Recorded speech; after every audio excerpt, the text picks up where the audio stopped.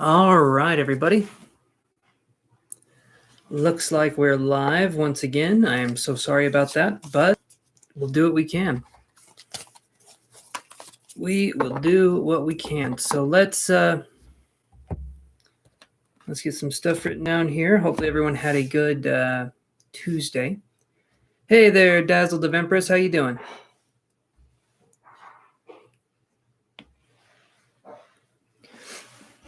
I'm taking it you want to be put on the list, and Jennifer Simpson as well. Awesome. Welcome, you guys. So you know the deal. Like the video, subscribe, or both of you guys are already subscribed. But if you just want to like the video, I can put you guys on the list. I'm doing good, Dazzled Empress.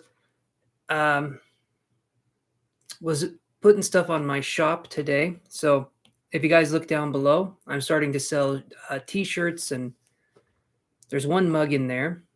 But if you guys want to look at that, you can totally look at that. I'm just selling my art that I do and putting it on shirts. Thank you so much. Thank you so much, guys. Okay, so I got Dazzled, then I got Jennifer. Okay. Tay Marie Lifestyle. Yeah, I can put you on the list. Thank you. But yeah, check that out if you guys want to. Yeah.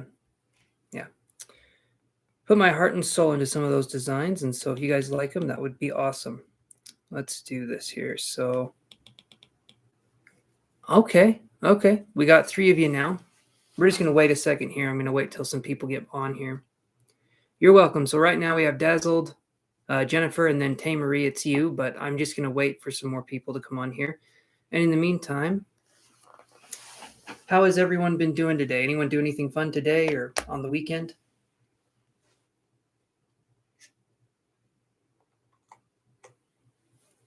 That's still kind of early, isn't it? Kind of early in the week, so we can still talk about the weekend without feeling too bad.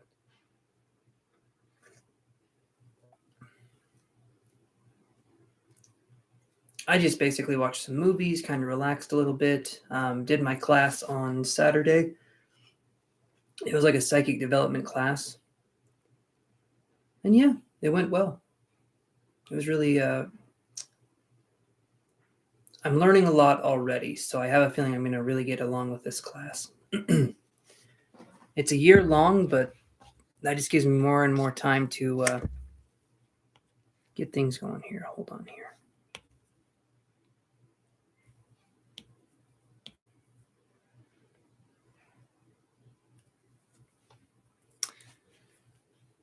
All right.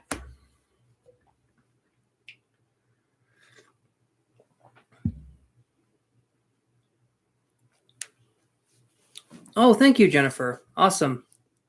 So you were looking at them. I'm going to try to do more chakras as well. They're kind of my interpretations, but also I just like to doodle. So I kind of just go with it. But thank you so much for saying that. That's very kind of you. Be looking out for more, though. I'm going to be putting a lot more on there. So,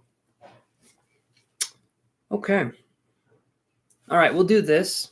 I'm thinking this is all we're going to have here just for a second. So, Dazzled, hopefully you're there because you were the first in line.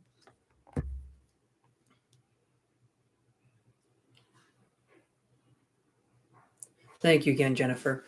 What was your, if I can ask, what was your favorite one that you saw? Maybe that's being a little too nosy, but I'm just curious.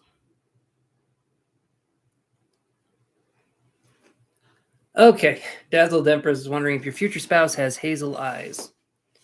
All right. Well, as long as it's not my cat's eyes, and you're actually talking about. So look in the description down below, and you guys can see it says Chances Tarot. It's bonfire.com/Chances Tarot.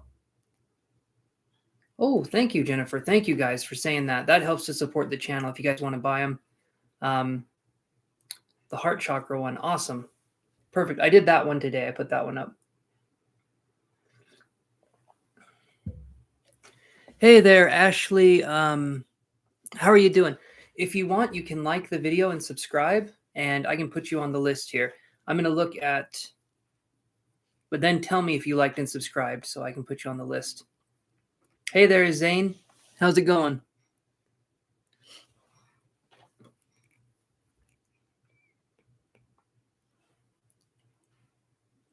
If you get one, you're going to need them all. Well, hopefully, I'm going to be ordering some in too, so hopefully we can see what the quality is. They look like they're going to be pretty good quality, though. I'm hoping. Thank you, Zane. Thank you, Ashley. Awesome. I got you guys on the list. Thank you so much. Let me do this really fast. Okay, Cambria, I can put you on the list here.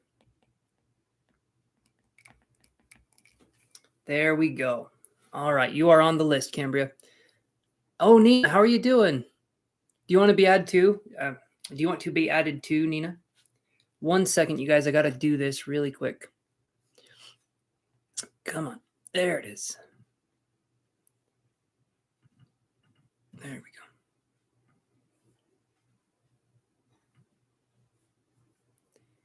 And then we're going to do this.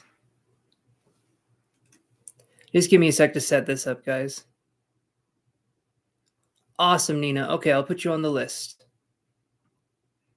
Okay, let's do that. Let's put Nina on the list here. Okay. All right, so Dazzled is wondering if her future spouse is going to have hazel eyes. As I said before, not Hazel's eyes, my cat, but hazel eyes, the color. At least I'm hoping, because if their future spouse has that, that's not good. But besides that, let's see what we can find for Dazzled. Moving in here.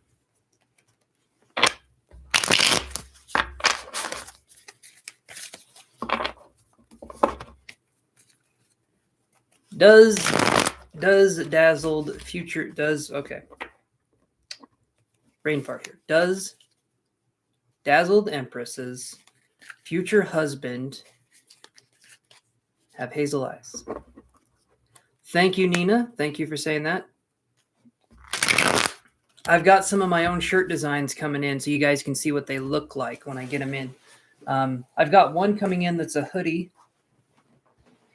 And if you guys want to, because Nina, you just came on, and Cambria, you did too, you guys can look at the shirts I'm offering. I did more. I did about 6 more designs. So if you guys like the shirts, you can let me know. But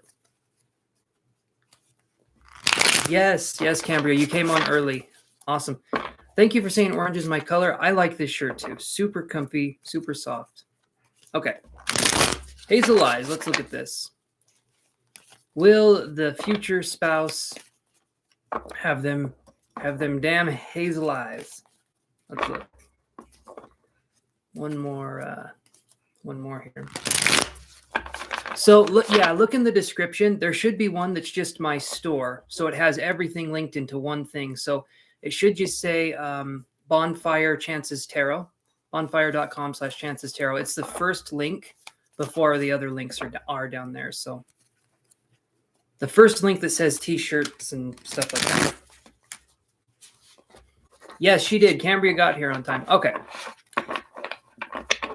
Will they have hazel eyes? Let's see. That is such an interesting card to draw for hazel eyes. So, awesome. You see it. Perfect. So, we get the fountain in reverse. Okay. So, will your future spouse have hazel eyes? So, the way I'd read the fountain in reverse is they're not going to have any eyes. No, can you imagine? But here's what I'm thinking. The fountain in reverse. I feel like there's a possibility. There's a possibility they can have hazel eyes. I'm not thinking it's going to be super likely, though. I feel like maybe there can be another color, right? Something in me is saying, because when I see this in reverse, I feel like it's going to be, I'm not feeling hazel. I'm not feeling the hazel eyes, but maybe there could be another color, you know, if we're not too set on the hazel eye kind of situation. I do feel like it's going to be another color. Not sure what color it's going to be. Maybe purple, you know, because that seems to be a normal eye color that everyone has. But that's what I'm seeing, Dazzled. So no hazel that I'm seeing. But let's move on to the next question. Okay, Jennifer, are you there? I try to come on here at around the same time each day so you guys don't have to wait too long. Maybe light brown. Maybe light brown. You're welcome, Dazzled. You guys are very welcome. Okay, Jennifer, ask your question, my friend. I will be waiting patiently. We'll see how that goes. Hey there, Ashley. I've got you on the list. We're just going down right now and doing the free readings here. So I do one card per person per question. So, okay. Will you manifest your desired job before February 10th? Let's look at that, Jennifer. So right now on the list. Oh, thank you, Ashley. Thank you. Kind of hard to see the whole thing, but go like that. I wonder if this chair goes up anymore. Nope, that's as far as that chair's going up. Thank you, Angel. I appreciate you, my friend. That's very sweet of you. Let me move this forward a little bit. Okay. Okay, perfect.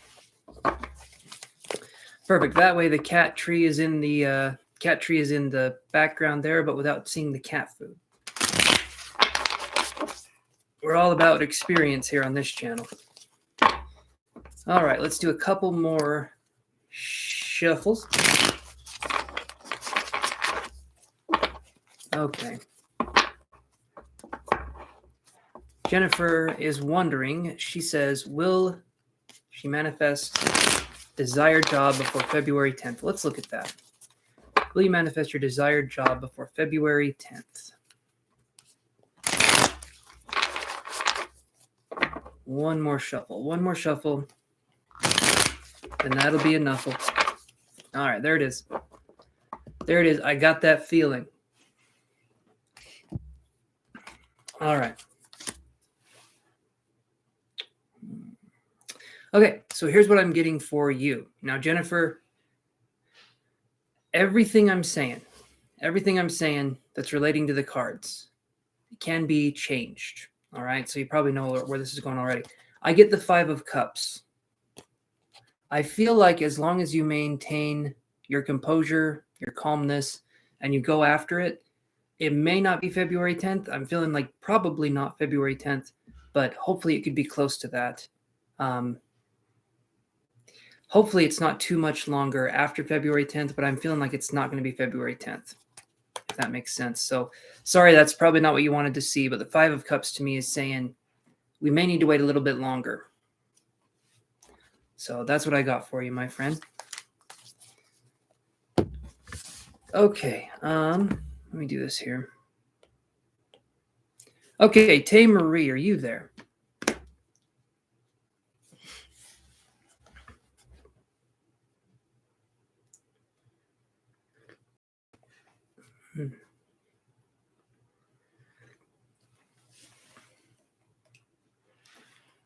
Nina says, Cambria, how are you feeling today? I remember you said your back was hurting yesterday from the baby.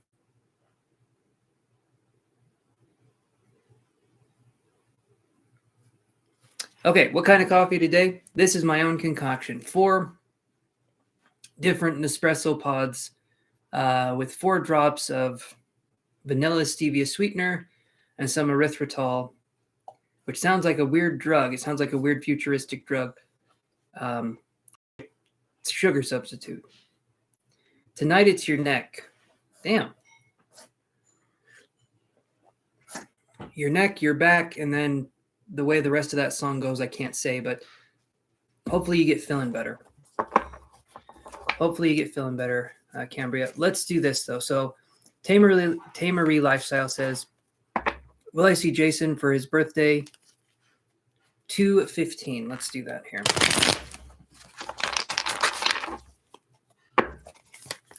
Absolutely feel better. It's probably nothing like how I pull my neck out every now and again. Probably is a little worse than that, but you like that song. It's not that I like the song. It's that I know what it means. I've watched Instagram and TikTok before. I'm part of the youth culture. Still, not not strongly, but yeah.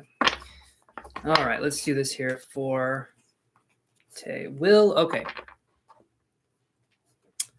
Will I see Jason for his birthday? 2/15. Come on. What do we got for Tay?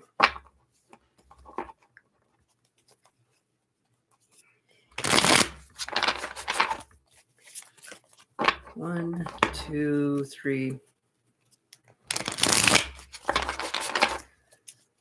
Okay.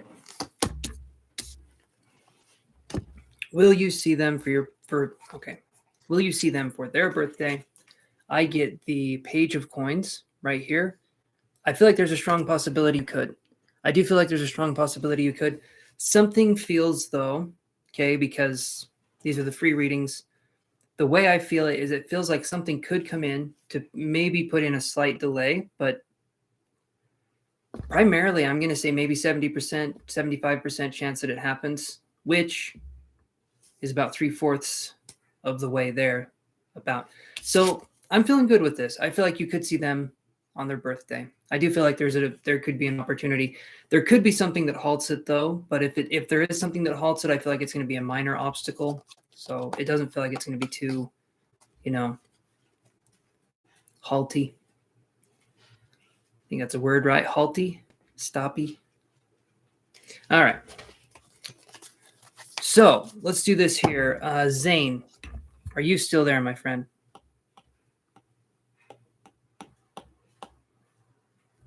You're welcome, Tay. If you want, you can Tay here, or you can go. I had to throw that one out there. But thank you for coming on here, my friend, and asking your question. All right, Zane, what is your question?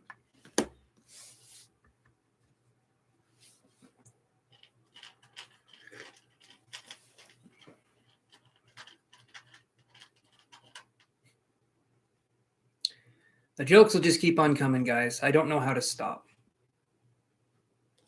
Yes, this one's Yoshi. Oh, he looked. Yeah, that one's Yoshi. He is it's kind of like having a raccoon. No, you're up next though, Ashley. You are up next. But yeah, this one right here, he's a little bit like a raccoon.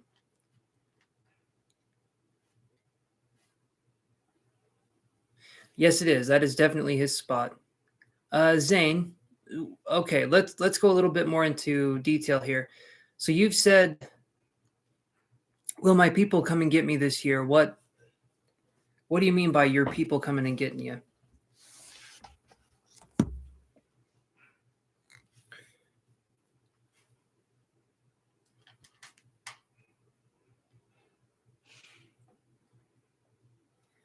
All right, Chantel, perfect. How are you doing, Chantel? By the way, are you getting the Pokemon game when it comes out? Are you getting Legends Arceus when it comes out? I'm stoked. I am stoked for that. I'm hoping it's good. I really am. I didn't play the Brilliant Diamond and Shining Pearl, but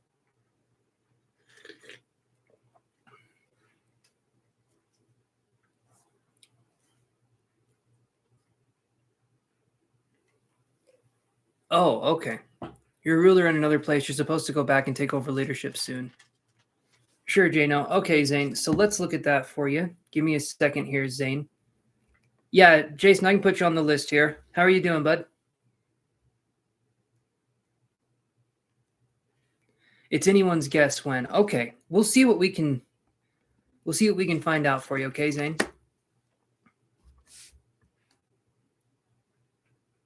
Your daughter and son want that. I want it too. I am a kid at heart.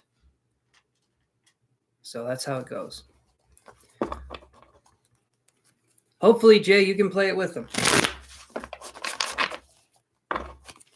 It looks fun to me. How old are your kids, Jay? Asymptomatic so far. Okay, that's good. That's good. That's good. You're asymptomatic. Sometimes people don't even get it, like, how do you say it? Yeah, sometimes people don't really experience it. I like more Final Fantasy. Okay. Final Fantasy is good. Final Fantasy is good. I heard they're going to make a 10-3. Final Fantasy 10-3, which sounds really confusing, but leave it to them to make it weird. All right, let's see what we can have. So will, I'm going to look at Zane's question one more time.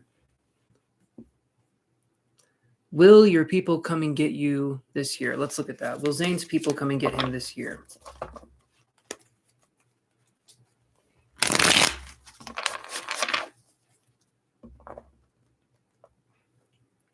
Oh, that's a good idea. Like, so Chantel, do you mean like the Steel book? I was going to do the Pokemon Sword and Shield Steel book, but man, it was expensive. I was thinking, shoot, I think it was like 130 or something. It was pricey. I like the Steel books though. Okay, let's do this here.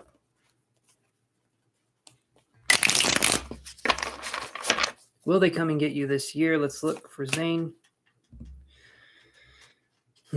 Okay, so Zane, here's what I got.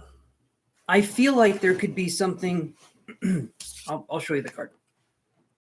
We get the 5 of coins in reverse. Now, this card here, when I see 5 of coins upright, it's kind of like a card of destitution. Like you're doing your own thing.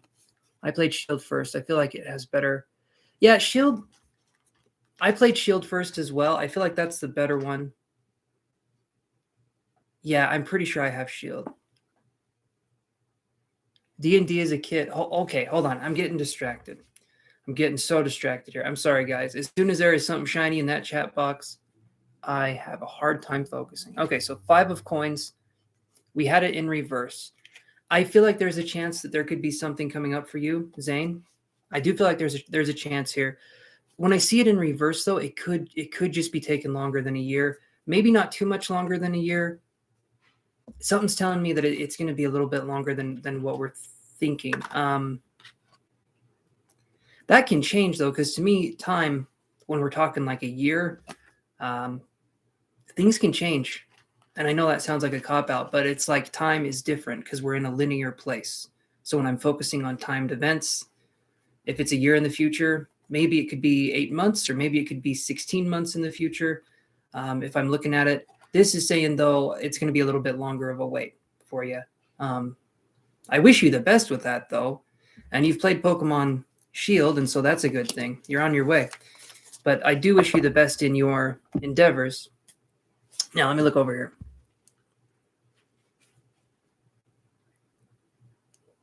Okay. All right. So powers that be are making things hard for you. Hopefully there's a break. Hopefully there's something that happens, because the five of Pentacles in reverse, which is what that card was, it's showing going through hard times, but when it's in reverse, it's like getting ready to come out of those hard times. But when I look at that card with the situation you were saying, I just feel like it's going to take longer than we think it is, but I do feel like it is going to happen. It's just going to take longer than we're expecting. If that makes any sense. Okay, Ashley, what was your question? And then let me look up here. They are making 16. Yes, they are. Okay, so Jason, yeah, they're making 16. And there is Final Fantasy 16. Is that different from the origin story, or is that the origin story? Because I saw that they were making Final Fantasy. Was it I think it was called Origin.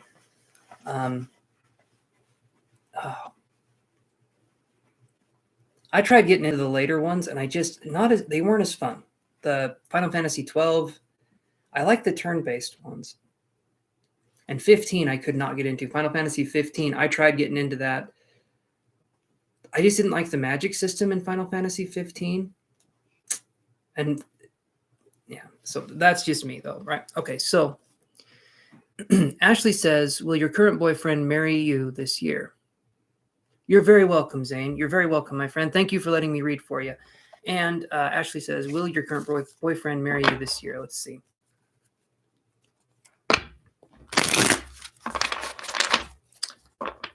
All right. So Ashley says she's wondering if her current boyfriend will marry her this year. Let's see.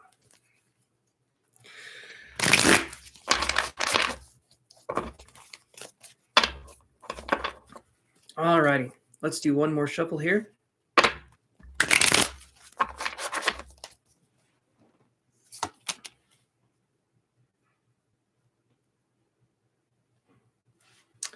Okay, so we get this card, Ashley, and the reason I was looking at it kind of strange is because I'm cross-eyed.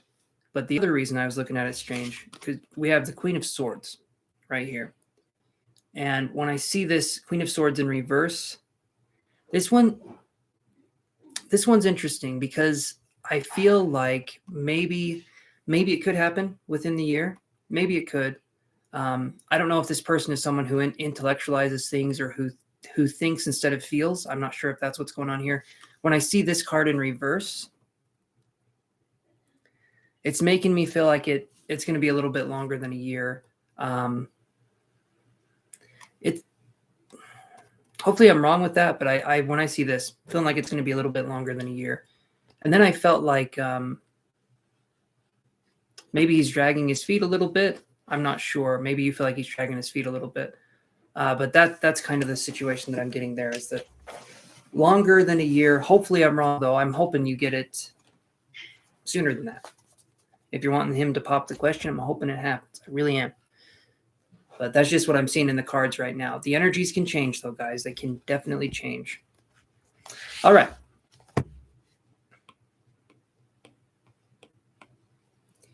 Cambria, hopefully you're still there.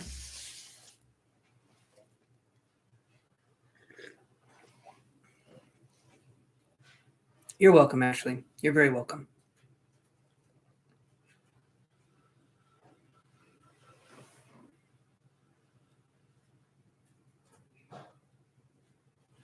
I hope so too, Ashley. I want him to pop the question too. If that's what you want, I say I hope it happens for you. Thank you, Ashley. Very kind of you to say that. Appreciate that, my friend. And welcome to the channel too. You can see me make an ass of myself 4 days a week. That's a lot of ass. All right. So Cambria says, do you see me having more stability before the summer? I feel like I've been very codependent lately and you don't like it. Okay. So do I see you, Cambria, being... Okay. Do I see you having more stability before this summer? So let's say summer. I'm going to say summer is June. All right. Will you have more stability before June?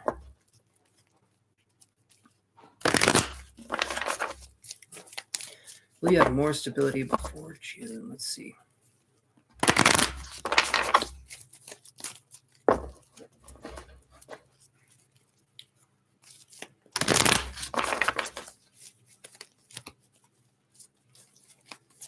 Yeah, Chantel, I added her. She's next. Nina's next. I already added her. She came on here and I put her on my list, so she's good. At least that's what she told me. She wanted to be added. Nina was before Cambria.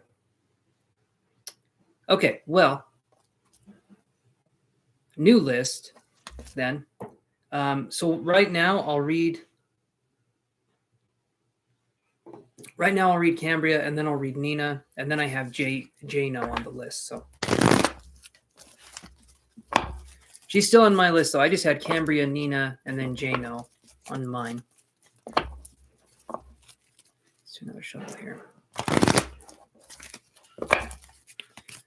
Will you have stability before June? Let's see here.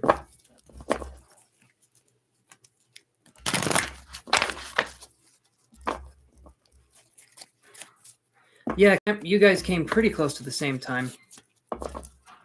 Pretty damn close. Okay. Let's see. Will you have some stability before summer? This is good. This is good. We get carrying connections. So there is a possibility. There is a possibility that you can have some stability come this summer. Maybe I'm feeling like 60 to 80% if we're going to do percentages, which, you know, I can calculate that because of I've got a huge forehead. So, you know, there's a big brain in there. But that's what I'm seeing. So like 60 to 80%, I feel like you definitely can have that. Yeah, the Caring Connections card is nice. It's a really nice card. So JB Love Frequency. If you want to like and subscribe, I can put you on the free reading list. Right now, the wait is not that long. So just like and subscribe. Tell me that you've liked and subscribed, and I can put you on the list here.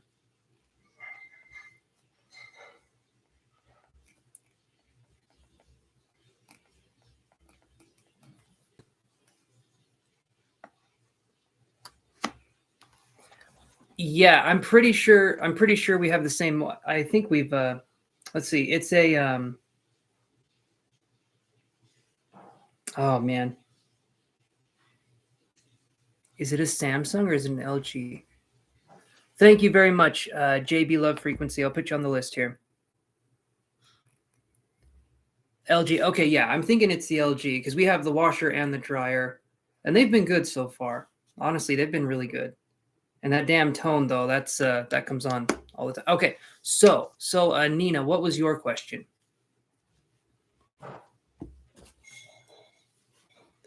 I have LG. Thought it was yours for a sec. These ones are actually pretty good. I haven't. I remember someone was telling me that the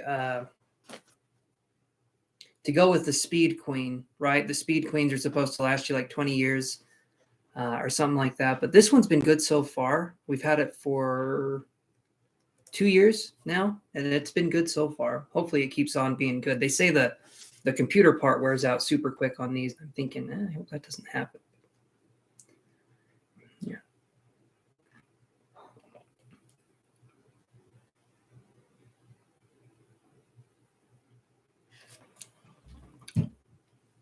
Just a random curious question. Will you ever hear from past person? Not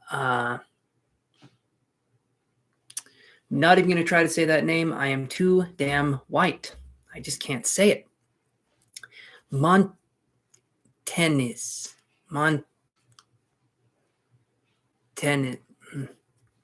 We're going to call him Mr. M. All right, let's just do that, Mr. M. Just curious. All right, let's look. Yeah, I can't say it. I cannot say names. If your name is Greg, that's about as far as it goes. Montinez. Oh, that makes a lot more sense. The way I was saying it sounded really weird. It sounded like I was trying to say monster tennis. So, which would be interesting. I would pay to see that. I really would. You guys don't know how weird it gets for me. All right, let's do this here. So,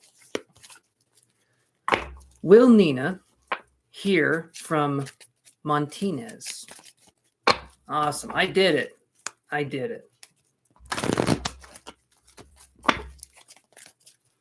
Let's do this, guys.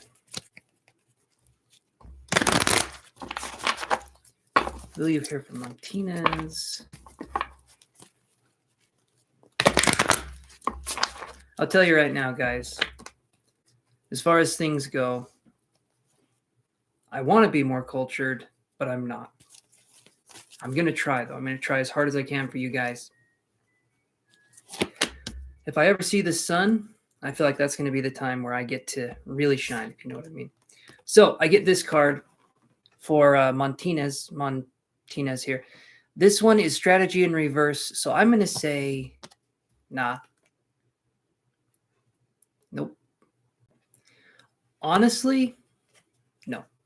So his loss, though, Nina, honestly.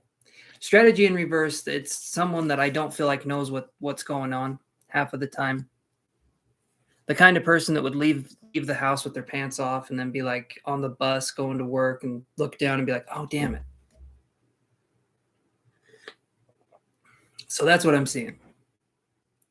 You don't want to hear from this person. Am I correct in that? Or is it something that you want to hear from this person? Because strategy in reverse is this person's like, whatever the opposite of money moves are, this person's making them.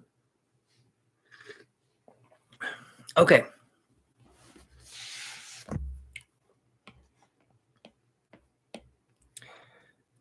Okay, Jano. Never again want to hear. Okay, you know what? You get to be in charge of that. That's good. You never again want to hear from them. Yeah. All right, good. Good. It sounds like they are staying away And I wish the best for you on that. I really do.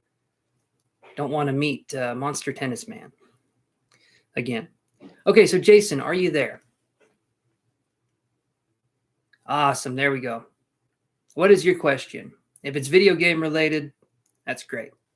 If it's not, I'll get over it somehow.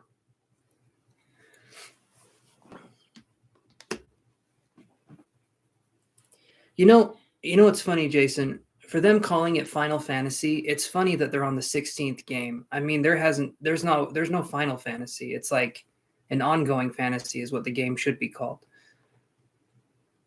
Okay, so Jano is saying, can I just get a general love reading for February? Let's look at that. I think we can do that. Let's draw a card here. No, Kuhan, you haven't missed your turn.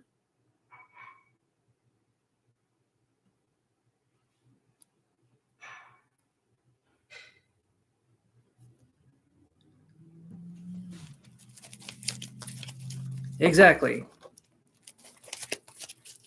It's infinite fantasy. There you go. There you go, Jano. Infinite is better. Infinite fantasy sounds about right. All right, let's do this here for general love reading. So what's going to be the theme for love in February for Jason? Let's look here.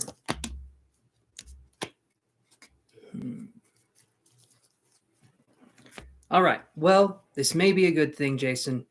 If you're recovering from the vid, which it sounds like you're going to be dealing with that for a while, February is going to be a slow month regardless anyway. So I would say take it easy. I get yin yang reverse. So I'm not feeling like February for the month of love.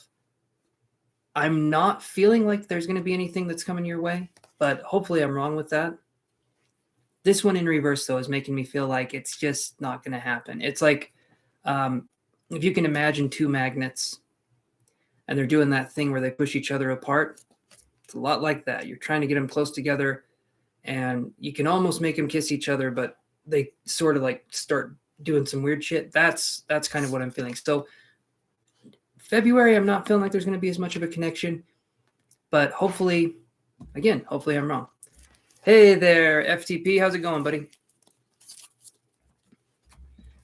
I know you wanted a love reading, and that kind of turned into a weird reading, but that's what I'm getting for you, Jay. I'm sorry. There we go. Fee5 Foe. The new nickname for Foe FTP. Yeah, I can get you on the list, Foe. Did you like the video? Let me do this here.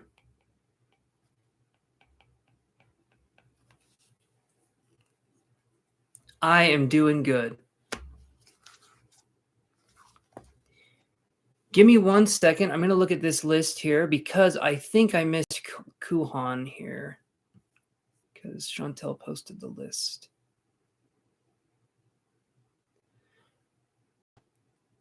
Okay. So Kuhan, it's your turn and then it'll be JB Love frequency after.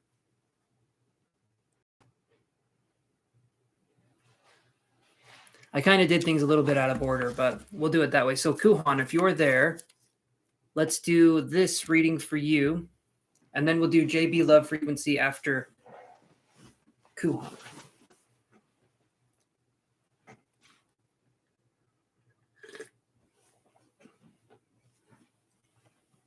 You like this girl? Does she like you? Let's look here. We can shuffle some cards. But we can also, while we're shuffling some cards, we also can kind of just chat a little bit. So, do they like spending time with you? Is going to be one of them. Can you have a conversation with them that flows organically? That's a good one. If they talk to you, if this is like someone that's in a physical proximity to you, if you talk with them and they like touch your shoulder or they are close to you, that's a good sign as well. But those are kinds of the things. With the internet world, it's a little bit different if that's the case. But let's see. Kuhan likes a girl. It does the girl like Kuhan. Let's look.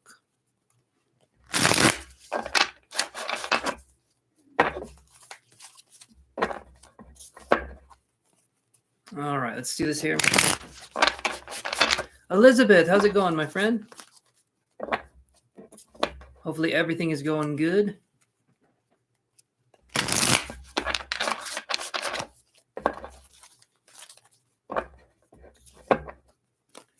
All right. Let's do one more shuffle here. Hey, Grace, how is it going? I'm doing good. How are you?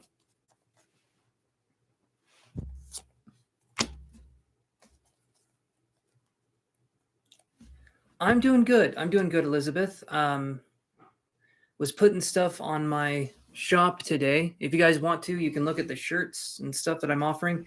I have a lot more. I have a lot more shirts and designs down below. Check out the bonfire link before all the other ones. You guys can look and see what I'm offering. Maybe it'll be something you like. You never know until you look.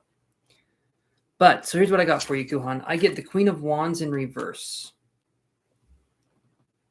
So when I see the Queen of Wands right here, this is making me think that, especially when it's in reverse, I'm wondering the connection you have with this person.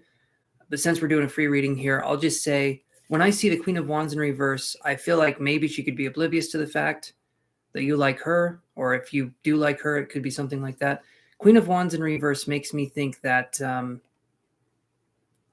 either she doesn't know you like her, or she's not feeling the same way at this point in time. When I see Queen of Wands in reverse, that's making me feel like maybe it's unrequited at this point in time. Oh, hold on.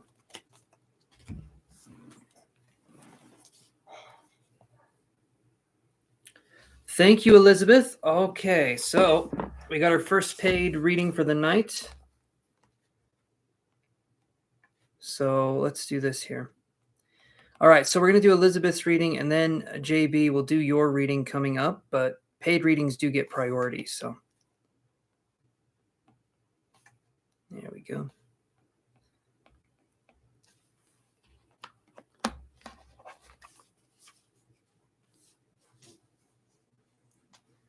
All right. Okay, so on the list right now, we have, hey there, Casey, how are you doing? I'm going to do this here. So JB Love Frequency, let's see, Grace.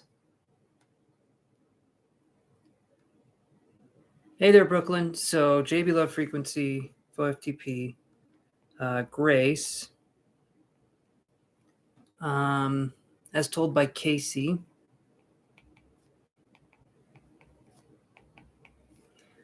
And Brooklyn Smith. Like the video, guys, and subscribe if you're not already subscribed. Okay. So, Elizabeth, what was your question? Or did you already? No, you didn't ask it yet. Okay. So what's your question, Elizabeth?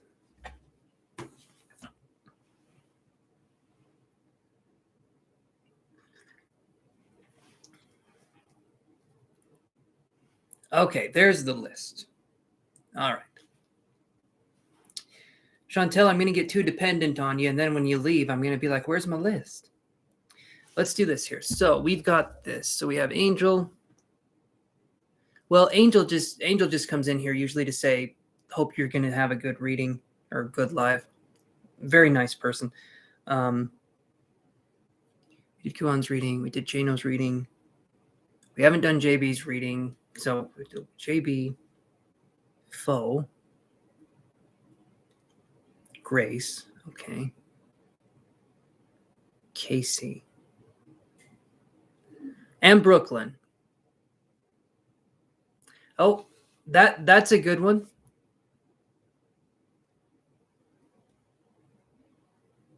Go for it, Foe. It sounds like you already did ask, but go for it.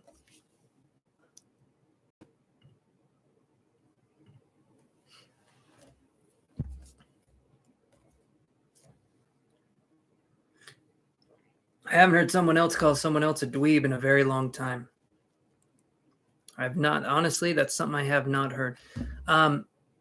So, Chantel, if you want, Could you do a link where you take the whole store and post it? Do you know what I mean?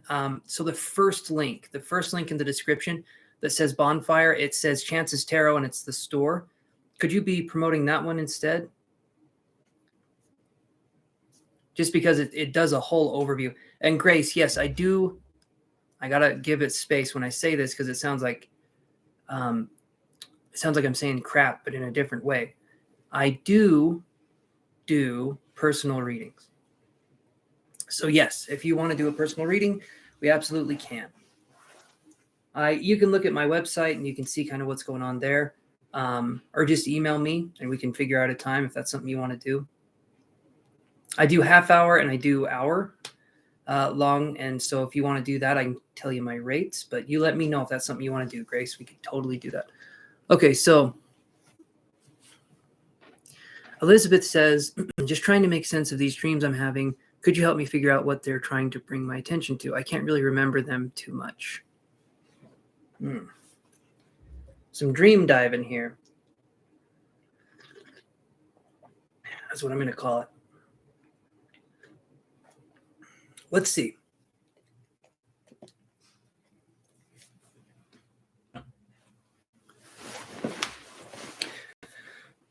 All right, Elizabeth, you know the first thing I'm going to ask, is it okay if I can connect with you psychically? JB, you get it. You got to say it. You got to say it with spaces. Do. You know what I mean? Got to say that with some spaces. All right, so let's look, Elizabeth, and let's see what we can find here. Again, if it's okay if I connect psychically. Okay.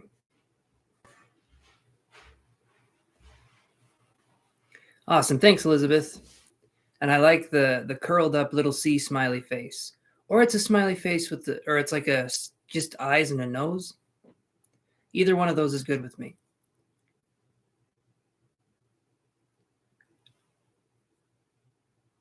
No, JB, you didn't get skipped. I'm doing a paid reading right now. Paid readings get priority. I said that earlier. So when someone pays, immediately I go to their reading. Unless I'm already doing a free reading, I usually go straight to the person's reading. They get priority. So you got to sit tight there.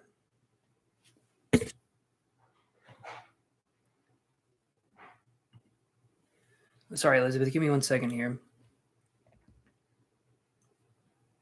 Hey, Nat Nasty. So if you want, you can like and subscribe, and I can put you on the free list. So awesome. Thank you very much, Chantel. Perfect. I think that is... Yeah, there you go. That's the link. You're good, JB. You're good. I'm just letting you know how things work here. Just so you understand. You're absolutely fine. Yeah, so like and subscribe. Tell me that you've liked and subscribed. I can put you on the list. And Elizabeth says, all good, Chance. Take your time. Okay. Okay, and Nina says, I love when you connect energetically and psychically. It's my favorite too. I get to stretch these weird little psychic muscles, these twitchy little things. Thank you, Nat Nasty. I will put you on the list. Okay. I will say one thing. That username, that is hard to forget that username. So, Nat Nasty, you're on the list. Let's go to Elizabeth's reading here. Okay, so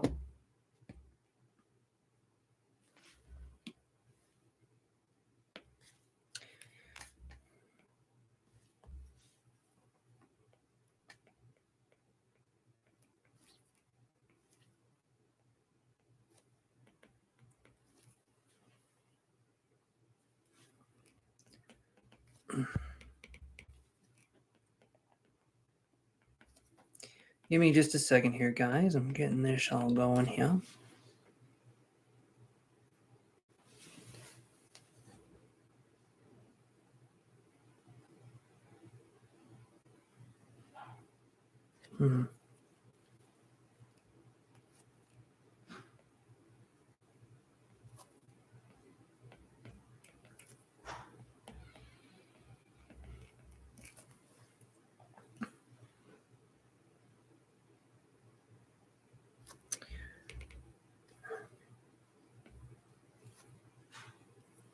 Okay, Elizabeth. So here's what I got for you. So first thing I get is silver, the word silver. I get silver cord invitation. Okay. Silver cord is used in reference to astral projection, right? Astral projection, lucid dreaming to an extent. They're not quite the same thing. There's differences, but there's a lot of similarities too. It's kind of like if you wanted to dissect astral projection versus like a near-death experience versus a lucid dream versus these different kinds of things, it's kind of like we're cutting into various slices of gray. They overlap together, but one of them is a little more, I guess, reality-based than the others. Does that make sense? The near-death experience and astral projection is usually more reality-based. Lucid dreaming, it's kind of like you're in a shell of a contained psychic space where you can dream and you can exercise your consciousness, but you're staying in that bubble. Okay. When you're astral projecting, you're not in a bubble. You're outside of that.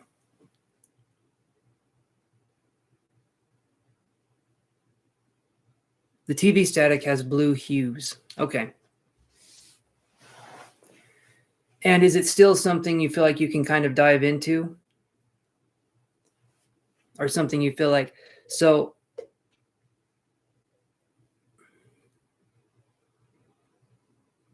okay, heavy blue static is your new door. Okay, that makes sense.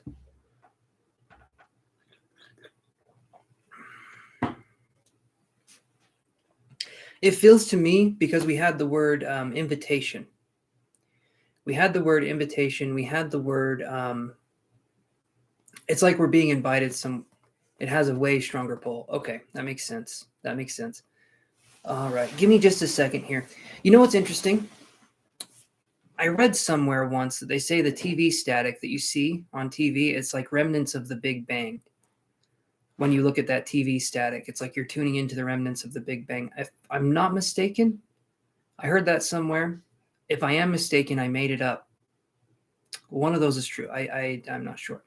But the TV static is interesting. The static is interesting because of this. So when we're talking about vibration, the mirror, the water, that vibration is going to be lesser because it's calm. But TV static, by definition, is randomized and it's trying to scatter. It's trying to get this energy going. So when you say it's way stronger, that makes sense because it's way faster. It's a much, much stronger energy that has more of a pull. And not only that, because it's static, it's going to grab your attention more. It's going to be like, look at me, look at me. Whereas a mirror or water kind of just sits there and does its own thing. This is more of a mechanical kind of pull to it, or a stronger pull. Okay, so give me a second here. Hey, Joseph Bauman, how you doing, bud? Let me see what else we can get here, Elizabeth.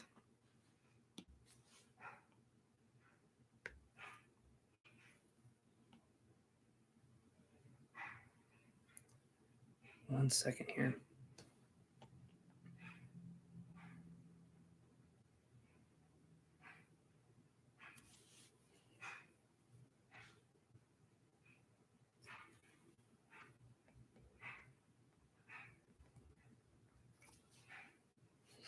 Okay.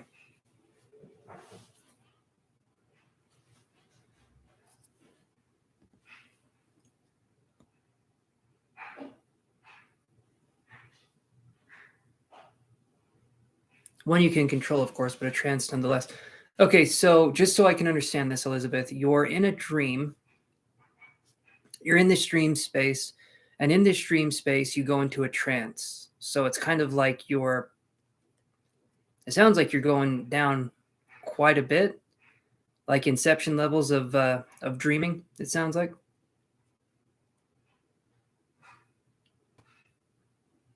Okay, that makes sense. Okay, so here's something that we have right here. So like I said, silver cord invitation. We were talking about astral projection. That's what you're doing. Silver cord invitation. Astral projection is you going out and you being able to see things and then report back on it, right? Generally, this is something that happens spontaneously.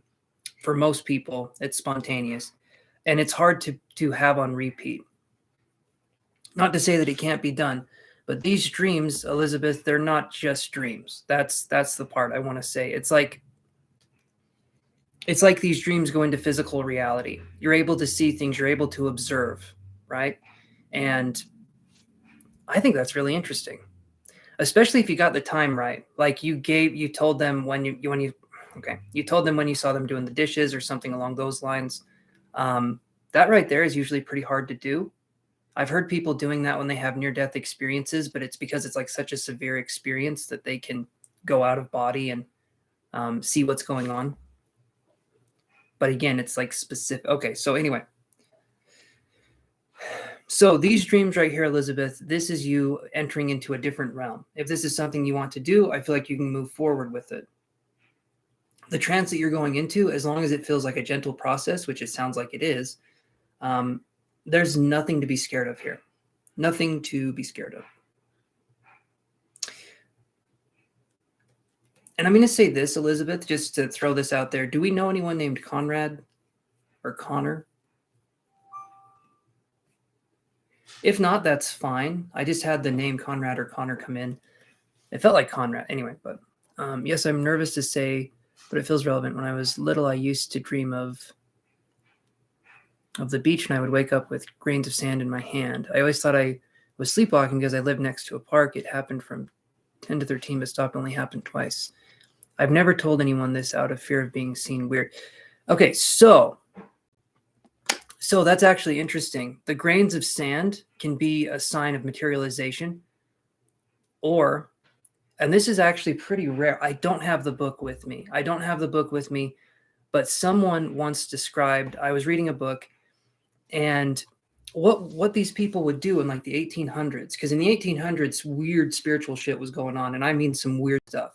Awesome stuff, but like sci-fi levels of strange. And so when these people would, they would be initiated into these clubs. Hey there, Abby. Hey, Marinisa, how you doing, guys? But when these people would go into these, like these secret societies and stuff like that, they would learn how to do astral projection and how to do these different kinds of things. One of the things that these people could do is transport items from one physical place to another physical place. And the way they could do that was they could basically teleport themselves. But it's a very rare ability is, yeah, it's like you have to, yeah, it's a rare ability. Let me just put it that way.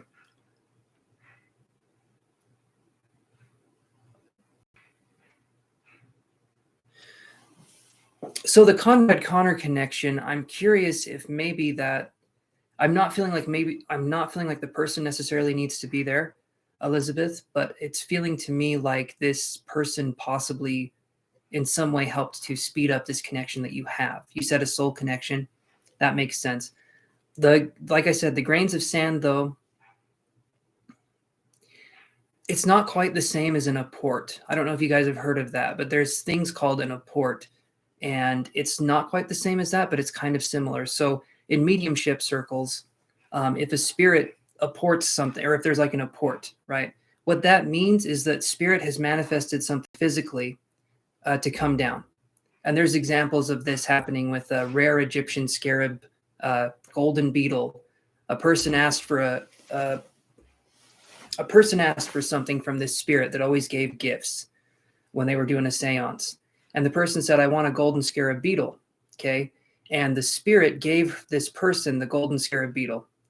And the woman who got that, because it just came out of thin air, it landed on the table in front of her.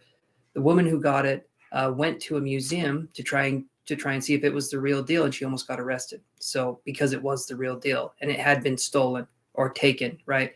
I think that's funny, in my opinion. It's like spirit has a sense of humor, but regardless, these things can happen. And with astral projection, if you're bringing something back, that can happen too.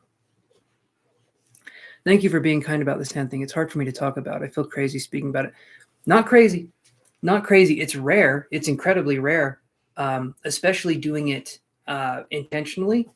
But if it's spontaneous, I've heard of weirder things, you know. Essentially, Elizabeth, and this is going to sound weird. This is going to sound really strange. Essentially, it's like the body. So when you astral project, sometimes you can do bilocation. Bilocation is where you're in two places at the same time. Like you can tell that you're in your physical body, but you can also tell that you're on the beach or you're doing this or you're doing that. Okay.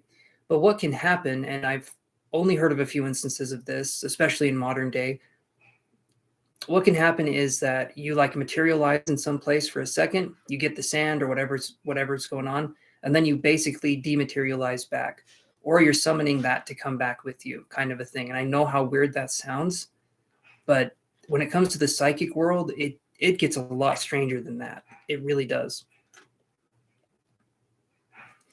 My cousin who passed too gave me a box of ear swabs before he passed. I couldn't bring myself to get rid of the box, and I ran out one day, and I remember as I would choke, reaching out to his spirit saying, next day I checked the carton and there were 2 swabs in it. That's cool, Elizabeth. That's awesome. That's awesome. See, in stories like that are so cool, and it shows that there can be some communication. And another thing that's interesting is, so they call this, there's different forms of mediumship, right? And one of them that's really fascinating is, I believe it's called Precipitation Mediumship. And in Precipitation Mediumship, you basically get a container, okay, like a picnic basket, or, well, let's just say picnic basket again, like Yogi the Bear.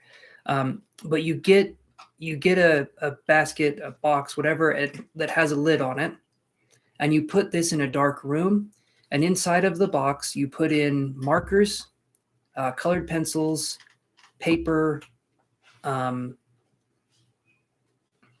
pens, whatever you feel like would be a creative resource. You put it into this box and you put the paper in there as well.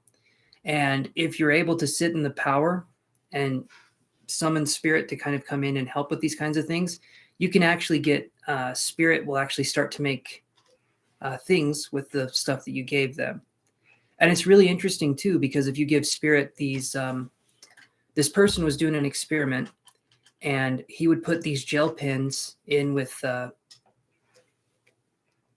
these gel pens in with this paper and all this other stuff.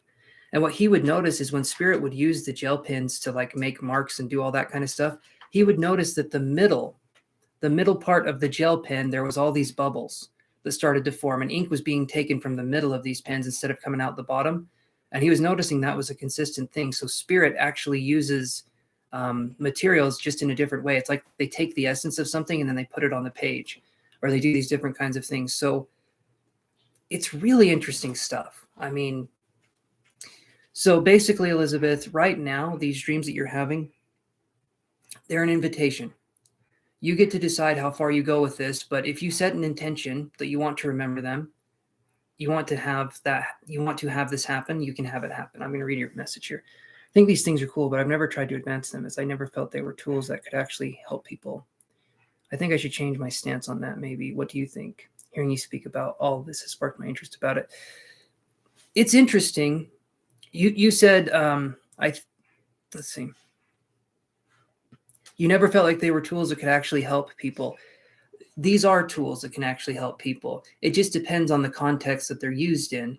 This right here, this is life. Last I checked. Pretty sure it's not a dream. Still trying to figure that one out. But this is life that we're living. A lot of these kind of psychic abilities, these kinds of things that we're talking about, this is huge. This is a good thing to explore, because you're expanding people's story. You're expanding people's story of what spirituality means, but you're also expanding your own story. You're understanding things from a more firsthand point of view. To me, that's huge. And if you can understand that, then you're going to be able to show that to other people. Having these spiritual experiences happen when you're really excited about spirituality, when you're really excited about that, people can sense it, people can feel it. And because of that, that's a good thing to do. That's a good thing to like get into this stuff. If something interests you, go for it. Traditionally, is it energy healing? Is it this or is it that? No, it's not. But to me, it's just as valid, because you're challenging yourself and you're also challenging, in a way, other people's perceptions of what can and can't be done from the spirit world, if people even believe it exists. Thank you, Chantel, for saying new art added, and those smiley faces are cute. I appreciate that.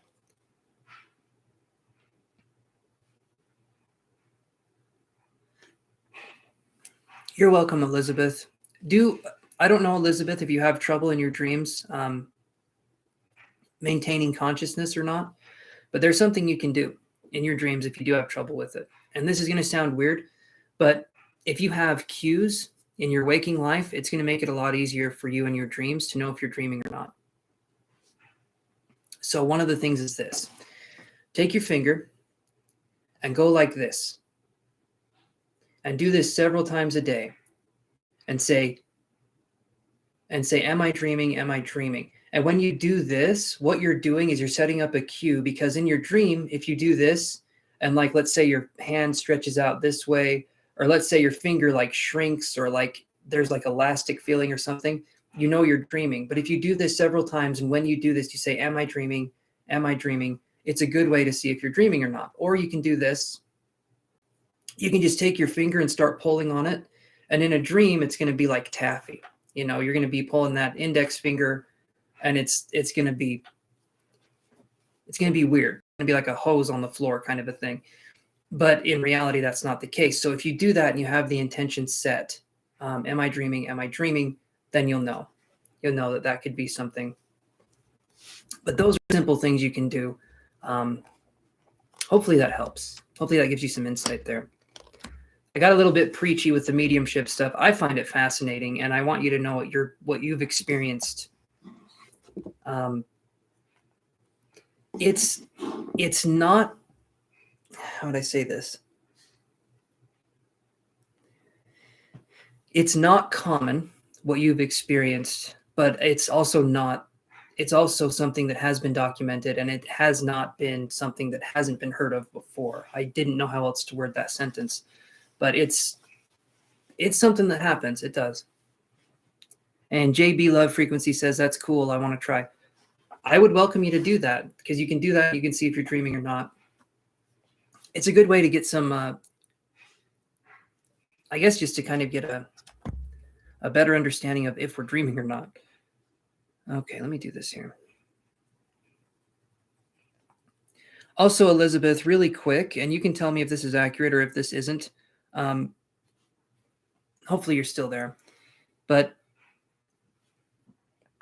I had another thing coming in from my guide, I felt like.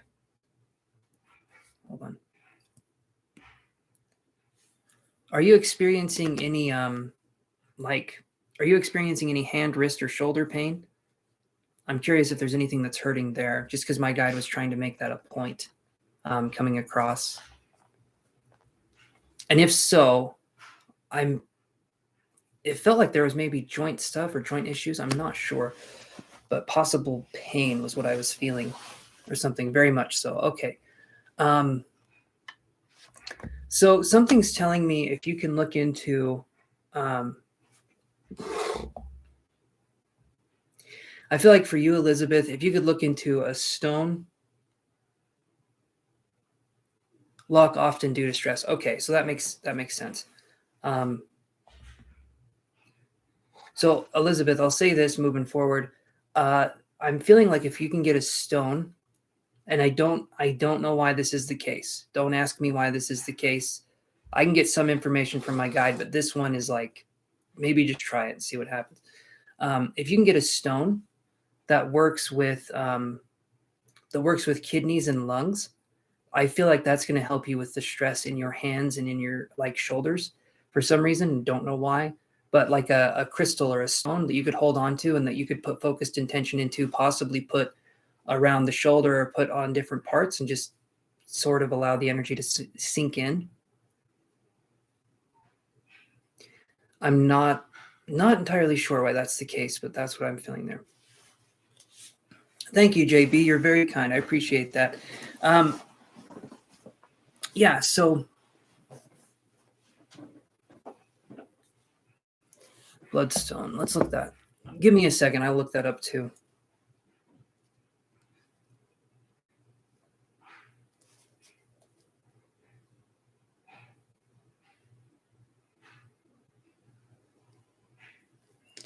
1 second, guys.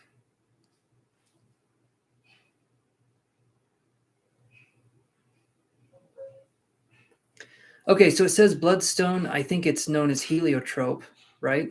At least that's what it said. Okay, so your dreams are an invitation for you to explore yourself more deeply, Elizabeth. You have an option to do that or not. The dream right now, the TV static, the blue TV static, that the way the energy is drawing you in, when you sleep, you're being called into a different realm. Okay, this isn't something that's meant to be scary. For you, though, there's going to be fear. There's going to be things there. This is where you're going to find your power. This is where you're going to find who you are and what you need to be doing in this life. I don't normally say that to people. I know it sounds like a big deal when I say that, but I mean it in a way of like, this is a place where you can really explore possibilities. And I feel like if you can be lucid during those experiences, like I said, the dream recall, do stuff like that. If you can be lucid during those experiences and then bring that information back with you into your waking life, I feel like you're going to have some breakthroughs that can help you.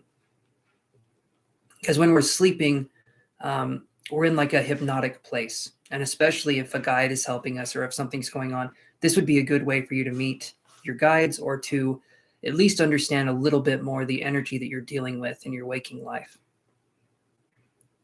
Hopefully that makes sense, Elizabeth. I should have clarified that. I'm sorry. But that's what I'm seeing there.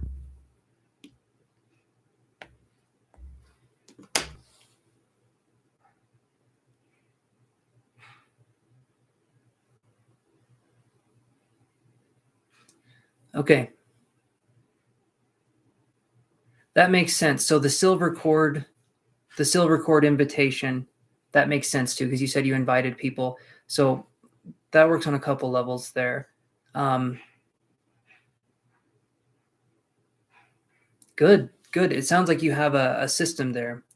They can hold up the roof in your room, and they can also be used to possibly channel negative energies that aren't serving us and put them into the earth. Not to like hurt them or anything, but just to help them focus on putting that into the earth. Hey, Darkin, I'll put you on the list here.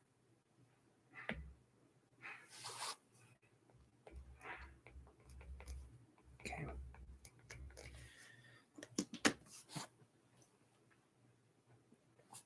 Okay, let me take a sippity sip.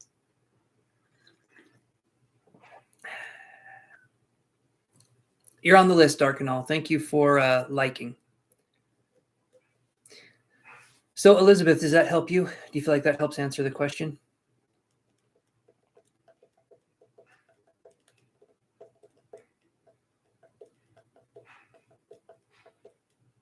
You're very welcome, Elizabeth. Thank you for coming on the channel.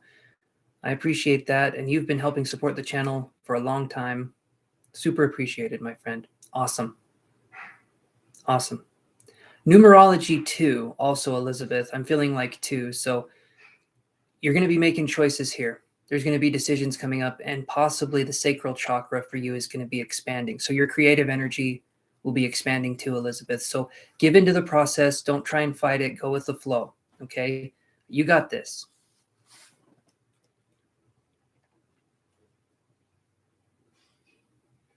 You want to find a proper teacher who knows about this, but don't even know where to look or start. There's one teacher that the teacher I'm studying under. I feel like she could be a good option, possibly, but she's more. I don't know. I'm wondering if for you, Elizabeth, if learning shamanic arts in some way would be a better option. I feel you could learn traditionally. I do feel you could learn traditionally, but to me, the shamanic part would. I just feel like you that would appeal more. I feel like that's kind of your soul style, shamanic or okay, let me say it this way. Once you get a hold of your dreams, once you understand your dreams, I feel like more opportunities can open themselves up to you. Especially if we're working with our dreams, we can use those dreams as a catalyst. We can talk to our guides directly and make statements and have things happen in our waking life. Yeah, and you've mentioned that before, the being native, but the shamanic part, I feel that with you, because when I was mentioning my teacher and I was thinking I could tell you about her, I was immediately thinking, that's not for you. At least the way I'm feeling it. And I don't know any shamanistic teachers. I'd be studying underneath them too if I found one. That'd be awesome. Give it some more time, Elizabeth.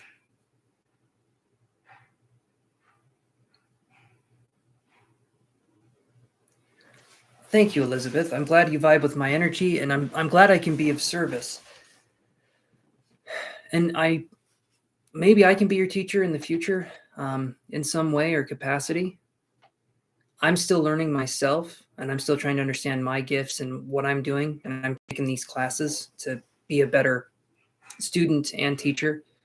But I don't know if I have it in me to be the teacher that you would want me to be at this point in time. I feel like in the future maybe I could do that, but it's just not something. Hey Padma, I can add you. No, Fo, we're on a paid reading here, so you didn't miss your turn.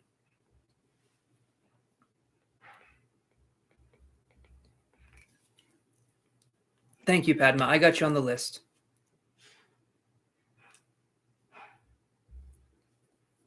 Give me 1 second here, guys.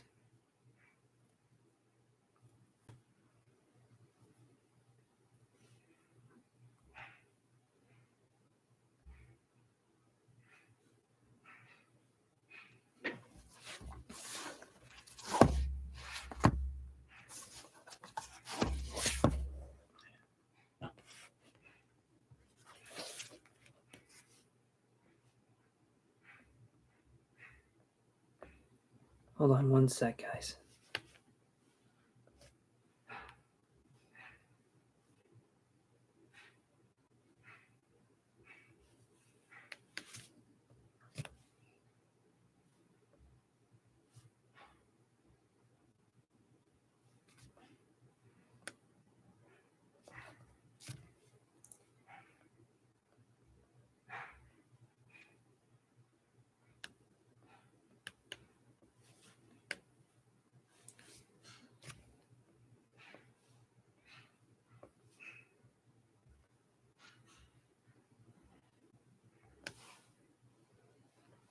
Good heavens, that took me a long time.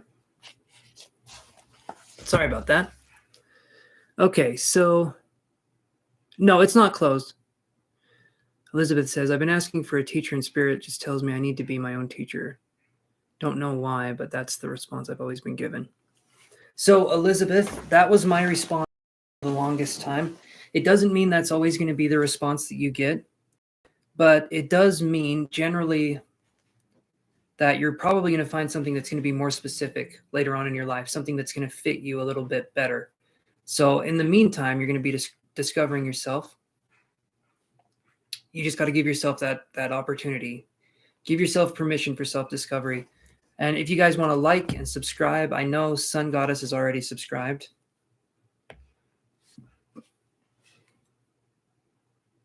So let me do this here. Let's do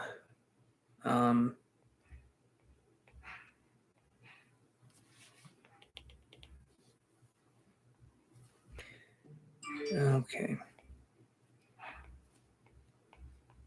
Let's do this here.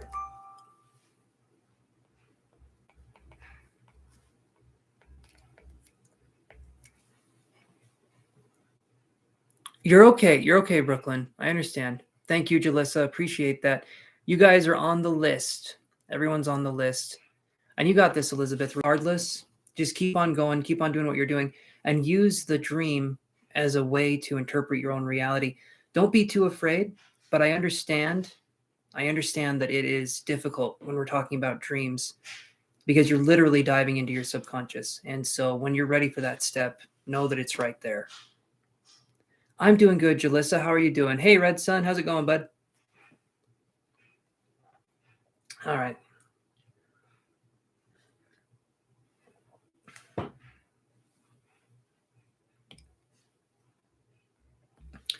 Okay.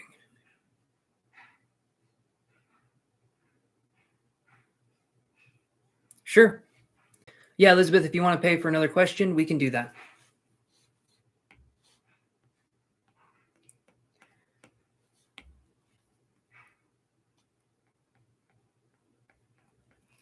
All right. So we're wondering how to tune into these, how to strengthen them. I think I got just the thing. Hold on.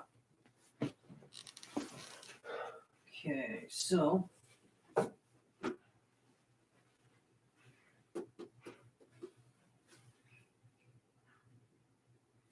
actually,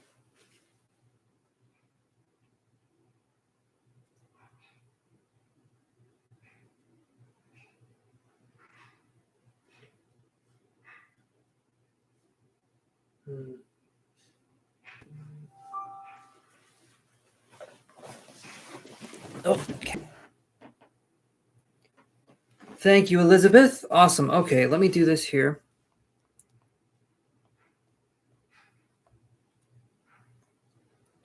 Just real quick. Okay. Appreciate this, my friend. So let's do this really quick. Not really quick. I don't know why I said it that way, but let's look into this for you. Okay. So specifically, Elizabeth, you're wondering how to hone in on all these events you've had happening, how to strengthen them. Okay. You're good, Elizabeth.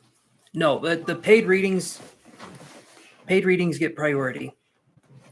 And so we're going to focus on this. I'm in the zone. I feel like I'm in the zone. I'm going to stay in the zone, autozone.com. Okay, so let's do this. Let's take another sip.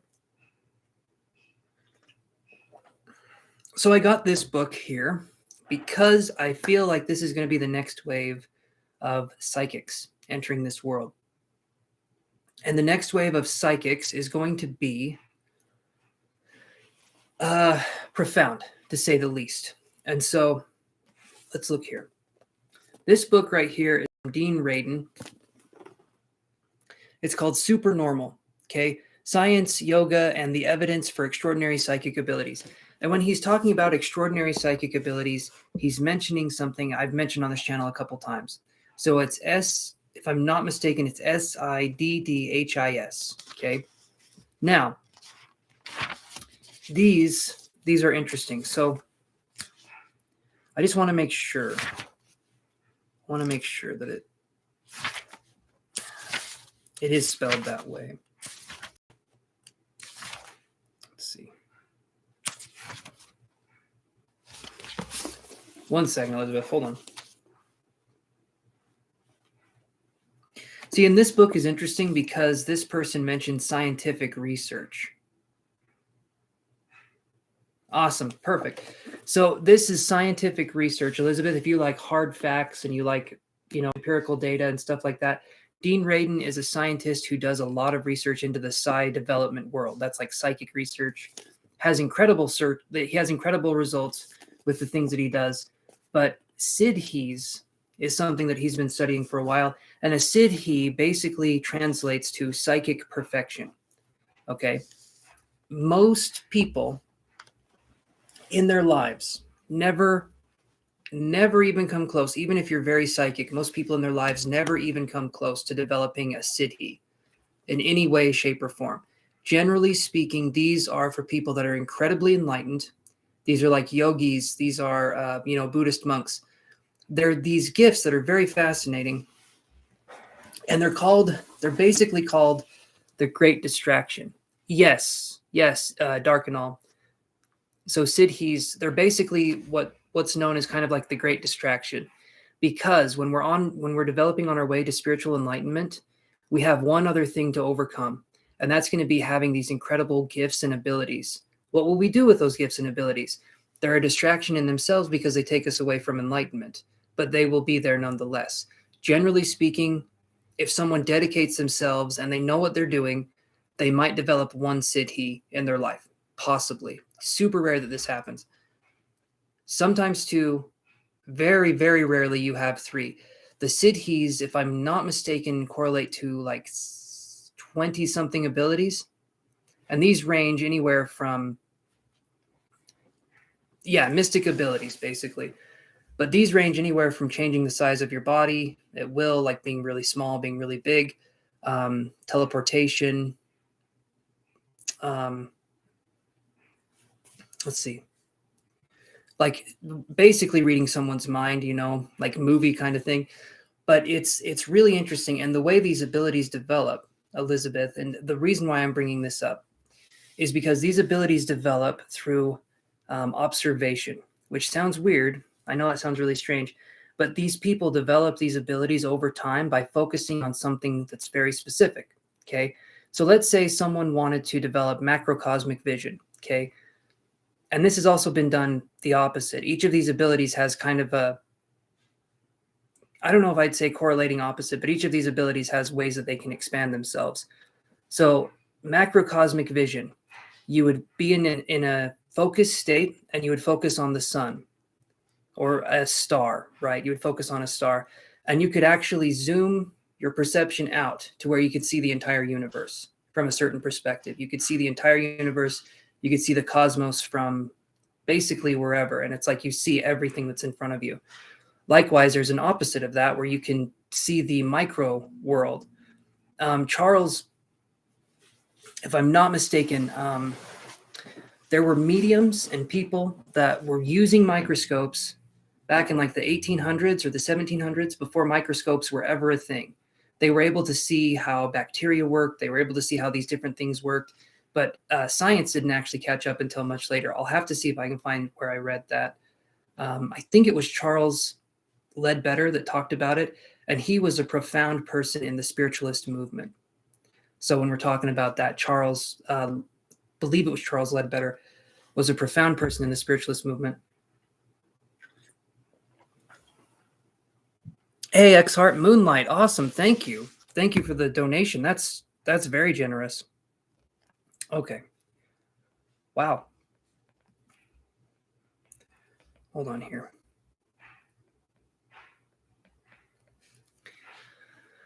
Okay, so the reason why I'm talking about all this, and Moonlight, I've got you on the list. You'll be after Elizabeth, okay? Thank you so much for that donation. That's awesome. And X-Heart, thank you for liking and subscribing. I can put you on the list here.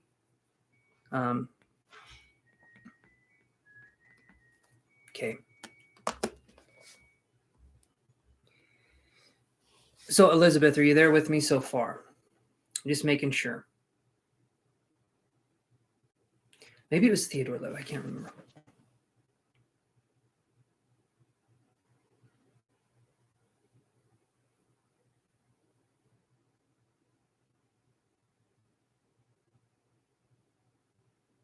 Wow, Moonlight, thank you. Again, that's amazing. Thank you. It's kind of what I mean. And yes, you're following. Okay. It's kind of what I mean. But primarily speaking, if we want to develop any psychic ability, no matter what it is, we have to let our perception rest on whatever it is we want to develop. But we have to do it in a relaxed way. If we try to force something, we've talked about this many times.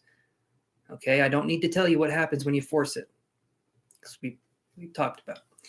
But I will say that we need to allow. Okay, let me give you an example. Really quick, let me give you an example of what I'm talking about here. This helps me to understand it too. So if you guys are into seeing crude stick figures and you're wondering what the hell, that's still going to be the case. I'm not promising you're going to understand what I'm doing, but I will set it up in a way that makes sense. So if we're wanting to develop psychic ability, we can sort of view it like this. And the reason I brought up the Siddhis, the reason I was talking about that at all, is because those are brought up through absorption. Basically, observation brings you these abilities over time. And with Siddhis, with different psychics and things that are going on, in the way I feel like the new world is going to operate when these psychics are coming in, these new psychics are coming in. And when I say new world, I just mean the next, what you would call indigo kids. That's what I mean when I'm talking about this. The next generation that's going to be coming in. The psychic abilities are going to be so enhanced. And I feel like because of that, there's going to be a lot of possible learning disabilities too. From the stance of schools, these children will have learning disabilities, but I don't think that's going to be the whole story. Not even close. Okay, so let me read what you're saying, Elizabeth. So you said, I can also see entities talk through people sometimes. I had such a weird experience with it. This guy in Walmart grabbed me and said some shit to me. No one would ever know about me. Let's see.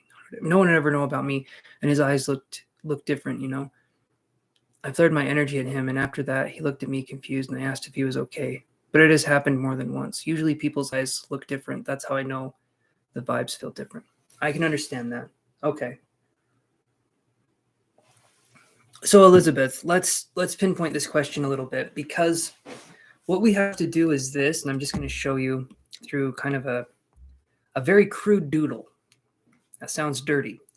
Not in this case, but I'll show you what I'm talking about here. I hope this will make sense. Okay. I'm trying to draw a little something right here, so hold on. Not that you're rushing me, but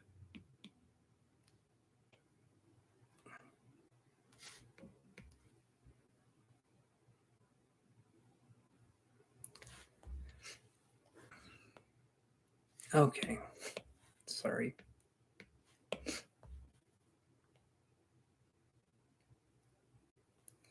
Okay, so I'm just going to show it like this. So we got this kind of situation going on right here. Okay. The best way I can say it is like this. If we allow spirit to communicate to us in this kind of format here, we're going to get communication, we're going to get results, and we're going to have something happen. And I'll explain to you what I mean by this. So this right here is an easel, the painty thing. And this is the thing that paints on the painty thing. I don't know what this is called. Anyway, you can tell I'm educated by the way I do this anyway. But we have the art supplies here, and we have this painting stand thing, okay? And when we see these two things, if we allow spirit to come into a room where they can feel comfortable and safe, and where we basically set up a spot in our imagination where they can come in and they can take over that space, that's going to help you tremendously. So you're saying, how can I do this? How can I dive deeper? Color palette. Okay, color palette. You're going to say, how can I dive deeper? How can I open these gifts up? How can I express them better? The best thing that you can do is to be in a relaxed place and to invite these. You said you invited the spirits in. And Elizabeth, I get this feeling that to you it needs to be more difficult. I don't know why. I do know why. But I feel like, in your opinion, it needs to be difficult in order to be worthwhile. Like, you need to kind of struggle a little bit with this in order for you to say, like, okay, I've made it. You're inviting spirits in. You're getting results. It's going to keep happening as long as you keep being patient with the process. And it doesn't have to be difficult. None of this has to be difficult. In fact, spirituality, when it's really good and really flowing, it should be simple. It should be easy, and it should be second nature. If we're forcing it, we're doing something wrong. But the Western way of thinking is to, just force the hell out of it and see what happens. And then you're stressed and burned out. You're 60 years old and you're wondering, what the hell did I do with my life? Because we didn't get to ask the big questions back then. So,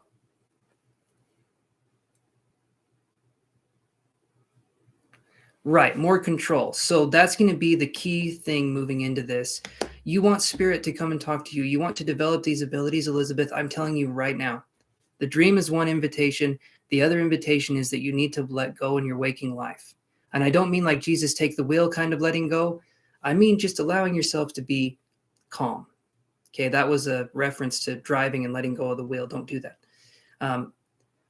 But being calm in whatever environment that you're in and allowing things to come to you.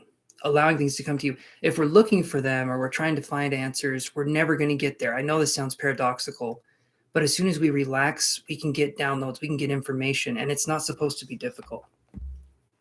It's not supposed to be this difficult thing. But yeah, control would definitely be the name of the game. So how do you develop these abilities further? So tell me, Elizabeth, specifically what you're wanting to develop, because that right there is a generalized how to develop it, but specifically, what ability are we wanting to develop, or what exactly are we thinking we're wanting to develop here?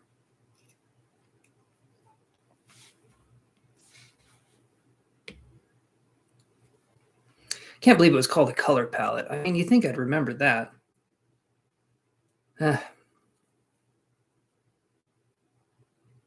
happens, though.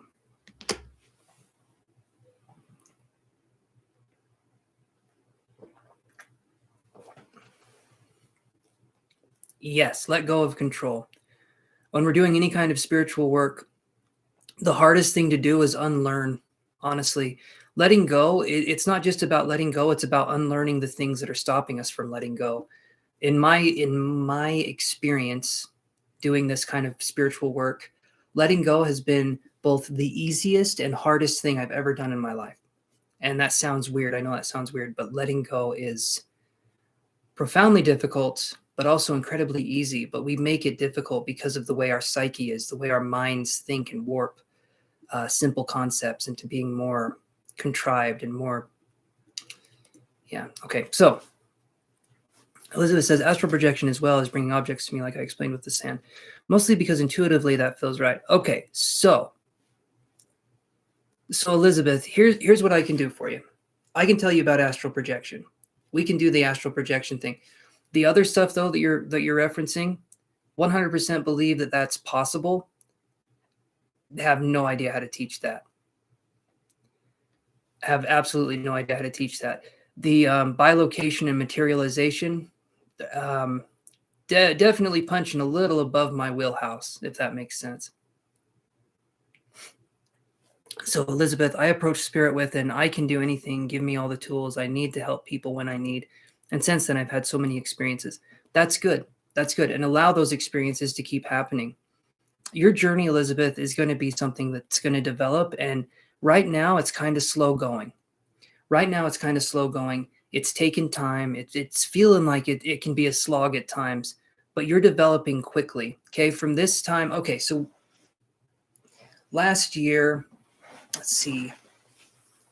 Last year, I feel like you were just barely starting this journey. You had some experiences, but already, as far as psychic ability goes, you've grown. Yeah, see where I was going with that. I was about to say grow anyway. But you've grown in a lot of ways since then, and you're going to continue to grow. Astral projection, the primary things you need to know about astral projection, if we're not dreaming or if we are dreaming, there's two different ways to achieve it. Lucid dreaming and then astral projecting is one way of doing it. But when we lucid dream, when we fall asleep, we dream, we become lucid, and we are in a lucid dream.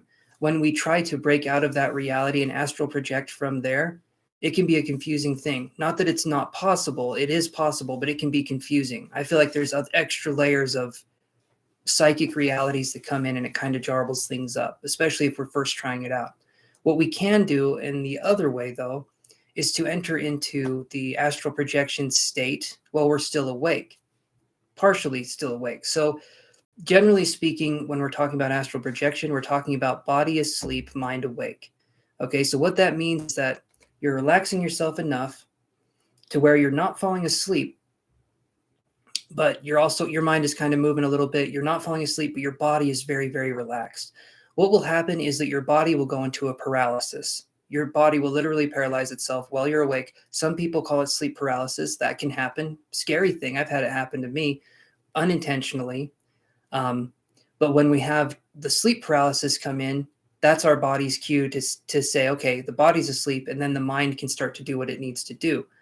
The psychic part of ourselves, the dreaming part of ourselves, leaves our bodies every night. It goes out, it does whatever it needs to do. It kind of just does its thing. So if we want to go along for that ride, instead of it being something that's deeply subconscious, we want to make it more of a conscious experience. What we can do is enter into these different states. So the first thing I'm going to talk about is, so body asleep, mind awake is called hypnagogic. It's the hypnagogic state. And there's two ways that we can astral project primarily that work the best. Okay. And one of the ways is a little bit more difficult. I'll go into that. You have the hypnagogic state, mind awake, body asleep.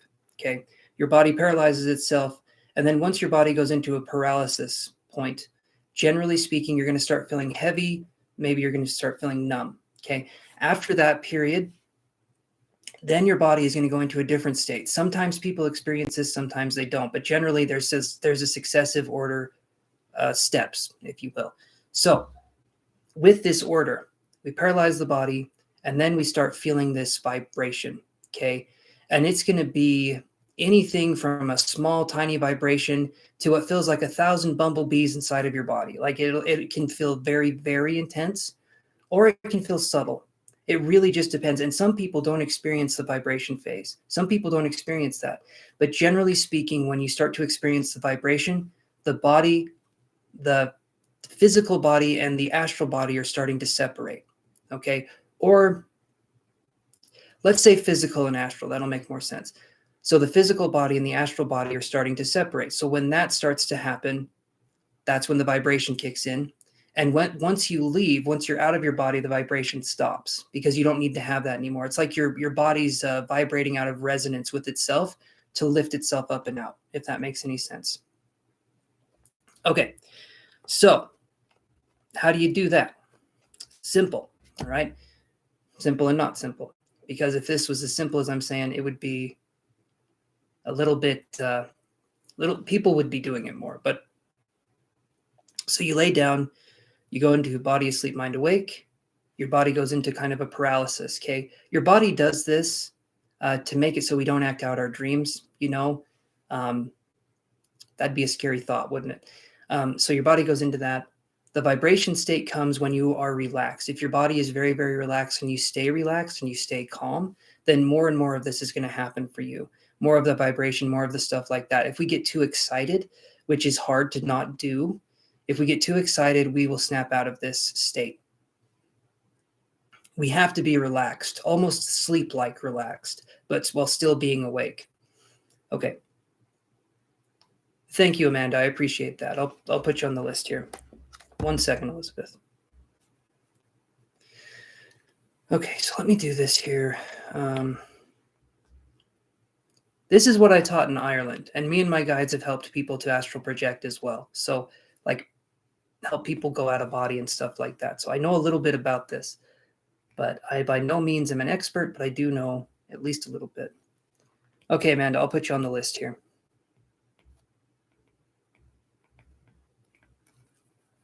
Okay, you're on the list. All right, so Elizabeth, are you following me so far?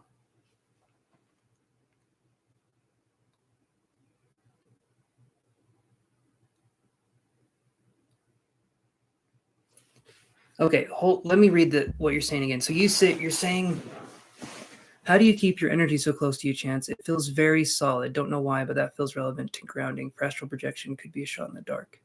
Okay. I'm not sure what you mean by the first thing. Are you talking about in general, keeping your energy close to you? Or are you talking about my energy is solid and feels close to me? I'm curious, but you're following along, so that's good. Okay. Okay, so like your specific energy, what I do is simple. Anyone can do this, anybody on the earth, okay? And I mean EARF, okay, earth. Anybody can do it.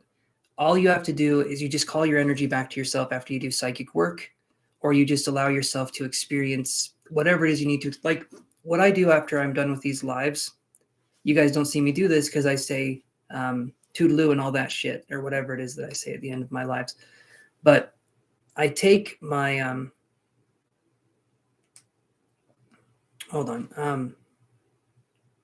I take my energy and I call it back and I clear my space regularly. When I do that, it allows my energy to come back to me and for me to be whatever I'm doing. I'm also taking classes as well. And so that could be something you're experiencing. I personally feel I've been emotionally turbulent. And if this is what emotional turbulence looks like, I've been going through stuff things have been happening for me, but I call my energy back to myself at the end of each night because that helps me to focus. So Elizabeth, if you can call your energy back to yourself, I use something along the lines of from all space, time, dimension, I call my energy back to me. If it has served other people, I wish for it to serve me, that kind of thing. Okay, I Speak. Let me put you on the paid list here. Thank you, I Speak, for coming on. I hope you're doing good.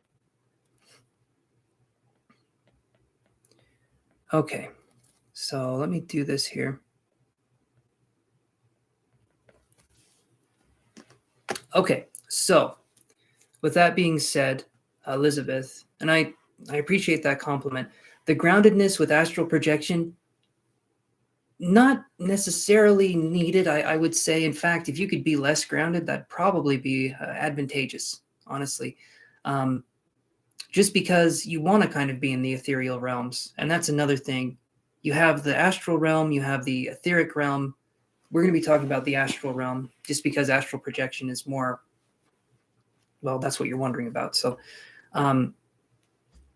with this astral projection, when you start to develop this, like I said, you're going to have the vibration state, your body's going to go to sleep, have the vibration state, and then you can start to exit the body. Once we start to exit the body, then some things can start happening.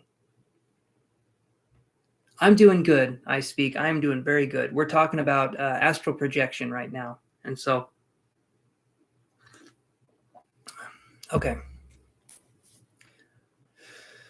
So,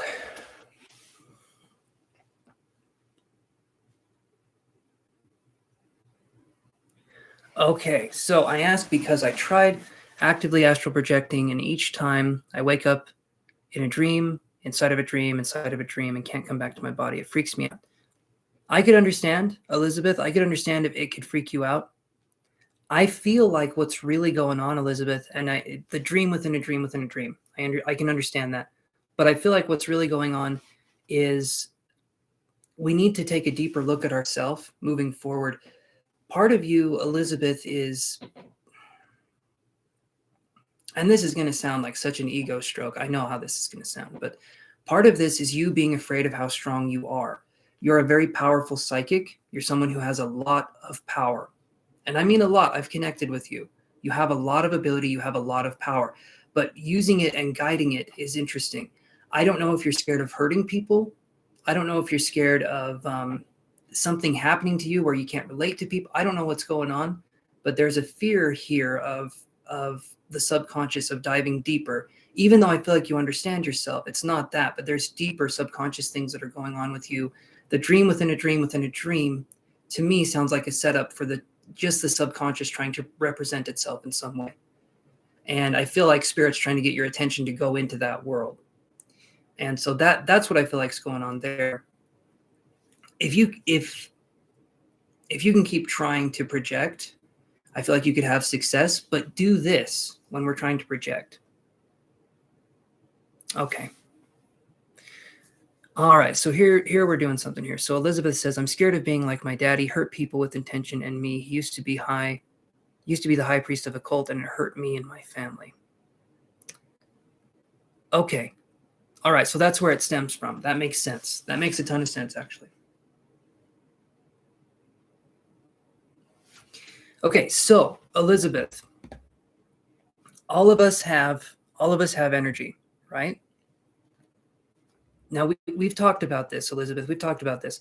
All of us have energy, and perception makes it either good, quote unquote good, or evil, or whatever it happens to be. All of us have energy, and all of us are capable of doing amazing or terrible things. That's a fact. All of us are capable of doing that. But the fact that you're worried about becoming that, the fact that you're saying that you don't want to be it so bad, but you're worried that it could happen by happenstance or by accident,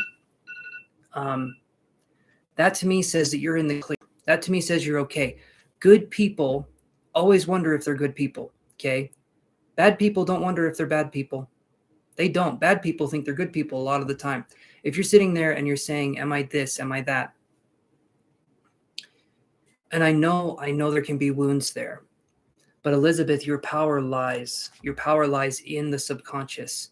And when these are addressed and resolved, then you can move forward. I'm not saying that's going to be an easy thing, especially with the stuff you're talking about here, but it's going to be necessary because this is something that's your calling, so to speak. Spirit never forces us to do anything. I don't believe that's the case, but you're being heavily guided, let's say.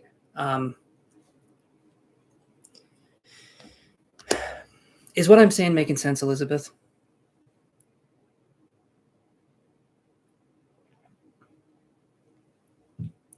Just know that you're not like him.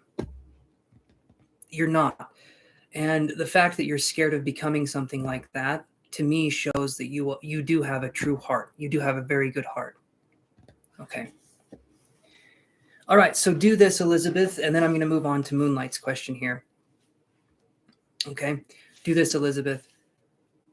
I want you to set intentions before you do things. When you set intentions, you can guide the process. If you don't set an intention, it's going to be all over the place. Your energy is going to be flying off the walls. You have to be laser focused. You have to be targeted. So when you're having your astral projection, I want you to set the intention. I want to astral project, and set the intention that you want. Why do you want to astral project? What's the reason for that? Is it to talk to your guides? Is it to meet with something? Is it to gain lucidity? Is it to gain information? Okay. Set an intention to make it so that what you're doing has a purpose to you. Because for you right now, Elizabeth, if you go free form, it's too chaotic. I feel like you need structure at this point in time. And especially if you're developing as a psychic, you need structure. And then eventually you can free will it. But right now, Elizabeth, focus on structure and putting out the intention. I want to experience something along this, or I want to do this. That's going to help you, honestly, with what we're talking about. So does that help? Do you feel like that can help you, Elizabeth?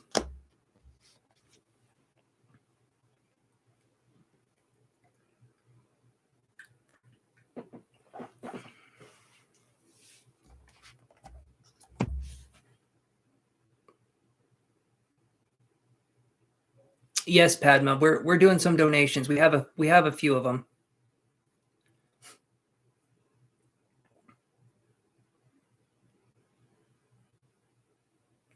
Go for it, Elizabeth. Okay, guys, I'll be right back. And then Moonlight, what is your question, my friend? And thank you so much for coming on the channel. But give me 1 second, guys. Hold on.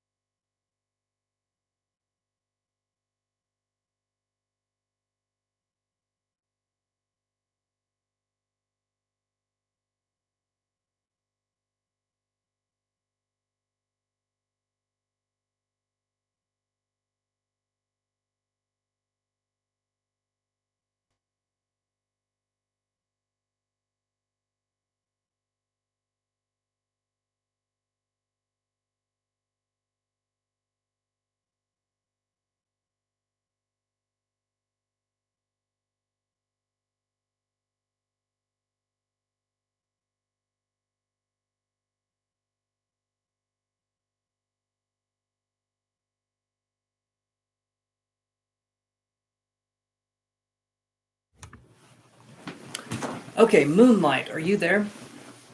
Yoshi, no. Come here, buddy. Sorry, guys. I muted the mic. I'm back, though. Awesome. Okay. So, Moonlight, are you there? I'll put you on the list, Creative Arts.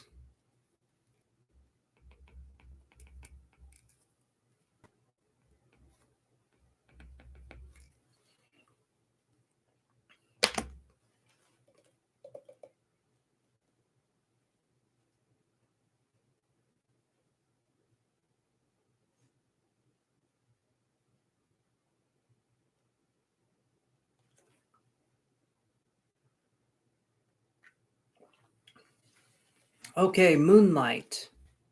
Thank you so much for coming on here and being super, super supportive. Do you have a question? You're on the list, Amanda.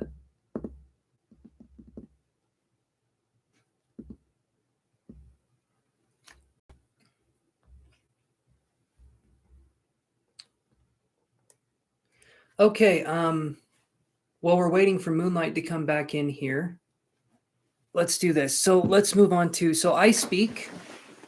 Can you hear me okay? Or are you here? I think you're here. Let's go to your question, I speak, while we wait for Moonlight to come in here.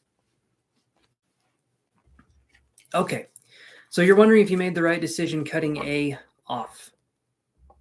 Okay, perfect. Okay, so tell me what's going on, I speak. You said, did you make the right decision cutting this person off? Why did you cut them off? Some of this can be psychic stuff, some of it can be tarot, but some of it can just be advice, especially if we're dealing with narcissistic people or stuff like that. Hopefully I can help with that.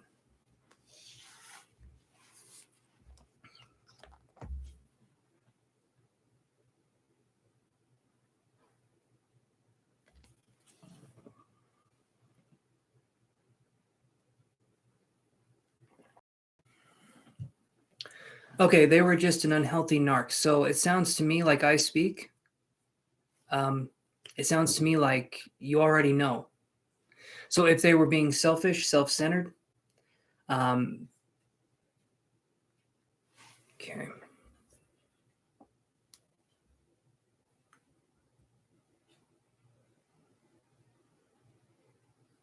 Okay. That's what I forgot to do. All right, Moonlight. Thank you so much for helping to support the channel. And I'm just going to, because we started here with I Speaks thing right here. It's harder for you. It doesn't matter. So I speak, and I understand. I'm not trying to minimize your issue in any way, shape, or form.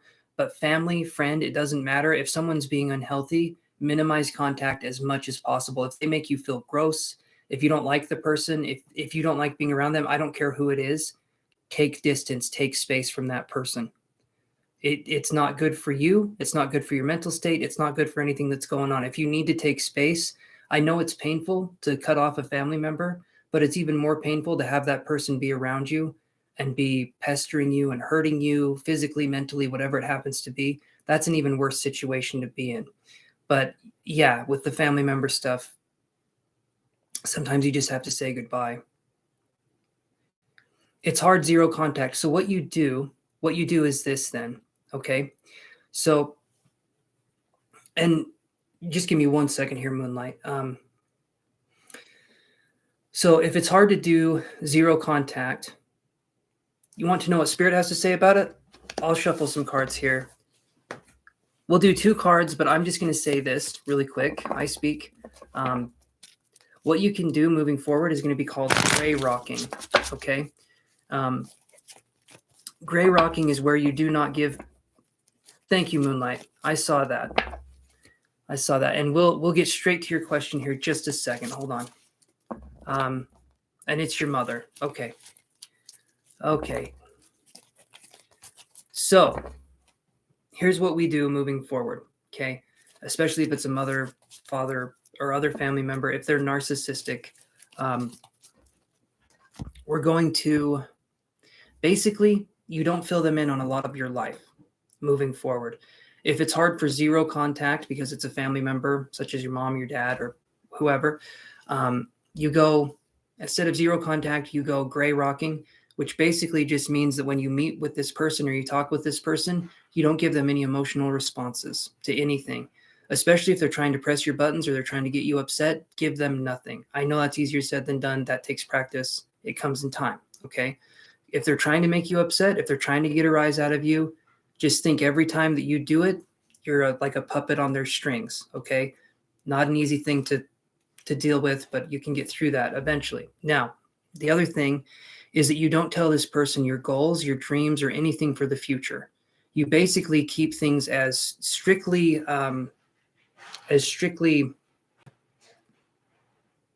baseline as possible. Like, don't fill them in on anything, like basically vague information. Give them vague information. Don't tell them personal things, your dreams, your aspirations, those kinds of things. But let's look here.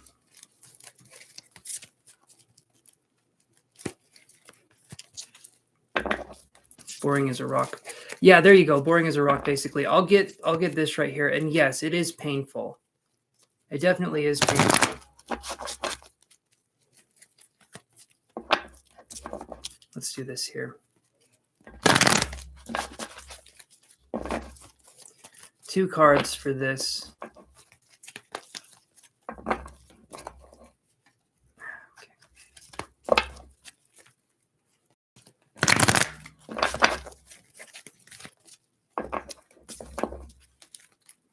Okay. Let's do this here. So, Spirit, did I speak make the right decision?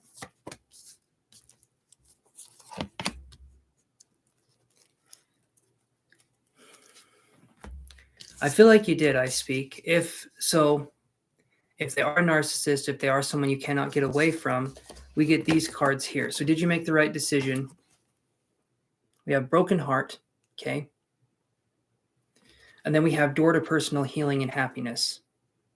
No, creative arts, your turn hasn't happened yet. Okay, so this right here is very important moving forward. It's going to hurt what you're going through right now. If this is someone that you're dealing with, that thank you, Moonlight. I saw that you posted above. I'm just doing this really quick because when I asked your name before, you were probably typing your question. So I just went to another question and I'm going to get right back to you. So give me just 1 second here. Okay, so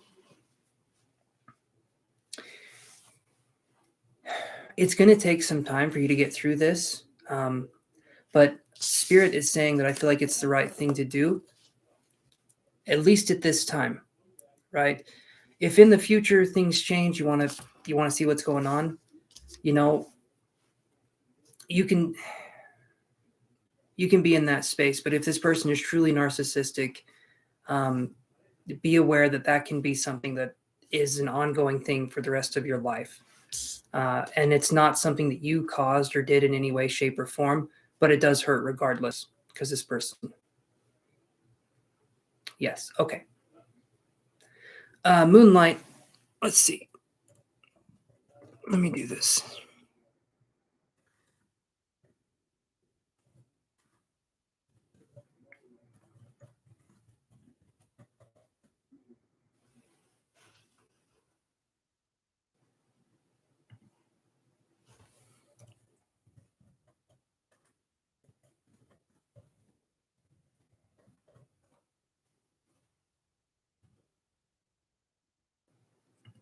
You're here, Moonlight. Okay. So Moonlight, if you're here, can you type the number 3?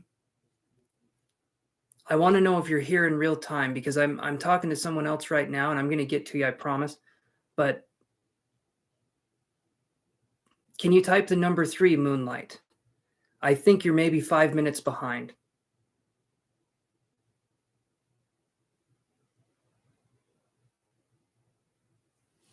We'll see here.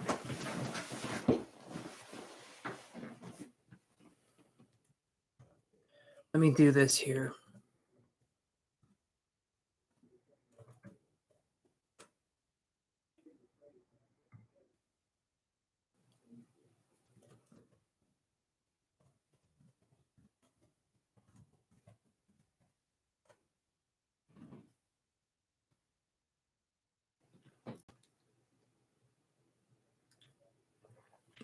Okay, Sun Goddess. We have another one coming up here. So Moonlight, are you caught up with us now? No, Padma. I'm still doing the paid readings.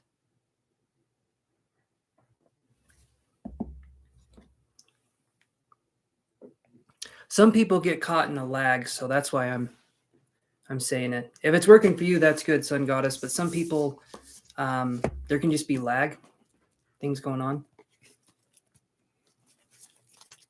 But regardless, no boundaries. I've tried gray rock in person. I've tried it all.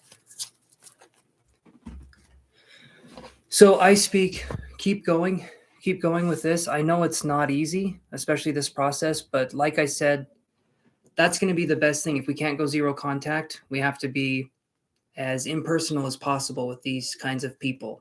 If we're dealing with these kinds of people, we just have to be impersonal. We just have to be like, treat them like an acquaintance or someone that you met 5 minutes ago. Like that's the kind of conversation you can have with these kinds of people. And yeah, they're the ones that are shooting themselves in the foot, honestly, because they get to miss out, or they're missing out on a good relationship, but that's just how it is. Okay, good. You're no contact right now, 6 months. Good. That's really good. So, and I'm sure that was a hard process, but you got through that, or you're getting through that. And so that's good. I'm glad that you're able to do that, even though, again, yeah, it gets, you know, I'm not going to say it gets easier over time, but it gets to a point where you can understand why it had to be done. Okay. So Moonlight, are you here with us now in real time? Can you type the number 3 if you're here with us now in real time? Just so I know. Just so I know, because I want to make sure that you're here for the reading. Just type the number 3 and I'll know that you're caught up to the part of this video where I'm talking.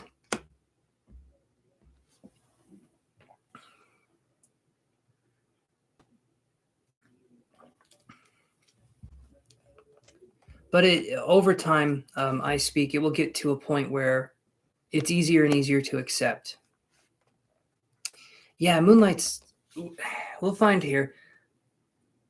I don't want her to panic and feel like I'm just going to skip over her. I'm not going to do that, but I don't know what to do. I wish I could go back in time and grab her and bring her forward. I'm pretty sure she's in the past here. Moonlight, can you hear what I'm saying? I really want to give you a reading. I do, but I'd like you to be here if you can.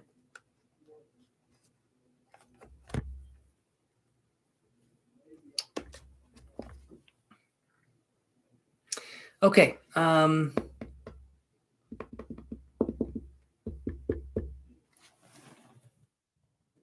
think this is the only way I can do it, but I'm not sure.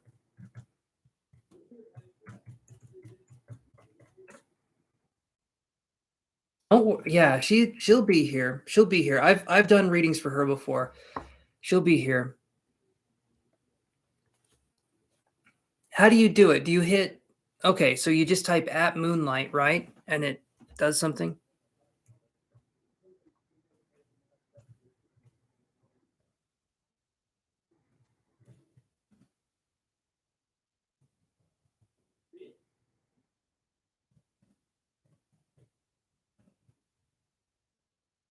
I saw she made a post. I want her to, yes, I see it. She's posted twice, which I'm absolutely fine with, but I'm wanting her to be here in person. I understand, guys. I understand that. I want her to be here in person. So when I'm giving her, when I'm talking to her about her loved ones that have passed on, that she can verify or not, right? So that's why I want her to be here now. That's why I'm making a point for her to be here now.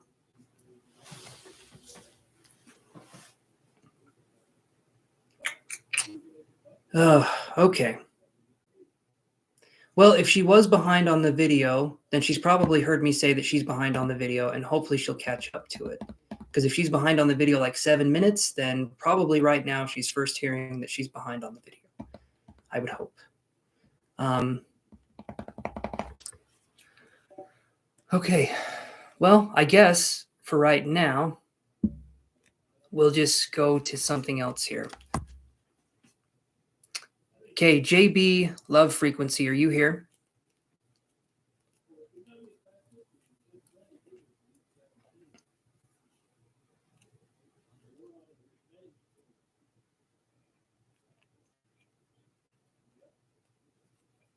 I'll let you know when it's your turn, Creative Arts. You're down the list a little ways. JB Love Frequency.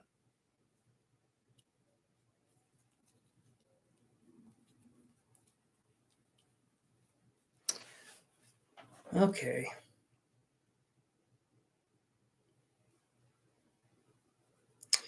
Faux FTP, are you there? No, right now I'm doing the free list because we don't have any more paid except for Moonlight, and that's going to be a reading. So I want to make sure I am prepared. So I'm just going to whittle down the free list while we wait for them to get situated here. Faux FTP 3. Okay. Moonlight, are you here now? I know I said the 3 thing.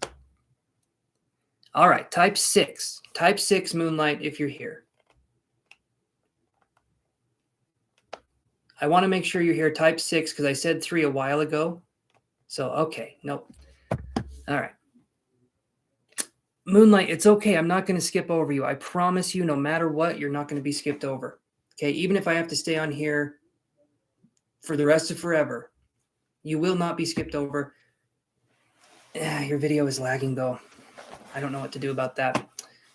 Okay. Grace, are you there? Okay.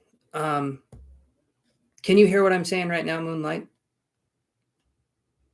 All you have to do is type 6. Sometimes it doesn't matter if you left or not. Sometimes the video lags and it goes behind. It's not a fault of yours or anyone else's. It's just, it sometimes happens.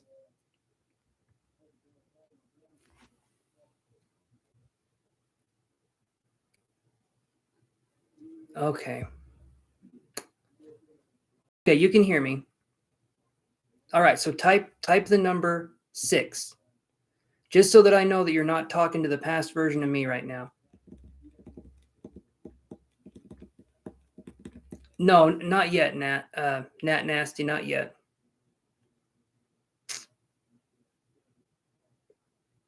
There's not a lot I can do, and you're a member of the channel too, and I appreciate that immensely, Moonlight. I really do. I just don't know what to do in this situation.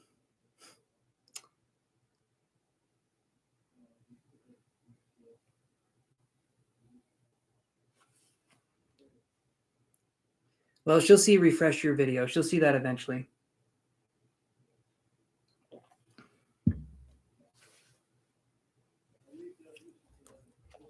Hey, Maya244. Anyone that's watching now? Okay, Moonlight. Can you type the number? Okay, type the number 8. Right now, type the number 8. I said 6 a while ago. Can you just type the number 8 so that I know that you're here now? I said 6 a while ago. Can you type the number 8? Type the number 8. Please. Please. Awesome, Moonlight. Perfect. Now I know that you're here. Awesome. I see you, Moonlight. I see you. Okay. Sorry that happened. Okay. I am so sorry that happened. I got you. I got you.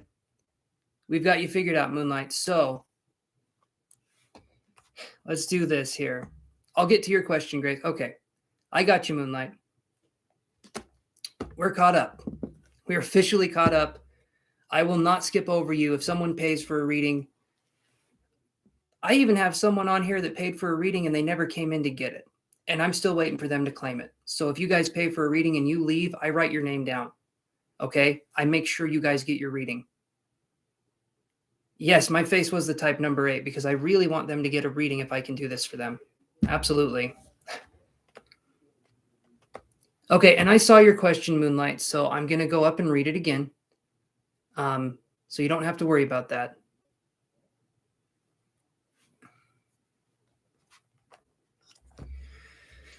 Okay, let's do this here.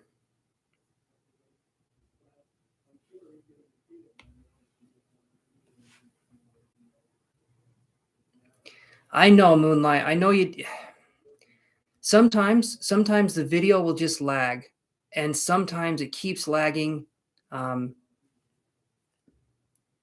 Yeah, I don't know why it does that. I don't know what's going on. But I'm glad you're here with us now. So give me 1 second here. Let me do this. So, Moonlight, would it be okay if I connected with you psychically? And I'll try to do mediumistically as well. Oh, maybe that did happen.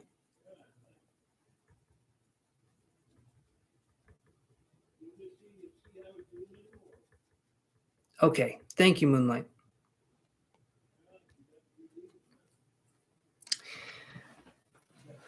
Oh, okay, so I'm going to try to the best of my ability. Yeah, he does. Your son does come through. Here's what I'm going to do. Here's what I'm going to do for you, Moonlight. Just so that we have this. Oh, it's your daughter's birthday. Okay. Okay. We're going to see exactly what we can do. Okay, for you, we're going to see what we can do. Her passing is almost 3 months ago. I remember you coming on here and telling me. So we'll see what we can do for you. And what I want to do next time, Moonlight, just because I feel like this is fair for both of us. Okay, I'm still training in my mediumship. I'm working on it. I'm trying to get better at it, but I'm still training on it. And as much as I appreciate the $20 donation, which was unbelievably generous, if for whatever reason I can't give you your reading, I'm not going to be able to give you that money back. I'm going to try my hardest, but if you can ever pay through PayPal or something like that in the future, then if for some reason I'm not able to connect, I can give you your money back. But the way it is on here, I can't do refunds. So that's what I was going to say. I'm going to try to do my very best for you. So Nat, you can do Super Chat, PayPal, or Cashapp. But I'm still going to be doing this reading here. This is going to be a minute because we're going to be doing mediumship. So I'm just setting that aside, Moonlight, just so that you know in the future if that's something you would want to do. But I'm going to try my very best to get some information here. Okay. Thank you, Moonlight. But let's see what we can do here. Okay, everyone, as I'm doing this, I'm not going to be looking at the screen as much as possible. Okay. No more questions. If you guys have a question, keep it to yourselves for the time being. I'm going to be focusing on Moonlight. Okay. All right. Let's do this here. There we go. I'm just going to go back up here and read this really quick.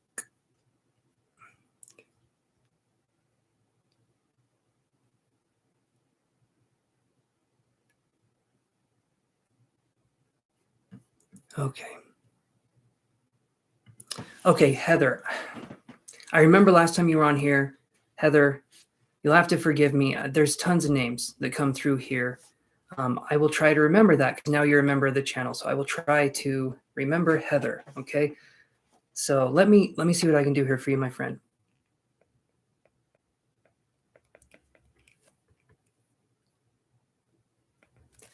Thank you, Nat. I appreciate that. Just know that you're going to be waiting for a second here as I'm doing this reading, but I appreciate the donation immensely, and I really mean that. Let me do this here.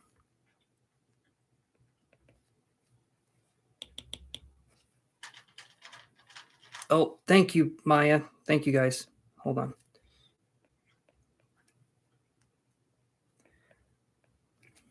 Okay.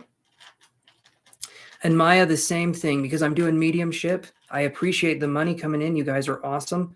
But just know that I'm going to be a second doing the mediumship reading here. Yeah, very generous. Very, very generous. Thank you guys so much. So Maya, I've got you. So we'll do Moonlight's reading, and then we'll do Nat's reading, and then we'll do Maya's reading. Okay, so it's Moonlight, Nat, and Maya. All right, thank you guys so much. I super appreciate it. I'm going to see what I can come up with here for Heather moving forward, and we'll see what we can do. All right, so just give me a second here.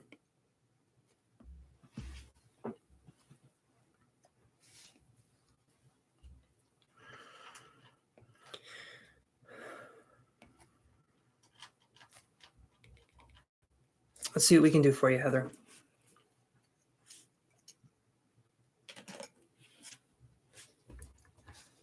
Okay.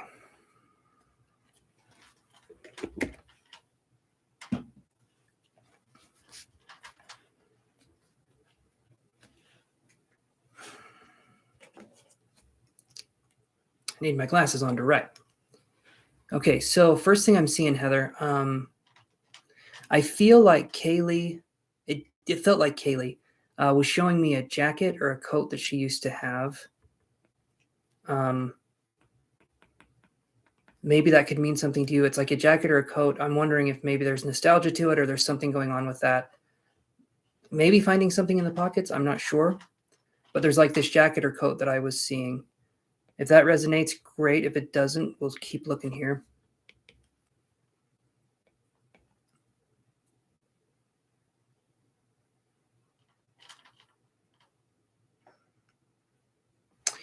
Let me, give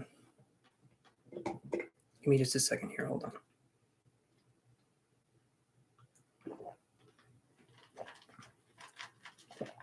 Okay.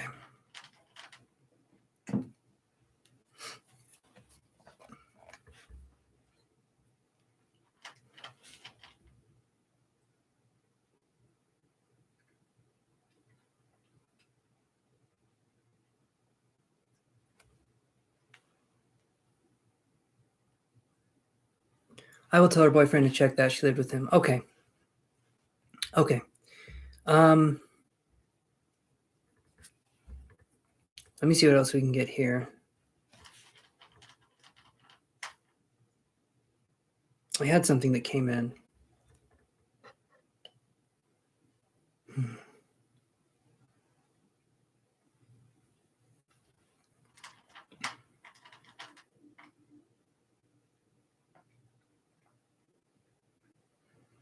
So, Heather, she made my ghost box go off today when it was in an off position. I was just going to say, did you hear anything? That's literally the next thing I was going to say.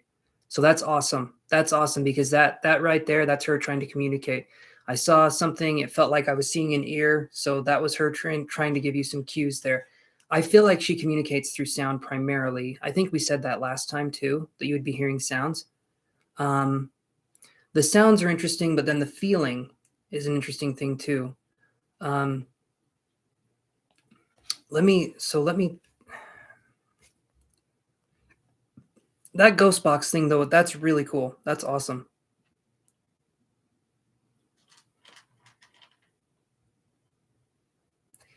Being a little mischievous, kind of coming in and seeing what's going on. Is there so there you hear something when she's around? What do you feel when she's around, Heather? Is there a feeling that you correlate with her, like you feel it and you're like, that's her? Because I get that sense that there's this kind of the way that she presents herself. Sound is one, but I feel like she presents herself through feeling first,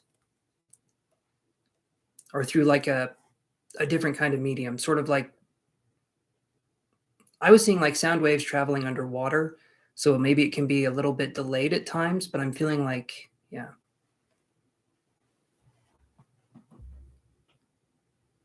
I couldn't lower the volume. It was a song. The BF said they used to go sing in karaoke. The box would not go off. She touches me on the head and ear. Oh, that's awesome. That's awesome. Okay. So definitely the ear means you're hearing her, but there's also the touch. Okay. So it's like,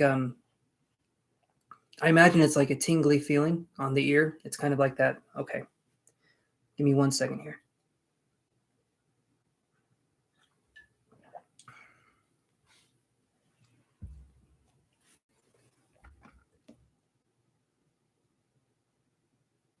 On the camera last night, I was outside with the dogs and could hear noise in the house, and it wasn't Trevor.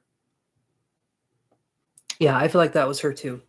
Immediately when you said that, I started getting tingles on the right side. I don't know if that's where you feel the tingles. I was getting it on the right side. I feel like that was her. That's really cool. That's really, really cool.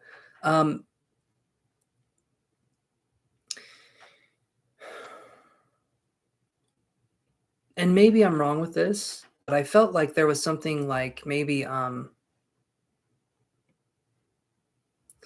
was there anything that was the boyfriend going to propose, or was there a proposal? I can't remember if you ever said anything about that. I know there was the boyfriend, but was he going to propose, or was he thinking about it, or how long did they know each other before?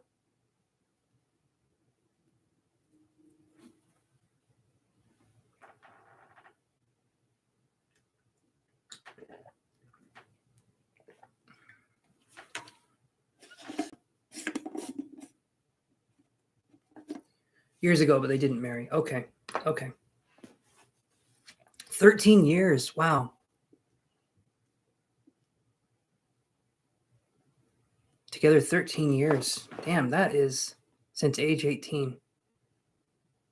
That's beautiful in a way, you know? That's awesome. Let me see what else I can get, because I was being shown propose, and then I heard there was a, so what was her purpose? What was her reason for not accepting, or what was the, they were just kind of happy the way they were?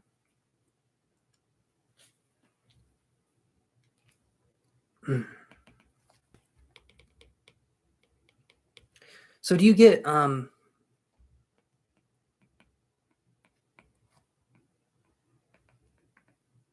you don't know, to be honest. That's okay. That's okay. So this right here, that's probably good, Heather, that you don't know, because it means you weren't pestering them about stuff. It means that you were being in the flow and you were being chill about things. So that's probably a good thing that you don't know the exact reason, because it, you know what I mean? I don't think that's a bad thing at all. The one thing that I'm feeling with her when I'm tapping into her presence is I get a feeling, like you said, you feel like stuff on the head. I get a feeling of pressure on the head, and then I get a feeling of almost like my hand being held, or like my hand being caressed. I know you said the ear too. I don't know if you've had your right hand. It's either, I know there's only two hands, so it's either right or left, but the right was coming through, and then I felt left being caressed, or being something like, and maybe you don't feel this in the sense of like touch necessarily, but you could feel it in the sense of like just calm, like a sense of just like, it's okay. If that makes sense. Let me see here.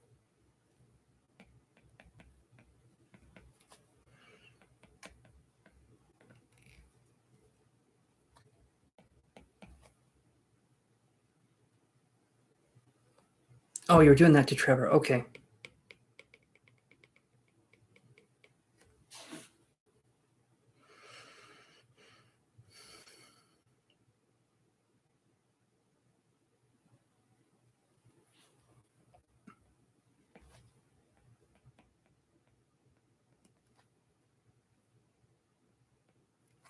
What Yes, they do. I remember they intertwine. I do remember that, and I'm still learning, so it's hard for me to differentiate between the two. What significance would a cicada have? When I was focusing on the energies here, I was focusing on the cicada for some reason. Cicadas, to me, it can be like transformation, but it can also mean something every 17 years, or it could mean it's age 17, possibly, that we're focusing on here. I'm going to see what else we can find, though. A cicada is an insect. They're the insects that come out from under the ground, and they make this sound. They make like a really shrill, weird sound. But they basically go underground for like 17 years, and then they reemerge every 17 years. They are interesting bugs to say the least. Sometimes spirit communicates to me through bugs or through that kind of imagery, like the symbology of bugs. But let me see here.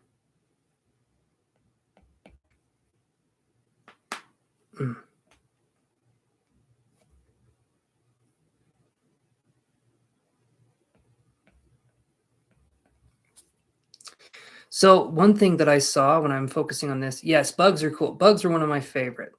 One of my favorites of Moonlight. There's some awesome bugs. Anyway, I get passionate. I love bugs. Don't get them near me. I don't want to see them like next to me, but from afar on a big TV, that's the good stuff.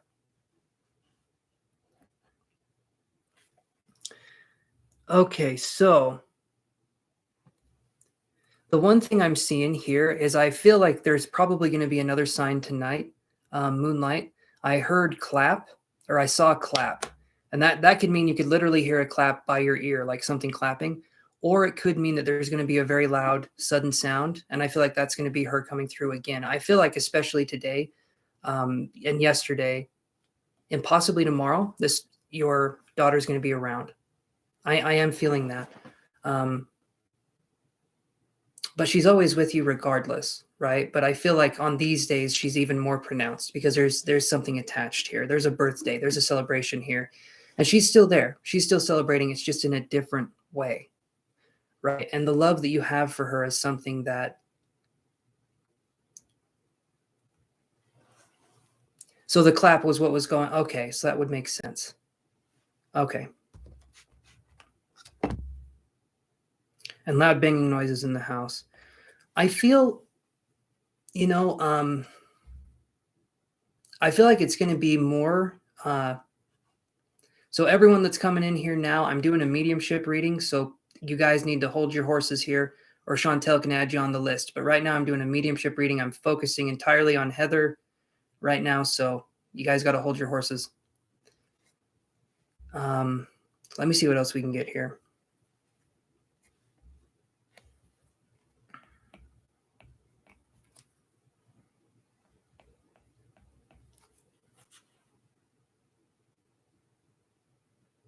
I'm getting a lot of the, so Heather, I'm getting a lot of the moonlight, or your name's Moonlight. I looked at your name.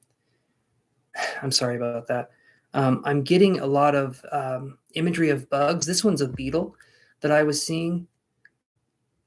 I think you were the one that was into the bugs. I'm seeing the beetle coming through. Maybe this is Trevor's energy trying to come through, but it's represented as like a black stag beetle, like a very powerful looking beetle.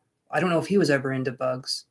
But there's a sense here of like this very powerful beetle. And to me, that's a figure of like strength, something that's very strong, something that has kind of a presence, if that makes any sense. That's what I'm feeling from this.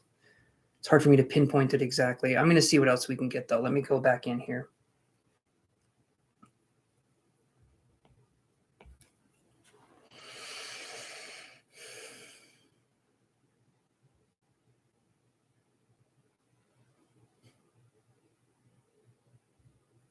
Let's see.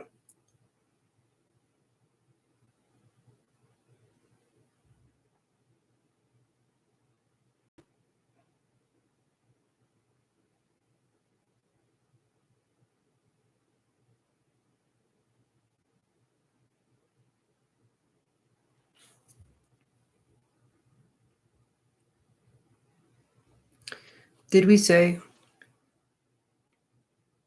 you're familiar with the beetles and the ancient Egypt beliefs from those? Can you tell me what did the ancient Egyptians believe with the beetles, Moonlight? If you wouldn't mind telling me that.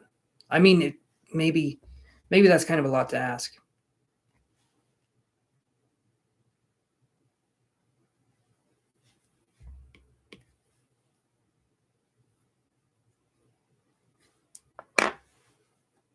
The scarab. Okay. Know a little bit about those. I know about the scarab. Hold on one second here.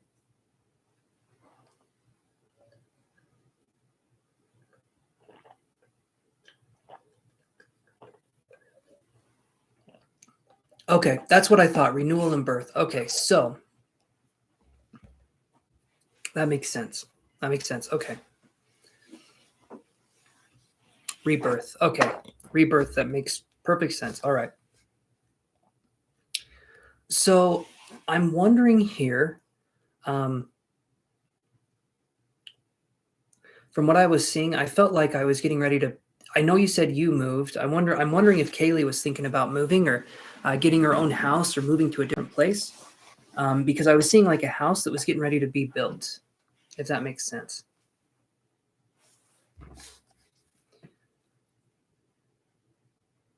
Maybe she was.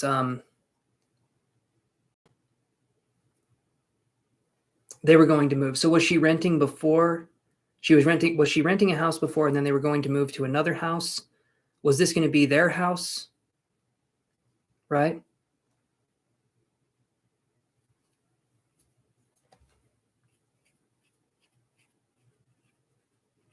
Okay, they just moved to an apartment. Okay, so I'm trying to think here because I saw something being built. Do you know if they ever had plans to move anywhere else, like maybe build their own house or do something like that? If you don't, that's okay. But I saw a house and I felt like that was something that was more prominent, if that makes sense. Trevor's house was built. Okay. There we go again. So we're getting the two things mixed up again. All right.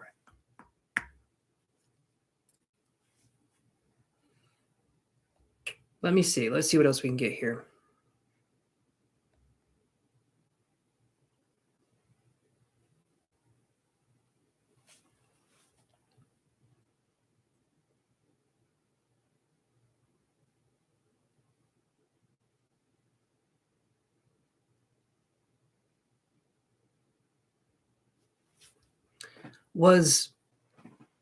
Thank you.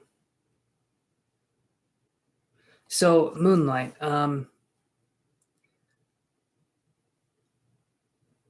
he's probably trying to come through too. Okay, I have a feeling he is.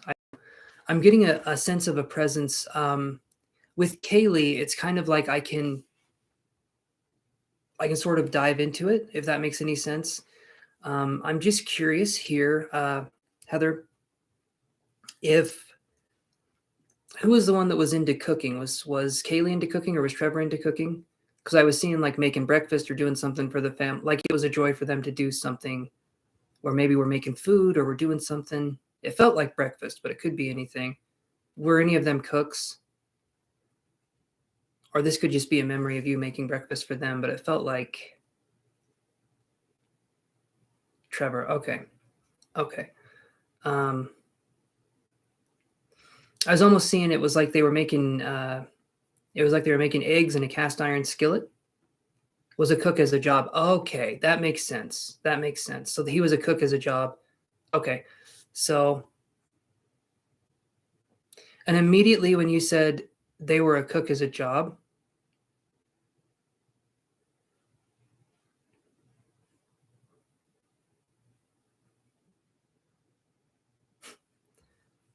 that's awesome. Other Heather, there's two Heathers.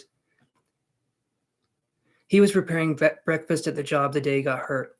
Okay, so that makes sense. That makes sense because that's what I was seeing was like I was doing something with that breakfast shift. Awesome. Awesome. Okay.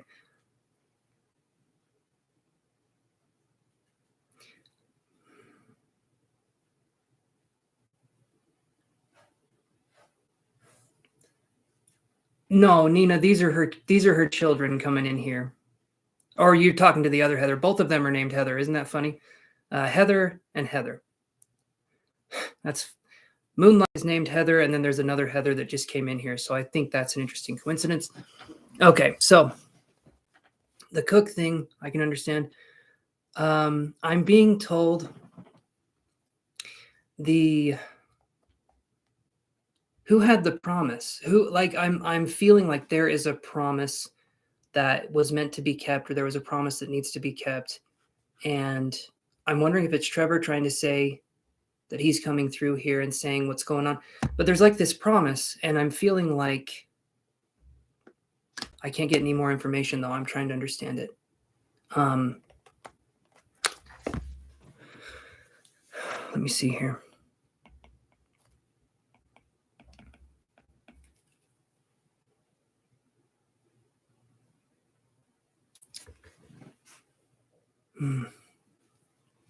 If that one doesn't make sense, we can come back to it, but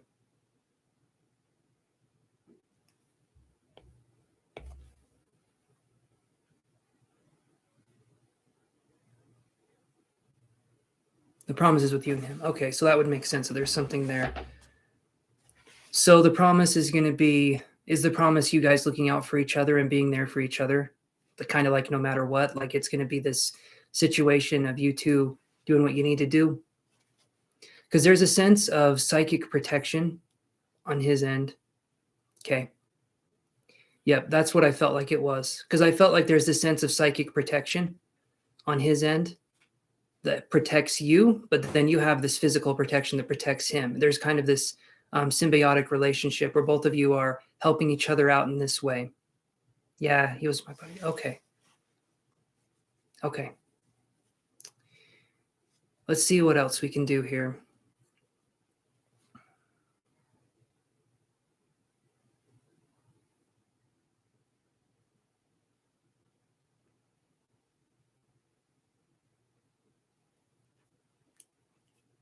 Was either one of them, Heather, was either one of them like, did they have a funny personality? Was either one of them a goofball? I felt like maybe Trevor was, but I'm not exactly sure. But I felt like I was seeing someone, they were sitting weird and they were trying to get people to laugh at them. I get like goofball energy, but I'm curious. It felt like it was with Trevor, but I'm not sure if either of those if it's Kaylee or Trevor. Okay, Trevor. Okay. Was his sense of humor kind of like they're doing something kind of funny in the background? You look at them, you chuckle like a nerd. Okay, all right. I can see that. His personality's coming through, and it feels nice because I feel like goofy nerd. Okay. That's what I was feeling. They were like sitting down in a weird way and they were trying to get people to laugh. And I felt like it was kind of an infectious thing with the way they would communicate. He haunted the job after the accident. Okay. Wow. His coworkers saw him. That's interesting. That's really interesting considering but we've talked about him astral projecting, like the equivalent, right? Of like projecting. So that's fascinating. Wow. Okay.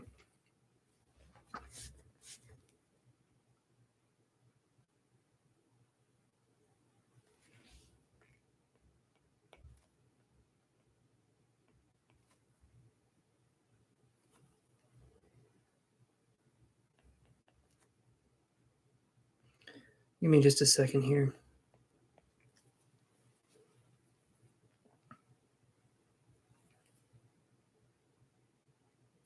The haunting started same day. Wow. That's really interesting. That is really interesting. Okay.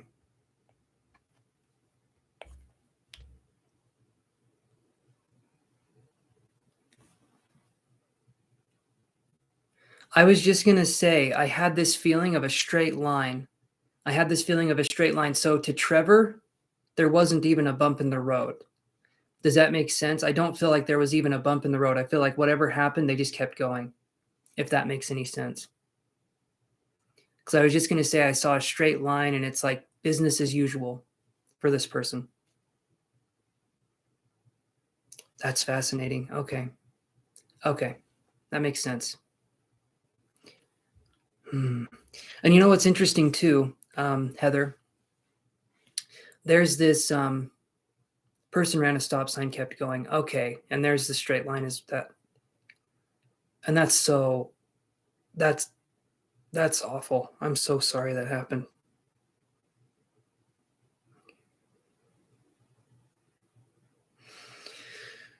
Okay. So I'm seeing something here.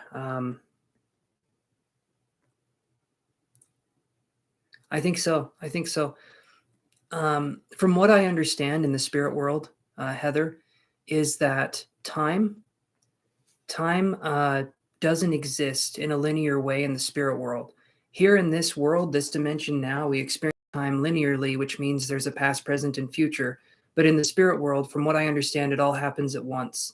And so he could be there. Literally, he could have been, like, as you said, he could have been haunting that place before he even left, if that makes any sense. Like, that's how time can work. It can be quantum. The people could have even seen him before this even happened. And then he was still there after the fact. So it's an interesting thing. Did Trevor have a psychic presence before any of this happened? Because it sounds to me like he's got a pretty strong psychic presence. And I'm just curious if he was into this at all when he was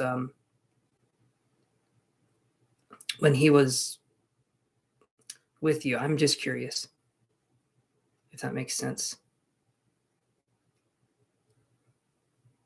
Okay. Yeah, because to be able to do that kind of stuff, and Kaylee too must have some abilities, because for her to be able to come through the way she is, there's some strength there. There's some strength there. It's kind of like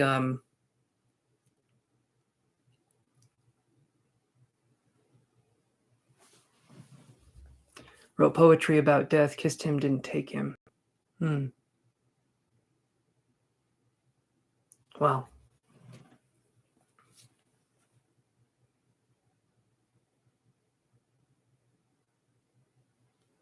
Wow.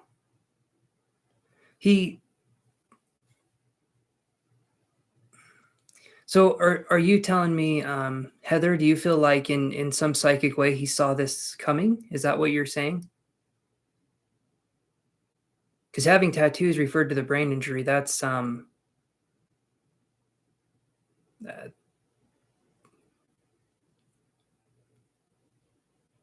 wow.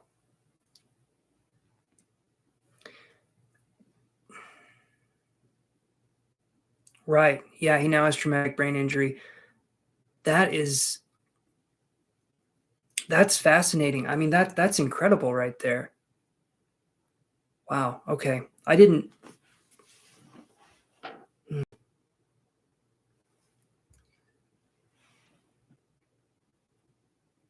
I think so. I do, Heather. I don't think any of this happens for no reason.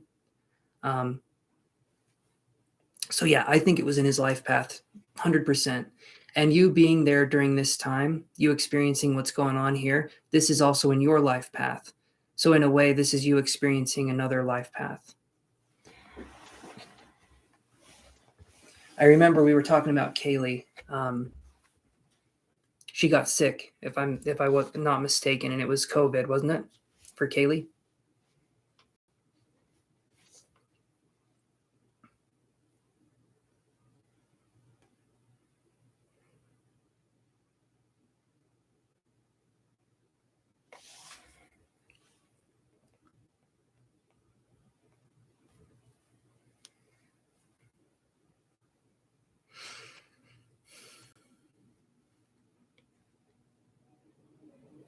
Yeah, I remember you telling me that.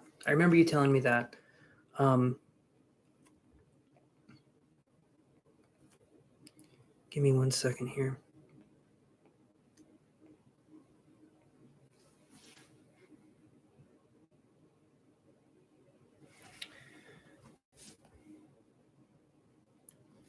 So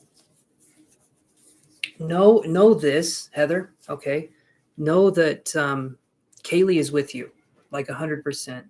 I'm not feeling. In fact, I'm not feeling that she's left you.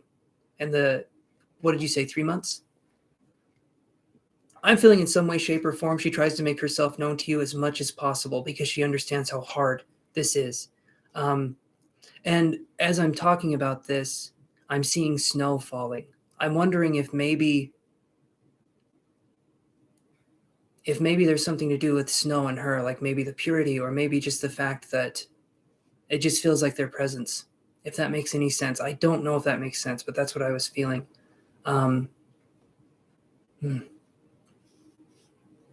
But there's a strong link between you two, and I don't feel that there's anything that could break that. It was snowing where she lived. I'm feeling like there's something that makes sense, though.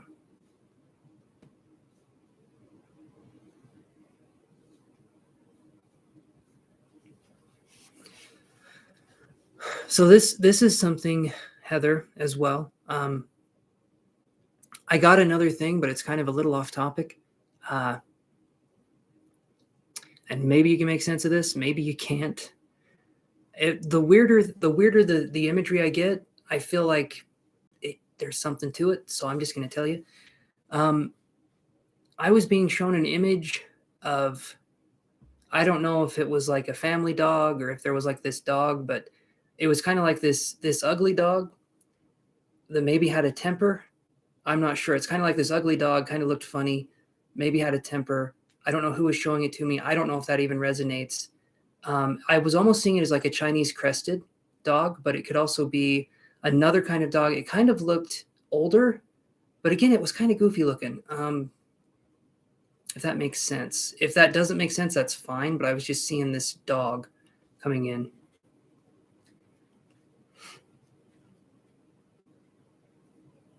Maybe yes. Okay. Okay.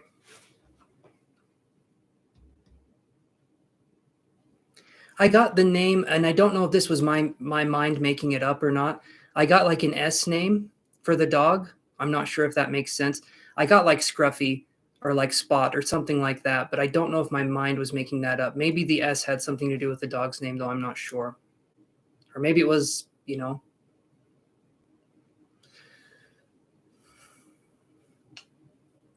But for some reason, there's this dog that's coming through, and I feel like this is kind of this is a funny memory. It feels like there's something here, so I'm just curious.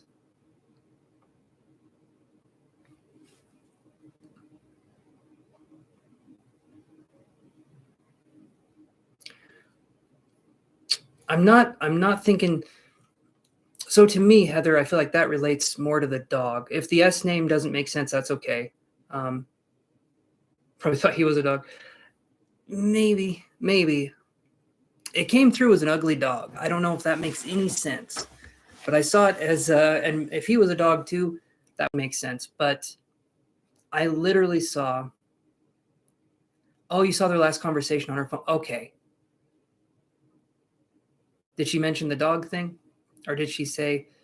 If you saw the last conversation, maybe that would make more sense because symbolically, I guess I could have seen that, but okay.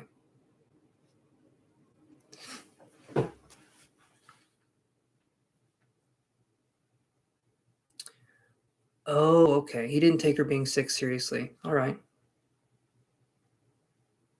That's not.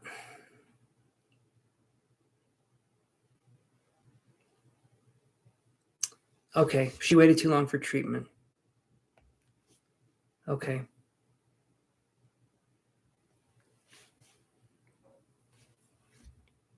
It's okay. Sun Goddess Ari, if the dog doesn't fit, that's fine. I just saw this dog. I was wondering if maybe it was given as a present to somebody, but this dog was kind of cantankerous, grumpy, old, mangy looking.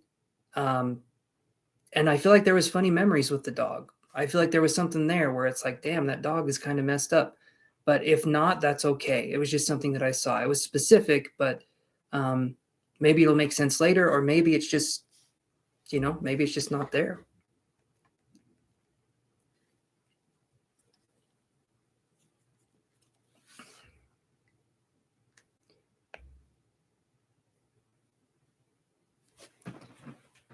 Your parents had a dog bought for her. Okay, so the dog was a present that was bought for her. Okay, so when she was 13, she almost died in a car accident. My parents ended up with a dog. Okay. It was mean and lived to be old. Okay, so that makes sense. Okay, so the dog coming in. Just so I understand, Moonlight, what breed was the dog? I saw it as a terrier or as a Chinese crested for whatever reason. But what kind of breed was it? Maybe it was something wasn't even close.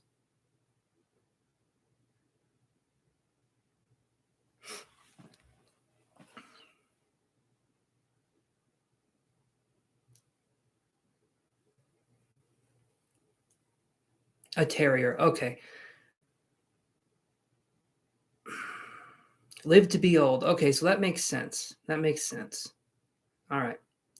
So from that, know that there's some verification there. Do you ever, Heather, because right now I'm feeling a presence, I don't know who it is. Maybe it's both of them. Maybe maybe it's Heather, or maybe it's Trevor and Kaylee. But I'm getting dizzy. I'm getting really dizzy. Do you ever feel dizzy, or do you get a sense of like, I would want to say like whirlwind energy, and now the right side of my head is like, feels like there's pressure. It's not like painful, but it feels like the start of a headache, but without the pain. Don't know if that makes any sense, but that's kind of what I'm feeling. And now it's dissipating.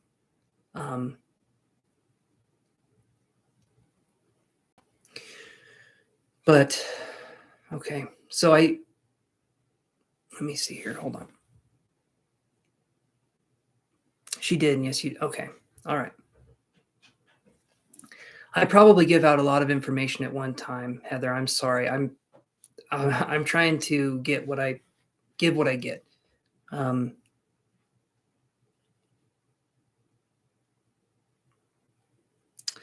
So the one thing I see from her is that she's the one thing I feel from her, and it's in a very, very heartfelt way, is that she's never going to stop being your girl, like being there for you, trying to understand you in a new way. Right now, it's kind of like she's just kind of entered a different way of being, a different facet of life, if that makes sense. I know she's not here with you anymore, but she's still very much alive on the other side.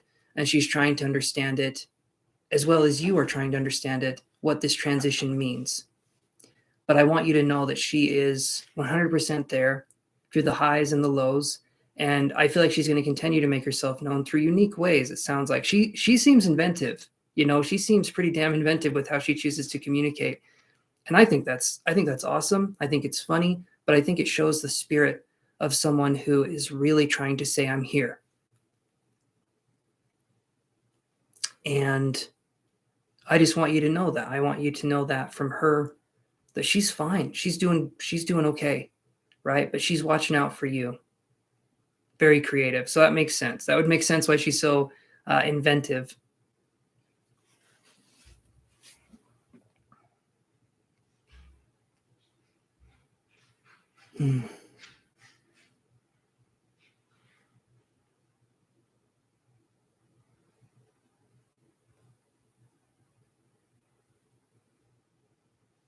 You're welcome, Heather. Thank you.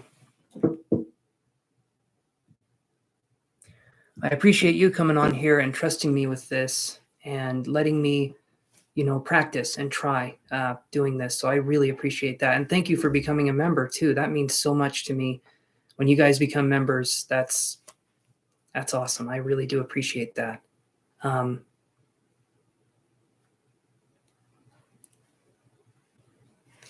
always nervous when I start doing my mediumship, but Heather's always made me feel right at home. So I appreciate that more than anything. See ya, Heather. Have a good one, okay? All right.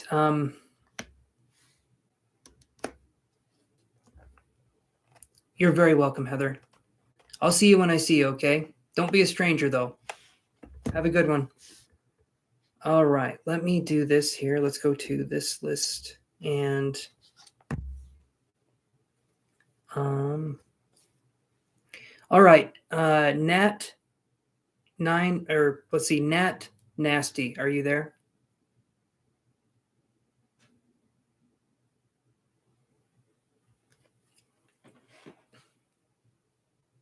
Okay, Nat, what was your question?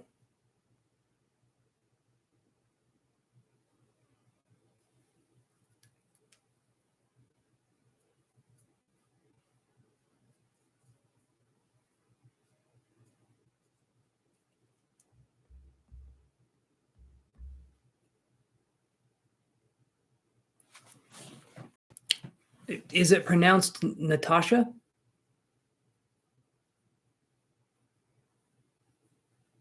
Maybe I'm in the ballpark when I say it that way.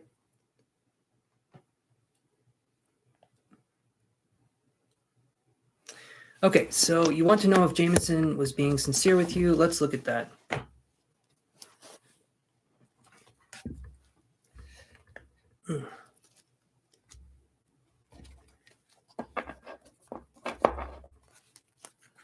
All right, was Jameson being sincere with you?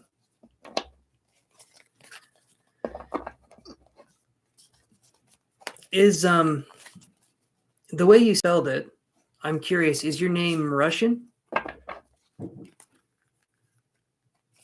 Because it sounds Russian. I'm thinking that's Russian, or maybe I'm feeling Russian, but maybe I'm wrong. Let's try here.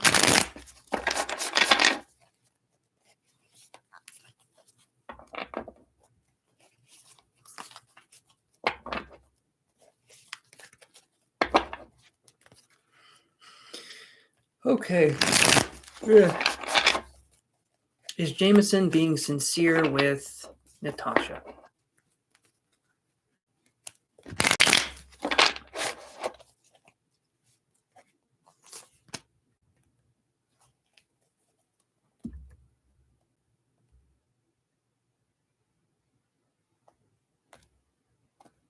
The name is Russian, but you're not. Your mom is from Mexico, and I just spell it with her accent.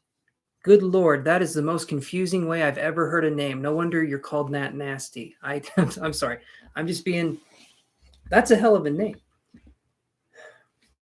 Doing the mediumship readings, guys, is an experience. So it is a beautiful name, though. She spelt it with her accent. Okay. I see what you're saying.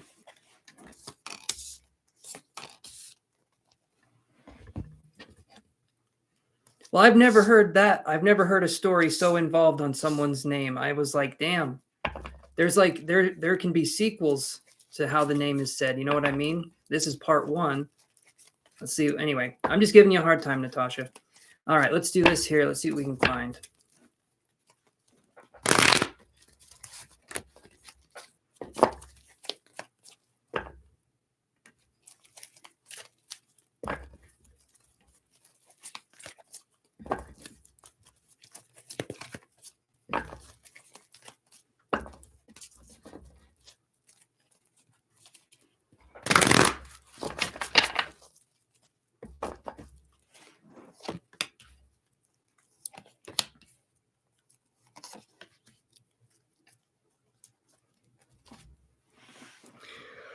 Okay.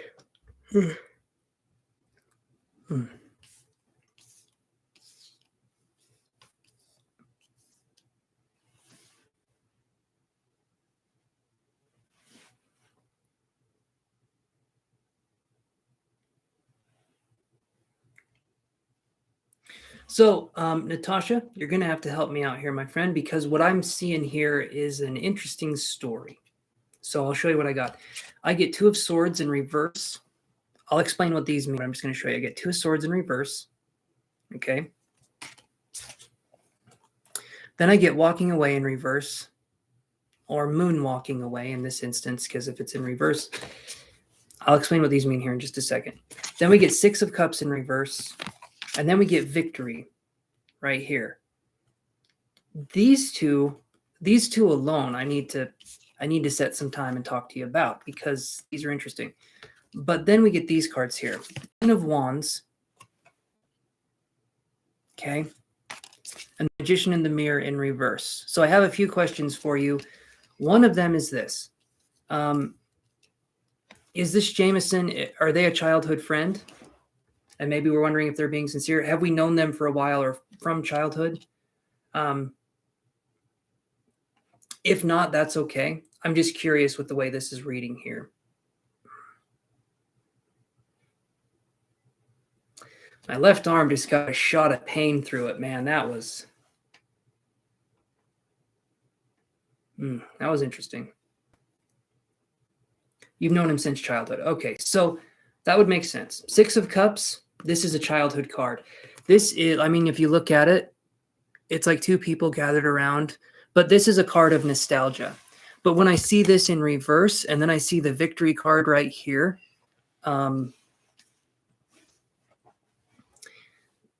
you have a reason for believing this person could be unsincere. And I'm curious as to what that is. And walking away in reverse, and then Two of Swords in reverse. Have you guys been in a relationship before? Has it been on again, off again? Or is this the first time you guys have been kind of possibly together or thinking about being together? I'm just curious here because you're wondering if they're sincere. And I'm curious if there was a past relationship that wounded you and made you suspicious, or if there was this person in the past that hurt you and now they're trying to come back into your life. I'm curious which one of those could be possible. Because if you're suspicious, I'm sure there's a reason why you're suspicious.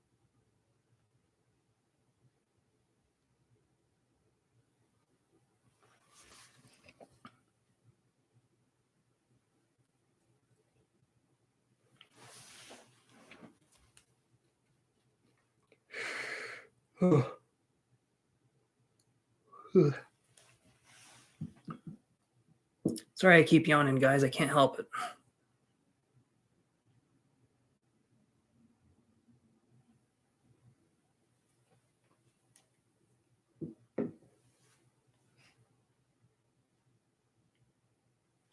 This is the first time he has asked me throughout the years, but I always turned him down. I did walk away just a few weeks ago. Okay, so Nat, no, Darkanal, you haven't missed your turn. We're doing some paid readings here. So Nat, or Natasha, I'll call you Natasha.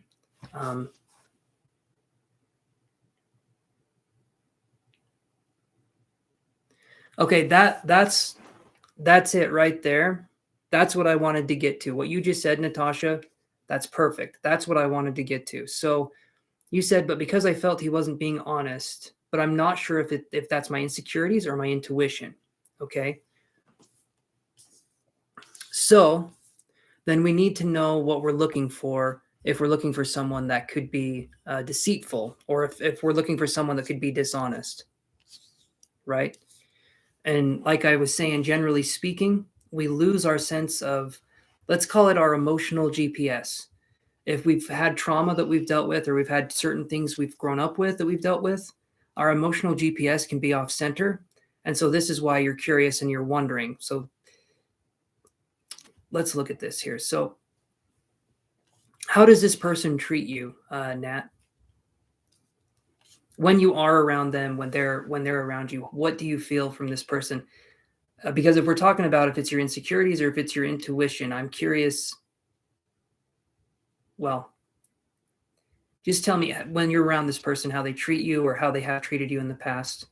And I'll be right back, guys. I promise I'll be right back. So hold on 1 second. So type it out. Natasha, if you wouldn't mind, I will be back.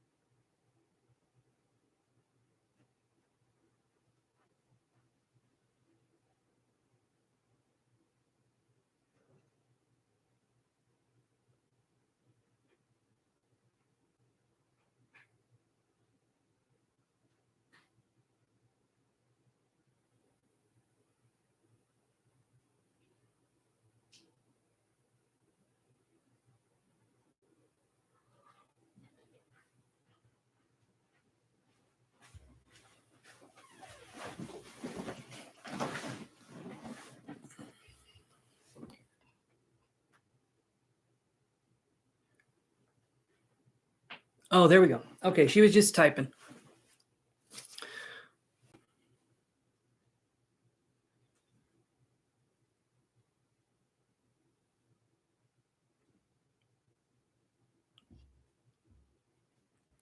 Okay.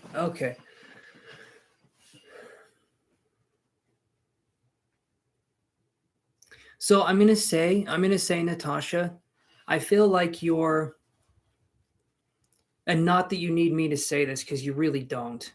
I feel like you're justified for feeling that way. Okay. And again, you don't need me to say that. You don't need me to validate you, but I can understand why you would be suspicious. I can understand what's going on there. So when you're together, they treat you well. When you're apart, you're apart, right? And there's more coldness. There's more of that kind of energy going on. So you're feeling, because you live 3 hours apart, that the only kind of thing you could have would be a long distance relationship. And because of that, and you guys live apart, if that's the only relationship you can have, but you feel like he's cold when he's apart, then it's kind of like, why would I want to put myself through that? I mean, if I'm wrong, I'm wrong, but that to me sounds like your scenario. I need to glue my glasses to my face. They keep sliding down. I cannot keep them up for the life of me. So this makes sense. This is making a lot of sense right here. And I understand with family, friends, romantic partners, kind of. Okay. So if he treats you well when you're together, that's good. I can understand that. But you don't know his true intentions. Well, let's draw, because right here I was getting the childhood aspect, but let me look here. Not yet, Maya. You're coming up next, though. After I'm done with Natasha here, it is your turn. I've tried contacts. I have, Atiana, I've tried contacts. And me and contacts are in a no contact situation because they hurt my eyes. I've tried it, man. They're not good. And then my grandma told me a horror story once where she fell asleep with her contacts in. And she woke up and she had to dig it out of her eye. Anyway, let's look here. Natasha, let's see what we can find here. What are his true intentions?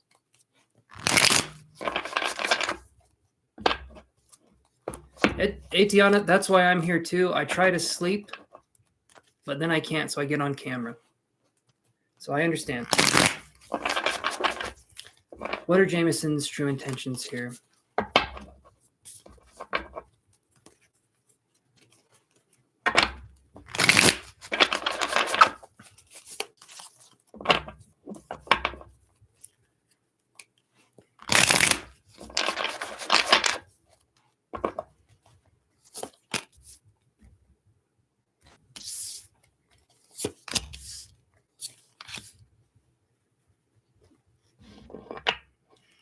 So I get this card, Natasha, the true intentions. I get the fountain card right here. And when I see this card, when we're looking at true intentions, I feel the intentions are good. I don't feel like this person has bad intentions. But when I see this card, right, next to these other cards, and I'll show you, this person has good intentions, but the person is, I feel like, conflicted in a way. Not necessarily with you, but maybe this person is intellectually, maybe this person tries to rationalize emotions through intellectual observation instead of kind of getting down and dirty with their emotions. When I see the Page of Swords in reverse, this feels to me like it's someone who's maybe stuck on a thought. This is someone who maybe they can have obsessive ways of thinking, or it can be hard for them to change course once they've decided to do something. So I don't know if they're stubborn, or I don't know if this is someone that is, maybe that could make you feel a little unsafe. I'm not sure. Six of Wands in reverse here too. I feel conflicted when I'm reading this person's energy, but I don't feel like they're a bad person. But you've been hurt in the past, and this person, well, it's kind of like, okay.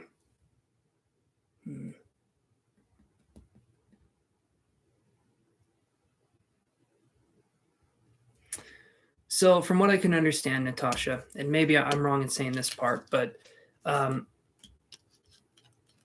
you possibly wanting a relationship with this person? Possibly, okay? Because you're throwing out the idea a little bit here. Because there's history here, because there was something when you were little, because there's history in this kind of thing. Is that kind of why this connection is appealing in a way? Because when I see this, you guys live 3 hours apart. It would be a long distance relationship unless one of you decides to move. And that's a choice in itself, right? That's a big choice to make in itself.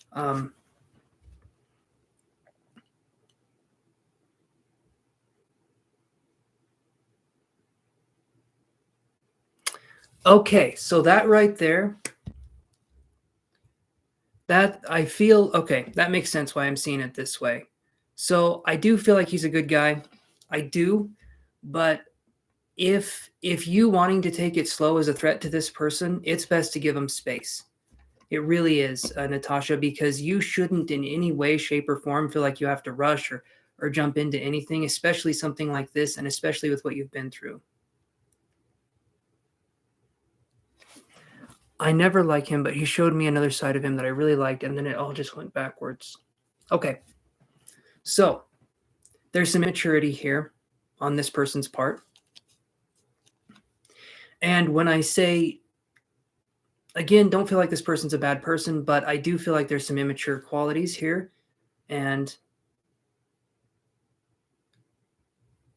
plus, I feel like his ex won't get out of his life, but he won't admit that to me. Okay. So here's what I would say, Natasha. This person's true intentions, I would say right now they're confused. I feel like this person doesn't understand that you need to be patient, especially with someone like you that's been through some stuff, right? Being patient is the way to gain your trust. Being patient is the way to, that's kind of a love language for you, where you would want someone to be patient. You would want someone to understand where you're coming from. And if this person was trying to rush you, they don't get you at this point in time in your life. I would say right now, leave the connection the way it is. Obviously, you can do whatever it is that you want, but I feel right now that this person's immature in the way that they're handling the situation. And if you get into a relationship with this person now through this immature phase, I'm not feeling like there's stability here. And that in turn would further make it harder for you to trust people in the future if you got into this, because you shouldn't be feeling rushed into a relationship in any way, shape, or form. I don't care if it's the guy rushing the man, either way. I don't care if it's anyone rushing anybody, but it shouldn't happen. It should be a process that's taken slow and gentle. It shouldn't be rushed.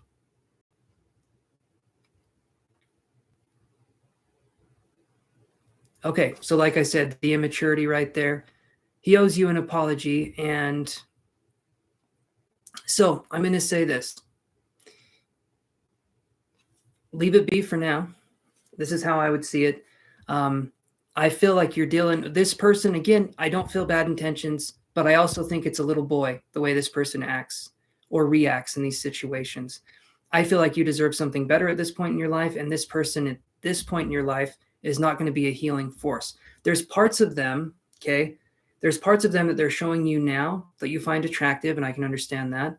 But there's a lot that this person still has to go through and heal. And you're already on a journey to understand yourself and trying to heal your own wounds. I don't feel like taking on someone else's stuff would help at this point in time, because you need to focus on you and healing what's going on with you. Does that make sense, Natasha?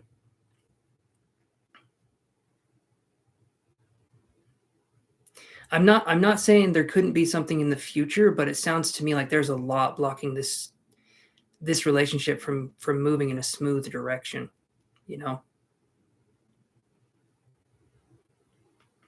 And conflicted would be the way I feel with this. Awesome, Natasha. Awesome. So hopefully that addresses the question for you.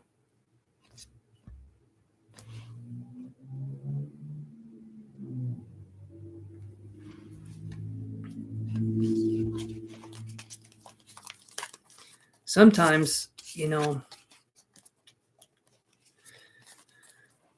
healing from trauma, past things that have happened, that takes a lot of time and it takes a lot of psychic energy, right? Do you see him ever apologizing? Let's look. Will Jameson, right? Will Jameson ever apologize to Natasha?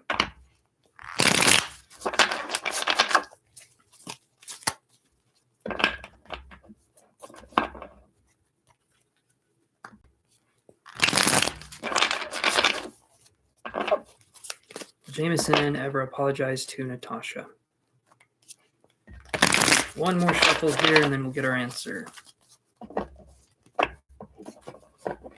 Hey, Shirley, how's it going?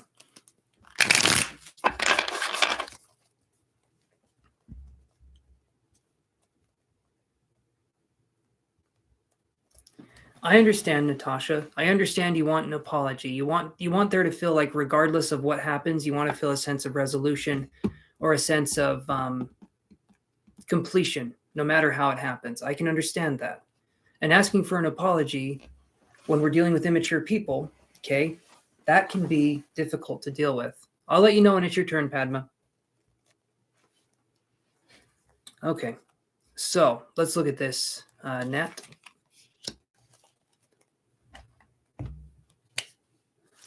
Okay, so right now, Nat, you're going to have to do something for yourself. You're going to have to give yourself the gift of moving on. Because the card that I get was this one. It's the Magician in reverse. When I draw this card in this way, there's a lot of narcissistic tendencies with this person. I don't feel like they're a bad person. When I say narcissistic tendencies, all of us to an extent have that within us, okay? But certain people, when you call them out on their bullshit or you say what's going on, they don't get it. They don't understand that they're in the wrong. And it's not your job to make them understand it. If they understand it in time, that's great. But when I see this, when I see the Magician in reverse, this person isn't getting it. This person isn't quite getting it yet. And I'm going to say it right now. Men age emotionally. I feel like when a man is 50, he has the emotions of a 15-year-old. And then by the time they die, they can be emotionally expressive, hopefully at that point. But man, they're slow to develop. Emotions for men are the most ridiculous things. We view it like it's another language, and men are like, I don't know how to speak that. I don't speak emotion. What are you talking about? But that's what I'm seeing, Natasha.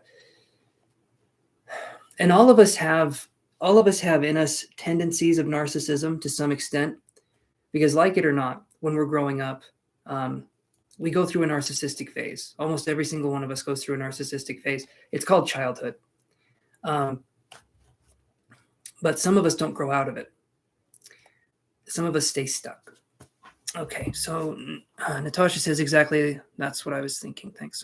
You're very welcome, Natasha. And thank you for being patient and for also paying and helping the channel grow. I appreciate that.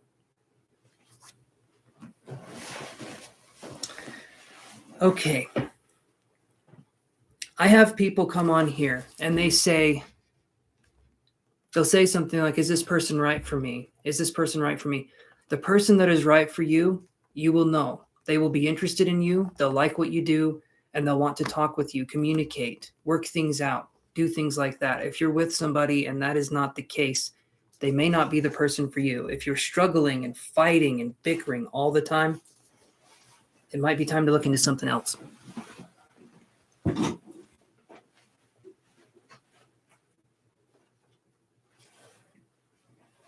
And the reason I bring that up as being an issue, when I bring up bickering and fighting all the time, is because if you talk about things and resolve them, there's not that much to bicker and fight about. But if you keep things building up and building up and building up in the relationship and all of a sudden you explode at each other, there's issues there. And generally speaking, when there's that big explosion, neither person will back down from thinking they're right, and then the relationship ends, depending on how big the explosion is. But yeah, that's just how it goes sometimes. Okay, so Maya, are you there? There has to be communication. If there's an argument, if something happens, talk it out, get through it, and then work through something else. But it's all practice. It takes time to understand this and to learn it. Maya Robinson. Yeah, Shirley, I can put you on the list here.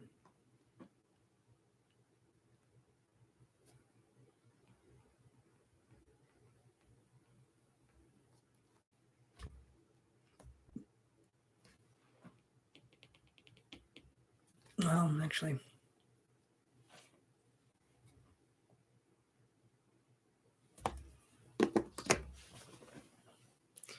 Amanda says, me and my ex's baby died from cancer. This scared him and he ran to another girl. But then he called me and we were kind of together, even though they were still together. One day he stopped talking to me. I'm sorry about that, Amanda. That's horrible. I'm sorry that happened. You're welcome, Shirley. That's awful to deal with, Amanda. That's the thing, though. Men don't get it. Men don't get the emotional part a lot of the time. And until we've healed, right? Men and women, until we've healed, we're going to keep attracting partners that will traumatize us in such a way that we'll call it love. And once we learn what that looks like, once we learn what the shadow of love looks like, because it's not the real thing, then we'll accept nothing less than people who love us for us, you know? But it's working through that trauma that takes time. Okay, Maya Robin, I think your name was Maya Robinson. You were up here a second ago. Where are you?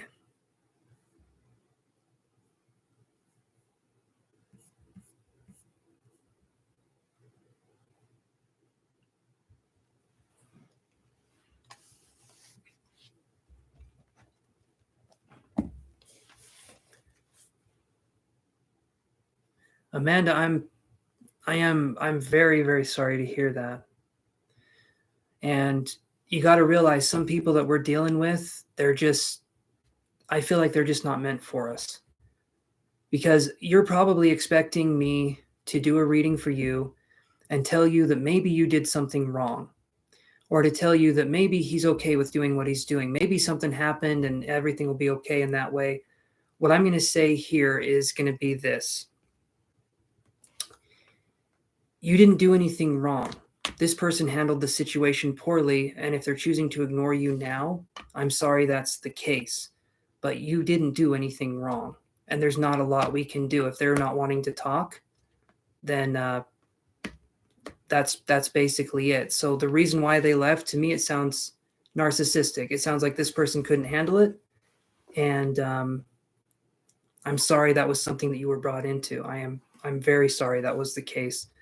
I'm trying to go to Maya Robinson, but I'm not seeing their. Yes, absolutely, Shirley. Heartless idiot's that's a nice way to call it that. Sometimes that's what we deal with, Nina, is sometimes we have lighter nights and sometimes we have nights where we're working through that. So okay. All right, Maya's not here. If she shows up, so Maya, when you're here, well, if you're not here now, you're probably not going to hear this. I just decided I wanted to address her issue. When she posted that, I saw what she was saying, Sun Goddess Ari, so I decided I wanted to address the issue. All right, so let's do, is Faux FTP here, or let's see, Grace. Faux FTP or Grace? I'm sorry that happened with you, Sun Goddess Ari.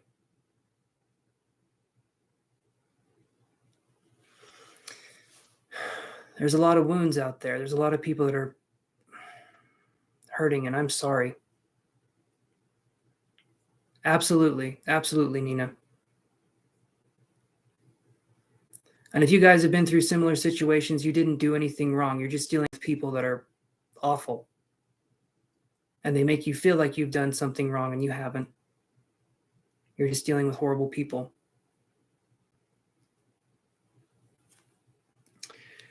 Okay, as told by Casey. All right, Brooklyn. Yeah, would you want to do your question?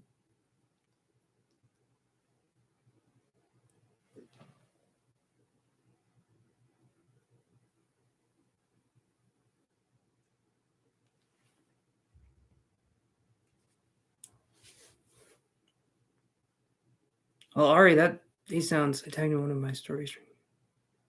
Oof. I'm sorry that happened, Ari. That sounds. Again, that sounds like an asshole situation.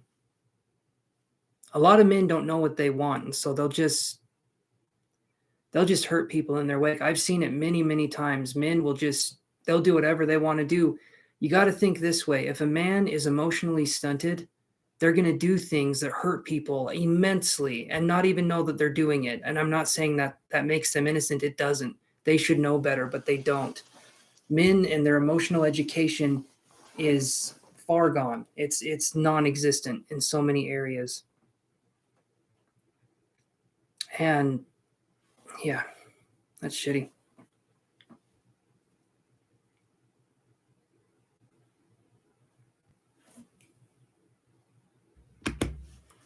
Padma, I'll let you know when it's your turn, okay? I know you've been waiting. You got to keep waiting. There you go, Shirley. That's a good way of putting it. Hurt people. But in that same way, I don't give people, what is it? Men's class wouldn't be a bad idea. And Nina, you said, and I read your question, Brooklyn Smith. I'll get to that. You said, have you ever thought of doing a mediumship hour? I'm thinking I will. I'm waiting until the channel gets bigger and until I can really tune in. I can get some information. I just feel like I need a little more confidence before I do something like that. Okay. All right, Brooklyn, we can do that for you. Sun Goddess Ari says, I hope that guy gets karma for using me. That should be his last time ever breaking a girl's heart, because I know for sure that he's gone get his ass whooped by the universe. If people do that shit, guys, yeah. That's why on this channel we talk a lot about healing, so that we don't attract people like this anymore to hurt us.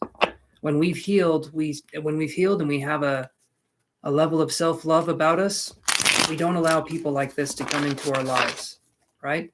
We have to be in that healing place.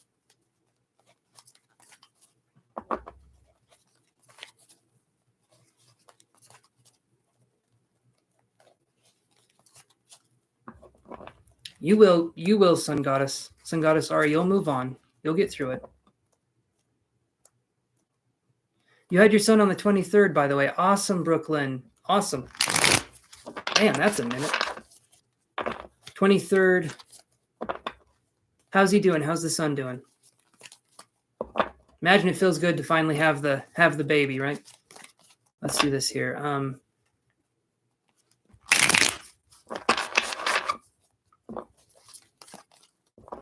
I'll have to see, Nina, because if I'm doing a mediumship hour, that would be a lot more. I don't know if people would want to pay for it, because it's a lot more expensive for me to do mediumship than normal readings. Maybe I'll do mediumship discounts on my website one day, but mediumship hour on here, not my favorite format to do it either, because you can get spammers and stuff coming in here when you're doing really sensitive readings, and I wouldn't want that. It's not a bad idea. I just feel like,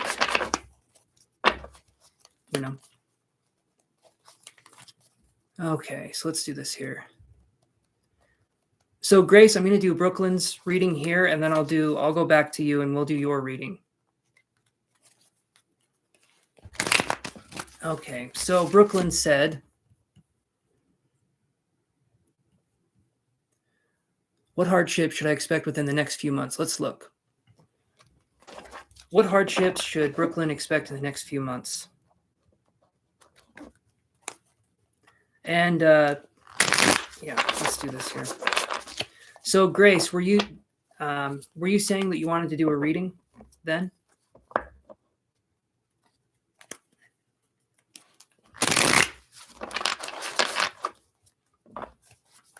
because we can do, if you want to do a reading, Grace, like a more in-depth reading, we can do, it's basically like Skype or Zoom, or if you have an iPhone, I guess FaceTime we could use. But also, we could do $40 for 30 minutes, or we could do $70 for an hour. So you let me know if that's something that you would want to do. And then we can look at questions. We can help you get whatever you need. Possibly do energy healing as well, if that's something you want to do. But yeah. Okay, let's do this here. Awesome. I'm glad he's doing good, Brooklyn. Okay.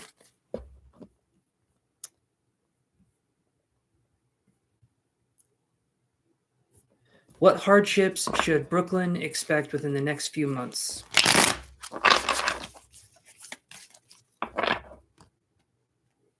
Okay.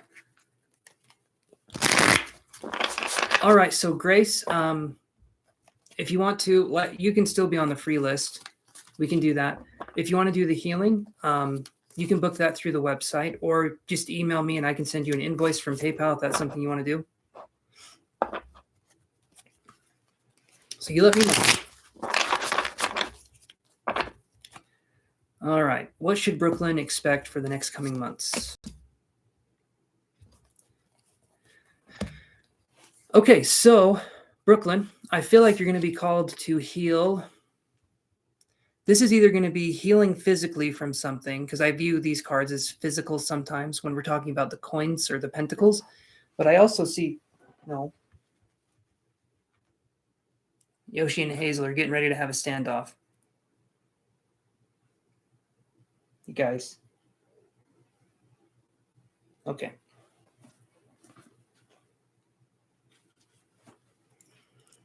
We have... Here we go. No, I'm going to be going live at this time, I'm thinking, for a while. Okay, Brooklyn, hold on here. I'm gonna scoot to our little friend outside. Come on. Yoshi, come here. Come here. I know, buddy.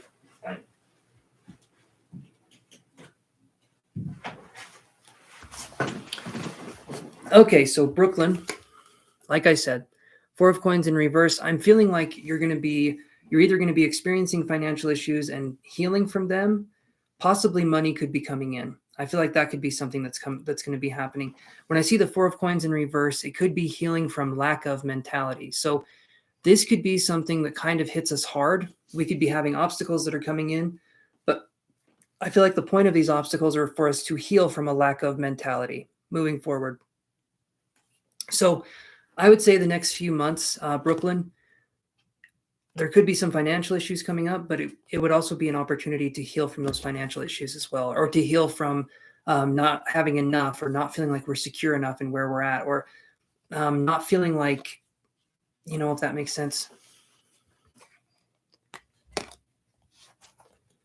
And so that's what I'm feeling, Brooklyn, is that it's going to be focusing more on the financial being healed.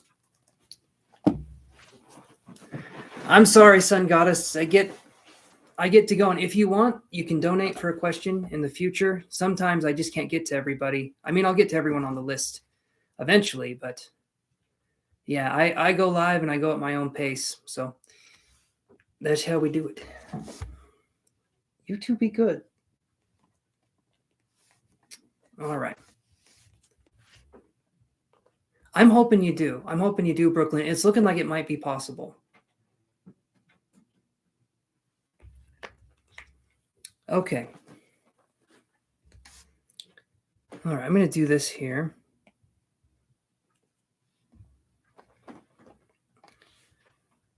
Okay, so we got that one. Give me 1 second, guys. Hold on.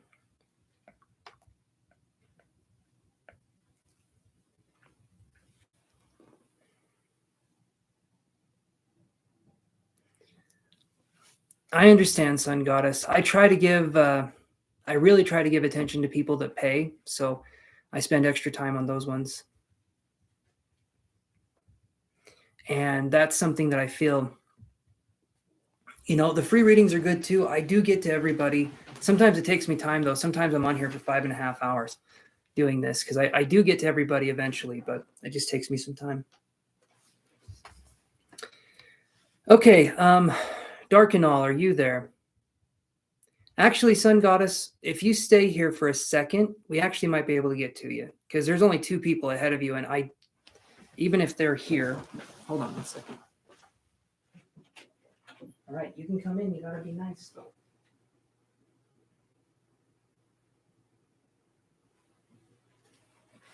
All right.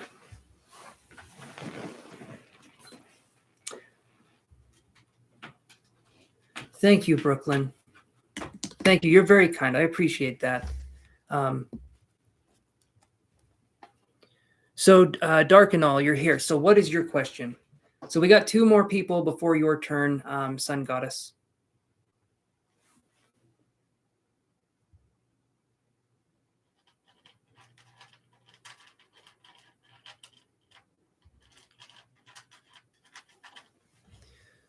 Okay, so should you trust your instincts? They've never failed you ever.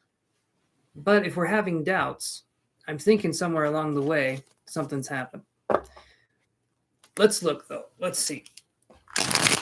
The instincts and the intuition I can understand, but it sounds like you're having doubts on if you should marry or not. And marriage is a whirlwind, regardless. But let's look here, Dark and All, and let's see what we can find.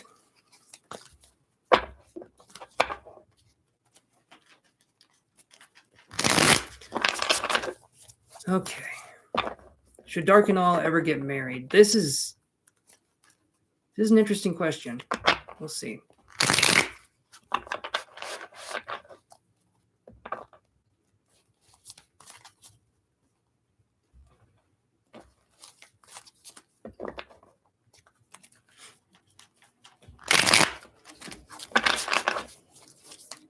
All right, should Dark and All ever get married? Let's do one more shuffle here. And then Padma, if you're here, you can post your question here in just a second. I literally get the one card that's saying, it's saying this, and I'm going to say it like this. Dark and All, you're in charge of your own life. You do what you want to do, okay? But sometimes it could be maybe there's trauma, maybe there's something making it so we don't want to get married, or maybe we just don't want to get married, which is fine. Either of those is fine. But knowing where it comes from is good. I get this card though right here. So I get 2 of Cups in reverse. This is your energy right now, literally saying you don't want to get married, or you're not feeling like it would be to your advantage on some level. I feel like if we're healed and we go into a relationship and we expect that we have to be vulnerable and there's a possibility. Yeah, Padma, you can post your question. And there's a possibility that we can get hurt, but we're going to be okay. That's good. If we feel like we're very, very vulnerable and we can't risk being hurt, then I would say don't get in a relationship. Relationships require vulnerability, letting people in, and honest and sincere communication. Sometimes those things are incredibly difficult to get, not from just one person, but from both people in a relationship. So the question, should you ever marry or not, is up to you. 100%. I am not going to be telling you, should you marry or should you not marry? That's a ridiculous amount of power to give me to say if you can be married or not. This right here, it could be trauma. There could be trauma that's going on. And if that's the case, then when you work through the trauma and you resolve certain things, a relationship could possibly open up. But if not, it could be, that could be something that's going on. I'm not saying it is trauma, but a lot of times with relationships and being vulnerable, there is trauma and stuff that comes in. Hey, Juan, how you doing, bud? So that's what I'm seeing here. So let that sink in for a minute and we can go from there. But that's kind of what I'm thinking, Dark and All. All right, I'm going to go to, Maya. So here's what I'm going to do. I'm going to do Maya's question. Then I'm going to do Padma's. Well, I'll do Padma's question, then Maya's question, and then Grace's question. You're welcome, Darkanal. Okay. So right now, Padma, I'm doing good. I'm doing good, Juan. See, what did I say? So, Maya, what was your question? Let's go to your question because you paid. So, Maya, Grace, and Padma. So, we'll do it that way. Yeah, post your question, Padma. We'll get to you.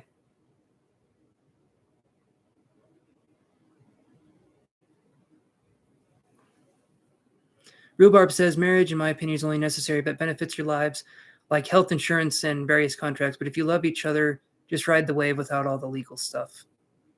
I agree with that, Rhubarb. I really do. I really do. The rest is idle chitter chatter. You know, the real meat and potatoes is communication, loving each other, trusting each other, and yeah, riding the wave. There's going to be good days, there's going to be bad days, and there's going to be every single thing in between, multiple times.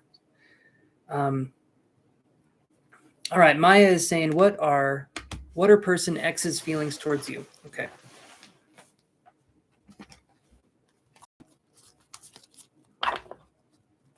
All right, let's look at this for you. What are the current feelings towards Maya 244?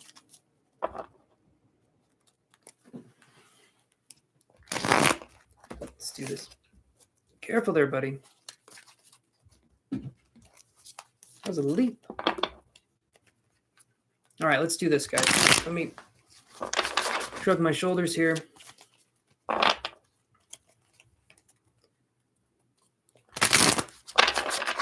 So, Grace, what was your question? Again? Or maybe you never even said it. Maya's question. Let's focus on this one.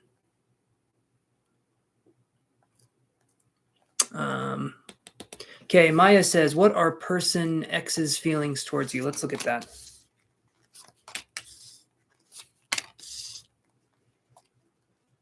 There is some energy here. So let's look at this together, Maya. Hopefully you're there still. Hopefully you didn't disappear on us again. You like to pull a little bit of a Houdini every now and again. All right, he's being good. He's playing with his golden sack. That sounds dirty as hell, but he has a little golden money bag that Yoshi plays with. So, or if you guys could see it if I went like that. So you can see him playing.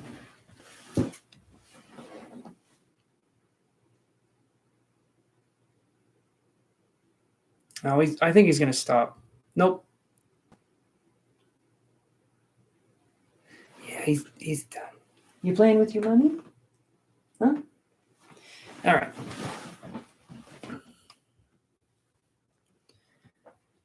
Oh, yeah, Mercury in retrograde will mess you up. Okay, Padma.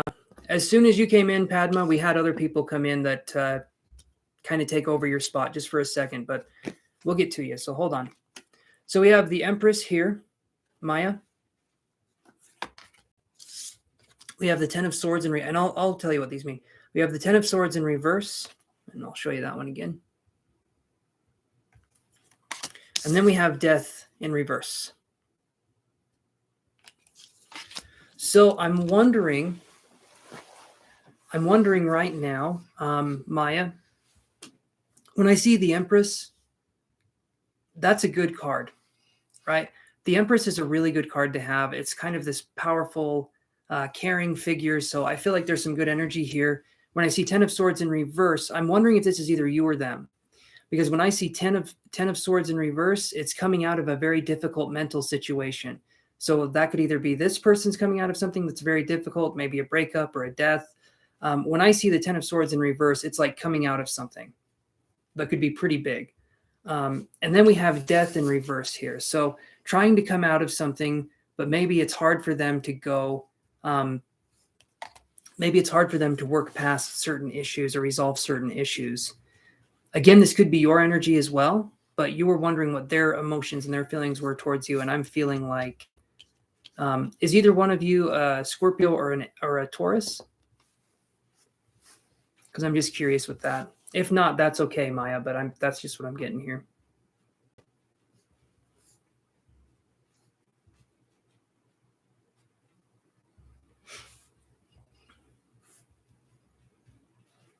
They're going through. Okay.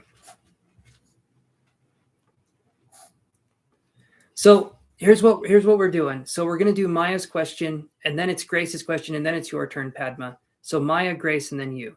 So you're an Aquarius. Okay. So they're true. Let me do a little bit more here.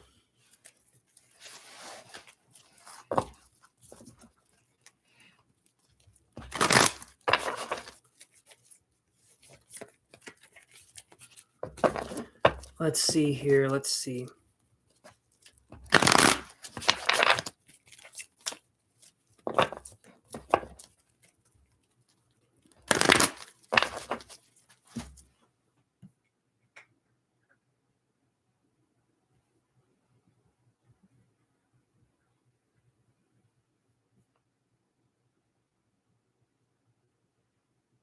Give me 1 second here, guys.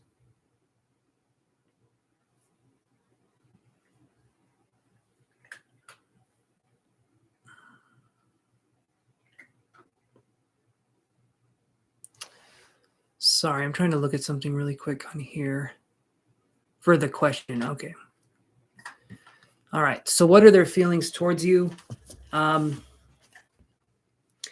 I feel what I'm getting with these cards, I feel like there's love here. I feel like there's appreciation here. This person's going through a difficult time. And I don't know if this person knows how to handle it in an emotional way. They're trying, I feel. I don't know exactly what they're going through. But when I see 10 of Swords in reverse and the Death card in reverse, they're trying their best to deal with this situation as much as they can. But there's something going on with them that feels like it's pretty heavy. That's kind of the energy that I'm getting. And pretty heavy, depending on the person, can be a relationship or it can be a death. I'm not sure exactly what's going on here, but it feels like this person is holding some stuff inside and they don't know how to let it go, so to speak. That's the kind of thing I'm getting. Let me shuffle these cards here, Maya, and let's look a little bit more.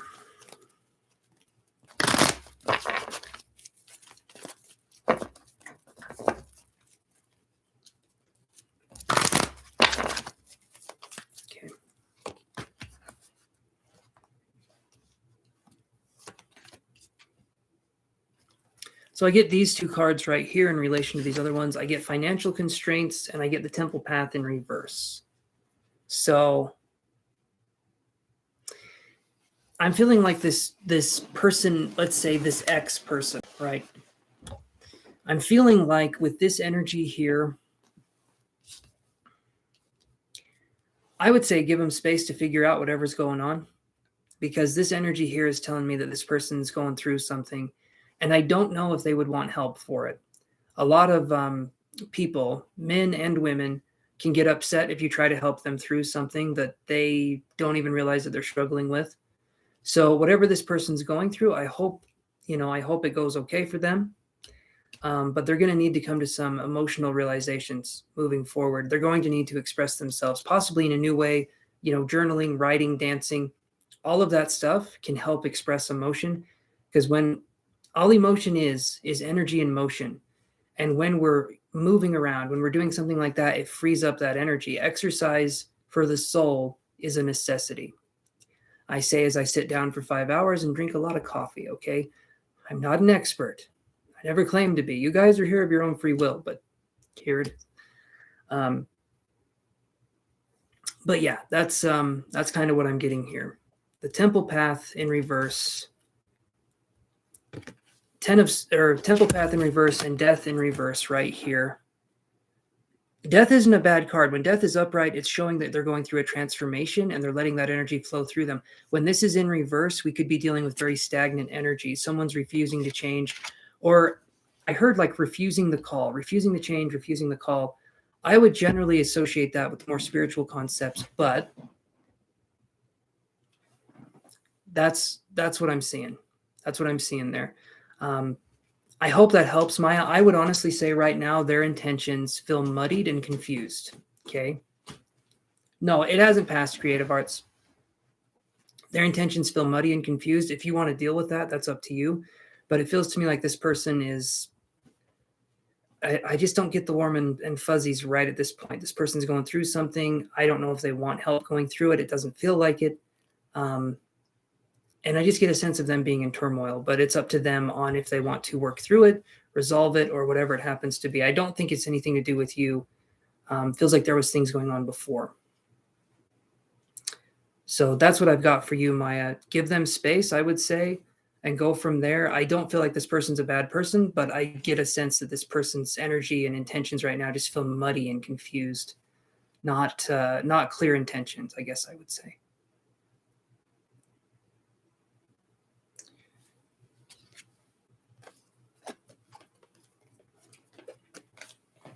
Hopefully that helps, give you some sort of, well, hopefully that just helps, Maya. No, not yet. Not yet, but we're going to get there. We're going to call you, and then when we do, it's great.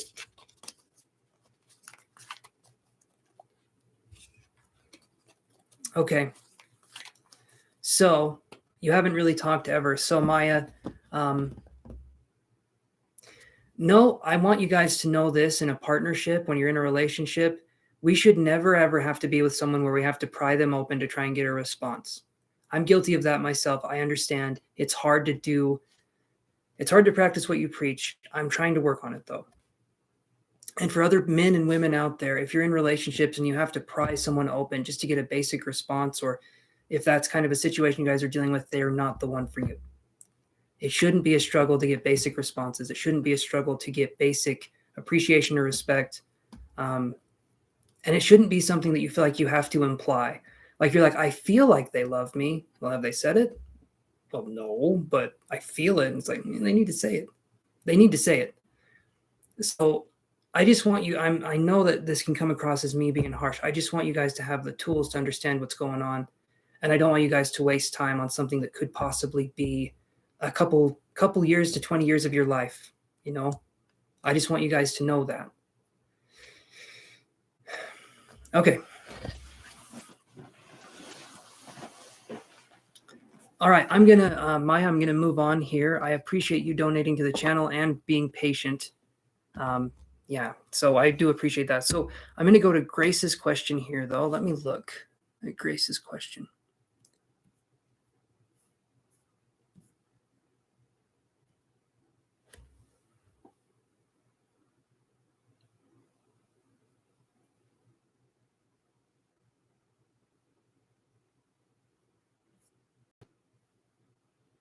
Okay.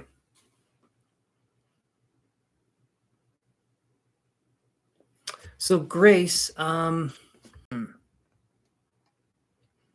we could talk about how to get rid of the energies that are holding you back.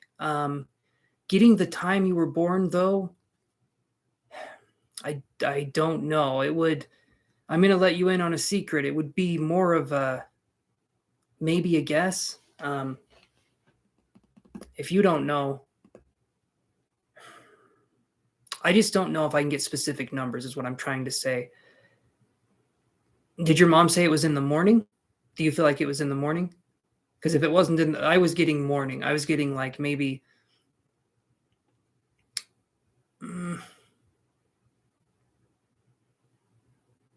something's telling me 11, which would be more afternoon, but it's like I feel like it's between 7 to 11 a.m. I was feeling like it was morning, though.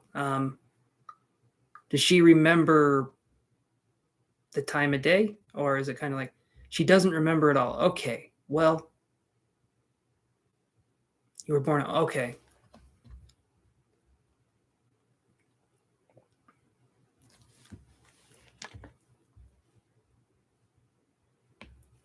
All right, Grace, give me 1 second just because I want to see if I can do this.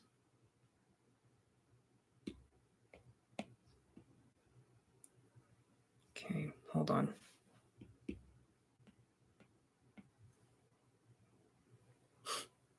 That's what it feels like sometimes, Nina. But I do not have any qualifications of any kind.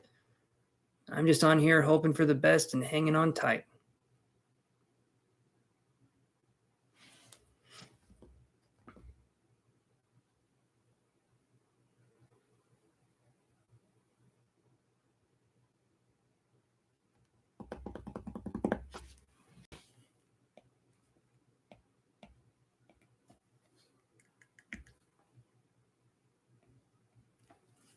Something that I'm getting, Grace, the only thing I can get is 719. That's what, yeah, Padma, post your question. Post it one more time, and then I can read it here. 719 is what I'm getting. I feel like it's AM. I feel like it's in the morning. The Chancellor. Oh, I like that, Rhubarb. That's good. You combined both of them. That's good. That's some good shit. But 719, I feel like AM. Okay. To get rid of the negative energies that are in your life, we need to focus on the behaviors that are causing us to have these negative energies, right? Best thing we can do is a little bit of mindfulness, and gratitude exercises are good. I don't have a ton of time doing this to talk about it. If you want to book a session, we can do that. And I'm not trying to get you to pay for a session. But when we're talking about changing or developing or undeveloping negative habits, it can take time, and it depends on specifically what we're dealing with, if that makes any sense. Energy healing can help, but it's not the solution. It's something that helps guide the process. And if I can help in further that process, then I feel like we could do something there. I'm not making any promises, but generally people leave feeling a lot better than they did coming in, you know? So, okay. All right, Grace. So go to my website if that's something you want to do. And I think we can, or just email me, Grace. My email should be listed down below, or just this right here.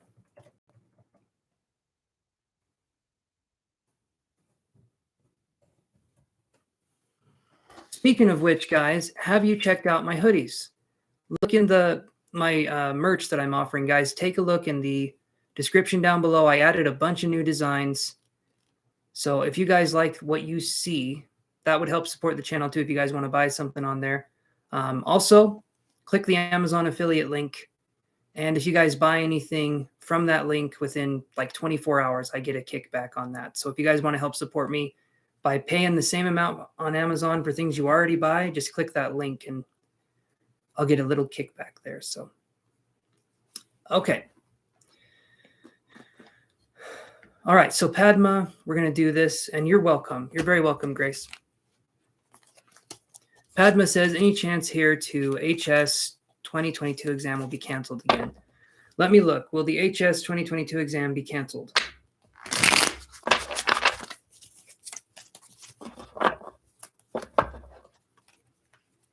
All right. Will the HS 2022 exam be canceled? Cancelan.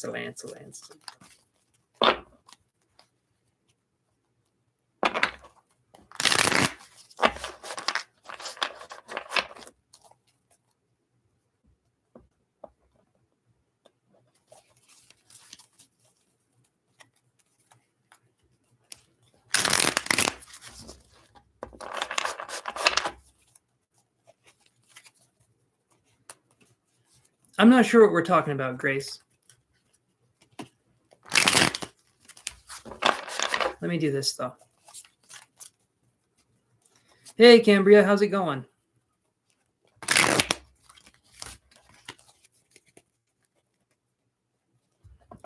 Oh, the sweaters. I think so. I think it would be okay for them to wear them. I'm not sure. Is there and you can tell me, is there a reason why they couldn't wear them? Like, is there a certain fabric they don't like, or is there like they're allergic to something? Because I don't know exactly what they're made of. I wish I did, but I'm not really sure. And I don't want to give you the wrong information.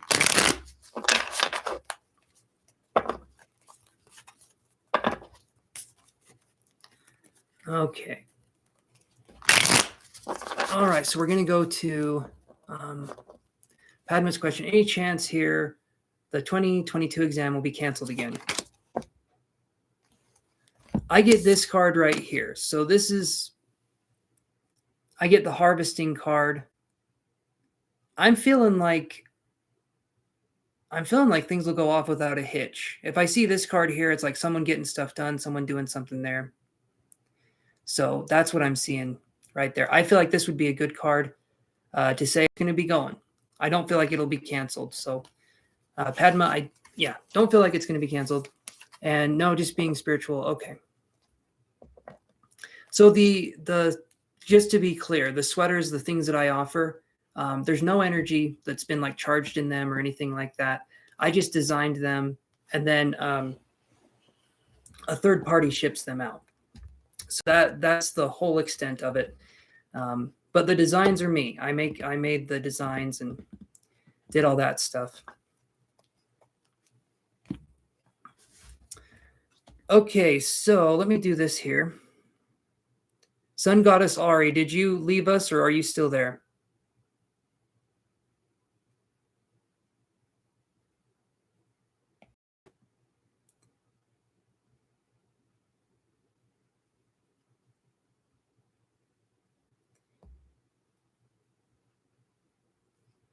Good night, Etiana. Have a good one.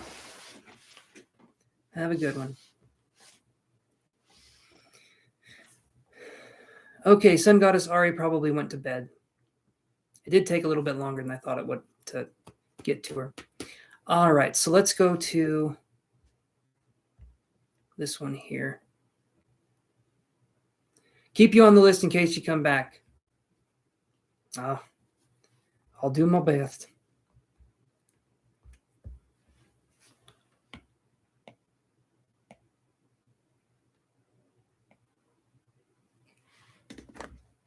Jalissa Marsaw, are you there? Actually, yeah, we're right. Jalissa's... Okay, Jalissa Marsaw, are you there?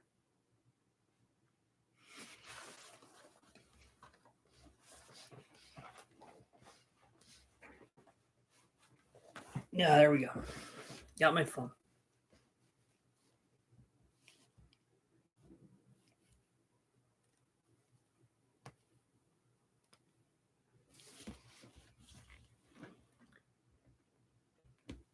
X Heart, are you there?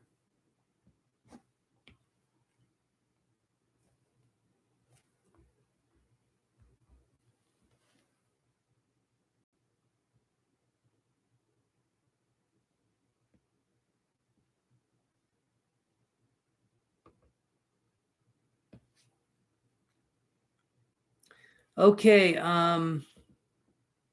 Jaya Pawar, are you there?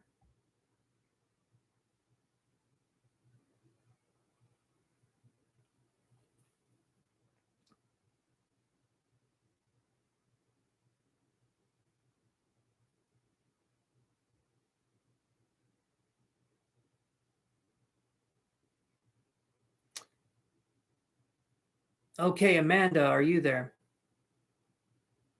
We kind of already addressed your question. A little out of turn, but...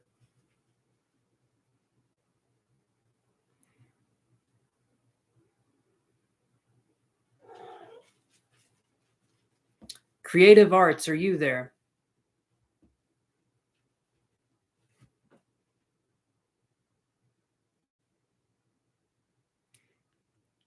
A little drained, Nina, but I'll be okay.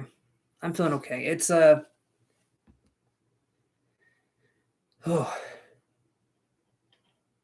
kind of a lot, kind of a lot to deal with. Again, that's why I don't do mediumship readings that much. I love that I can do them. I think it's amazing, but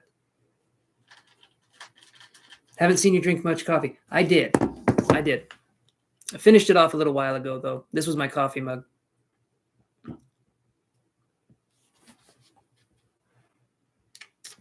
Okay, Garam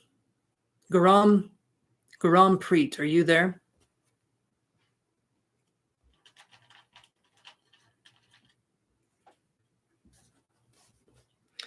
All right, I'm just going to jump ahead here and let's do this. So, Cambria, you're there. What was your question?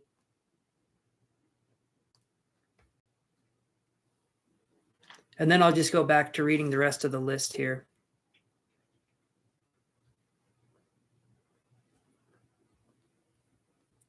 I'm thinking everyone's asleep or everyone's awake and they're just playing hide and seek with me, but they don't know that I can't participate because I'm home right now.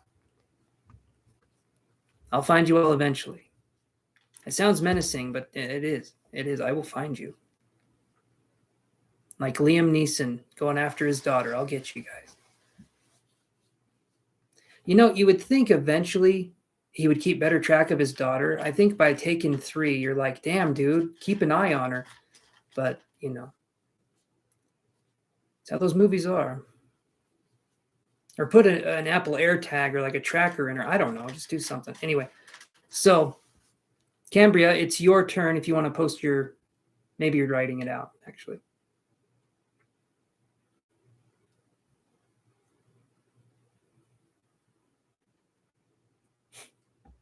I actually saw that one. Me and my girlfriend saw, I think it was just called Pig. Wasn't it just called Pig? Anyway, I saw that one with Nicolas Cage. It was interesting. I mean, I didn't mind it. It was definitely a Nicolas Cage movie, though, if you know what I mean.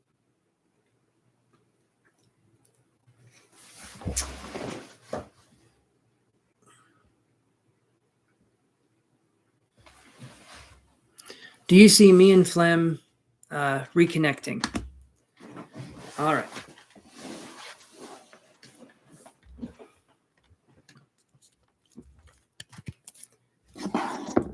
Yeah, I was, Nina. I was on for like 6.5 or 5.5 hours, I think. This is something, though. I'm trying to get subscribers. I'm trying to grow the channel, so I'm trying to be on here as long as I can, and I've got the endurance. I think I can handle it. But some days it does get heavy, and that's okay. I didn't sign up for all easy days.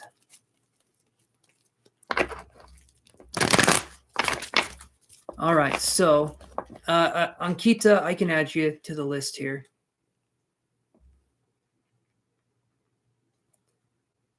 Or Chantel can add you to the list. Screw endurance, we have coffee. Yes. I got to stop drinking it at some point, though.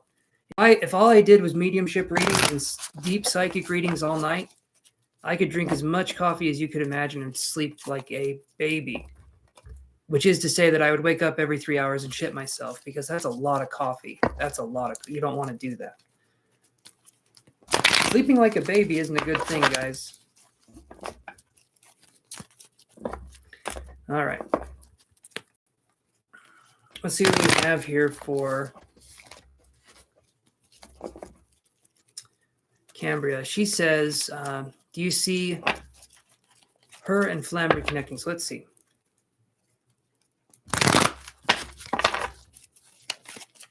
One more time here. One more time.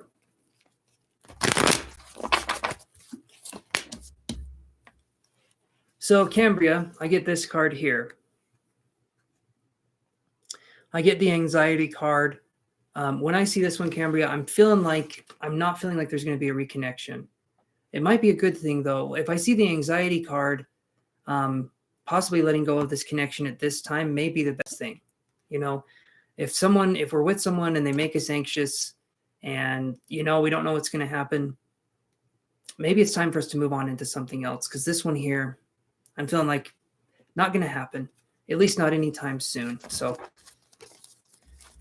yeah, sorry about that, Cambria. You probably, oh, that's what the cards have to say.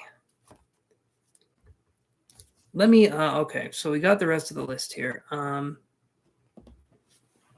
So ZRO, are you there?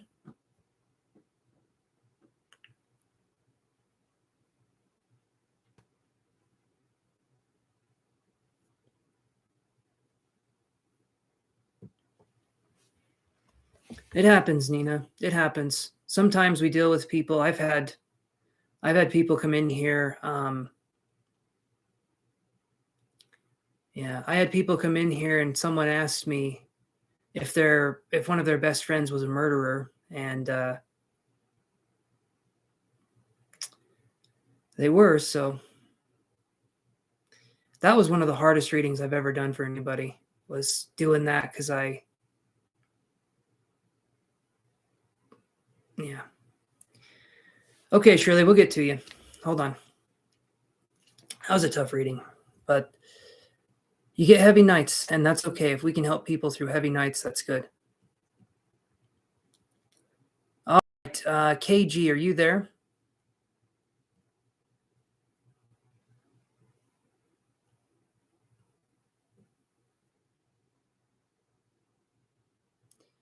KG or Delta. And let's do Shirley's reading while we're here too. So Shirley, do you want to post your question?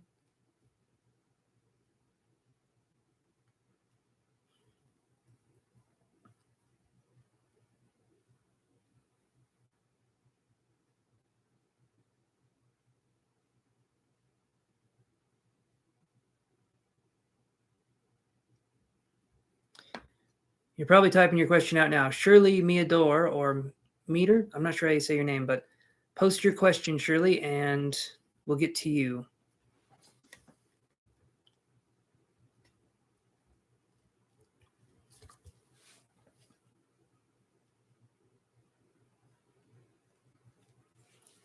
You're welcome, Cambria.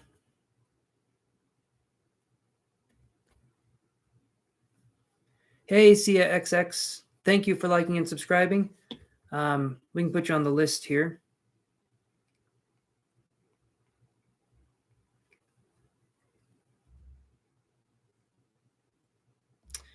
Okay, Shirley. Your last call here. Hey, Vanessa. Could you like and subscribe, and I can put you on the list? And if you're already subscribed, can you just like the video, and we can do that? I can put you on the list though.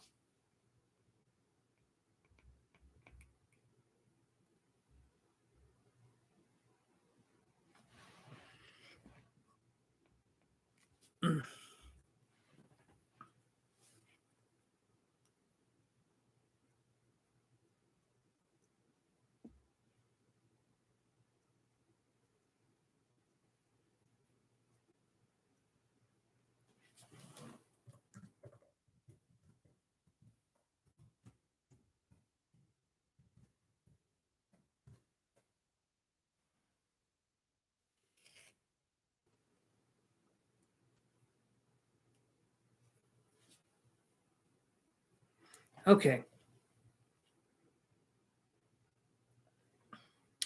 All right, so let me do this here. I'm guessing they're not here. So Gabby XO, are you there?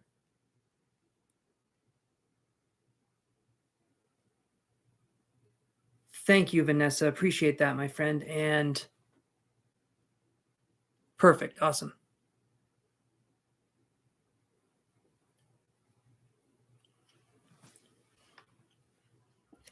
Thank you, Cambria. I appreciate that. You're very kind to say that. Deanna Winchester, you want to be added? Did you like and subscribe? I think you're already subscribed. I'm not sure though. Are you here with us now, Nina? I think you were back in time there, in a very distant place. The few dare to venture. Okay, so all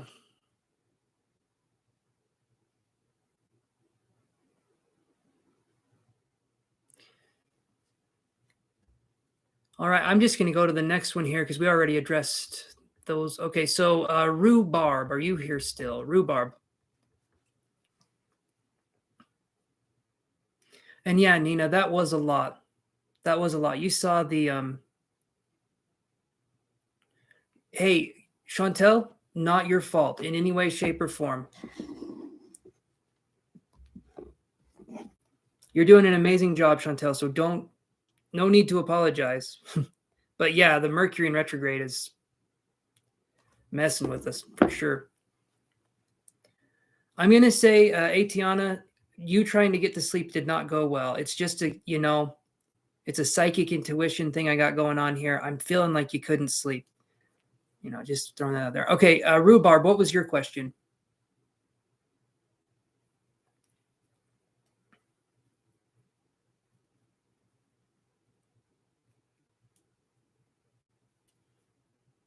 Rhubarb is short for rhubarbra, just in case you guys are wondering.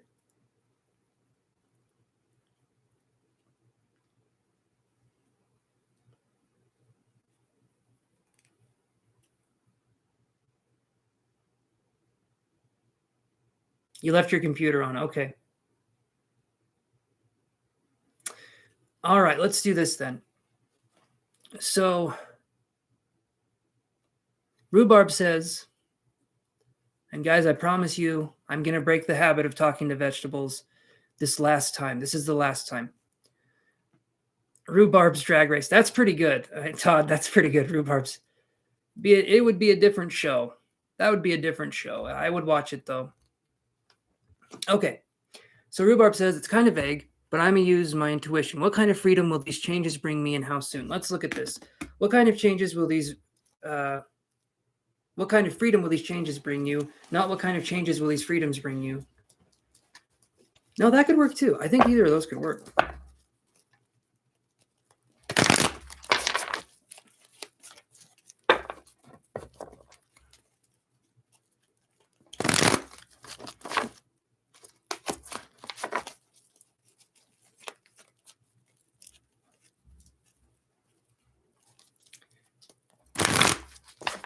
Hey, Shirley. Are you caught up with the chat? Either works interchangeable. Rhubarb, you're doing shit here that is awesome. Whoa, hold on a sec, guys. That was weird.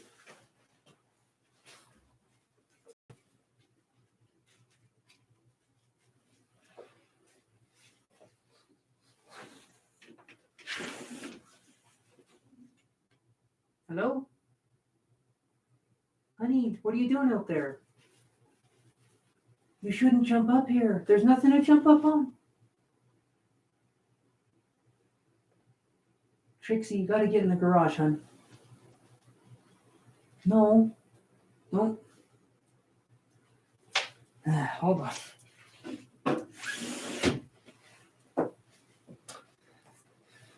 Okay. Give me a second here, guys. Our outdoor cat tried to jump up in the window over here. Yeah. I didn't mean to scare you, anybody. That scared the shit out of me, though. So hold on. I'm going to put her in the garage for the night. So, guys, hold on a second.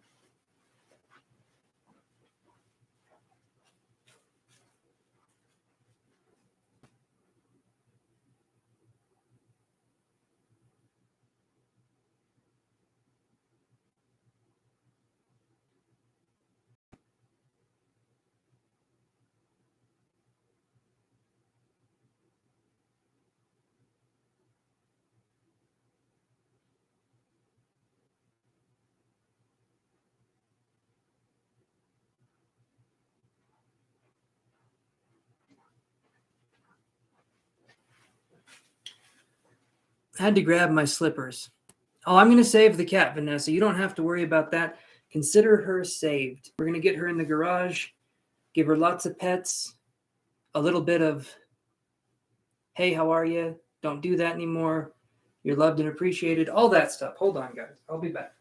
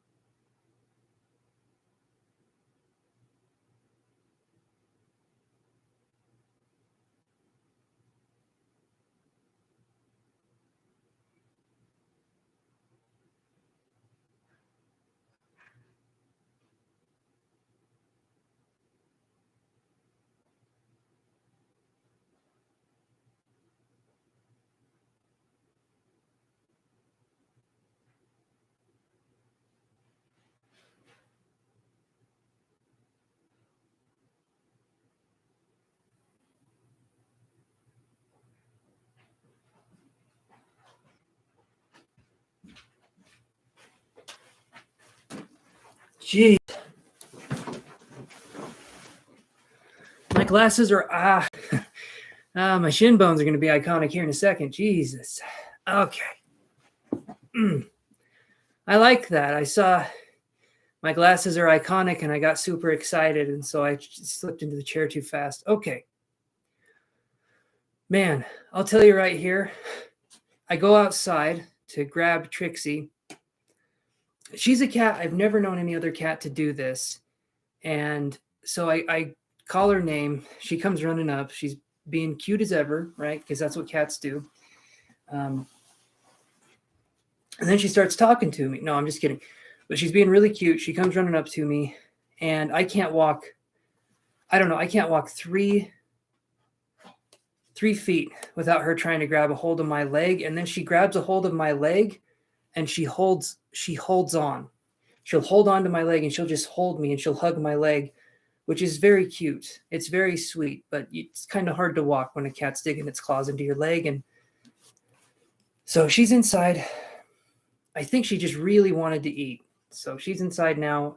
The garage door was open the whole time. She could have eaten whenever she wanted to, but she had to jump up in the window and scare me half to death. So that's always good.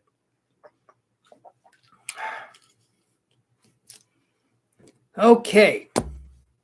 I believe we were on to Rhubarb's question. Chance the icon. Ooh. Oh, yeah, JK. Cats they're fun.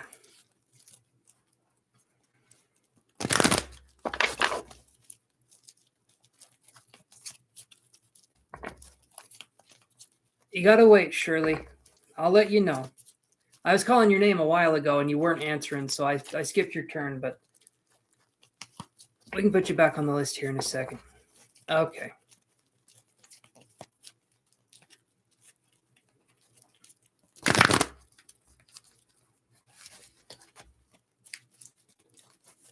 I think you were lagging a little bit, Shirley. Chance the Rapper. I'll take it. You may have been lagging, Shirley. I was calling your name.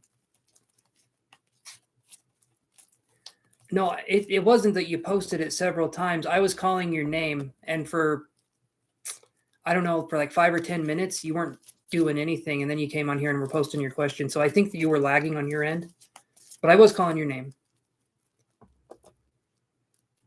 Okay. All right, let's do this, guys. Let's do this. So what's going to be going on in the next few months here? You'll take it and can confirm. Okay, Rhubarb is doing some awesome shit. Trixie knew this too. And in fear of your awesomeness, Rhubarb, she decided to jump up in the window and scare the shit out of me. Okay. Chance the Flapper. I haven't flapped since this morning. All right, so we got Caring Connections right here, Rhubarb. This card here, I'm feeling the freedoms that will come to you. There could possibly be a relationship. Oh, there we go.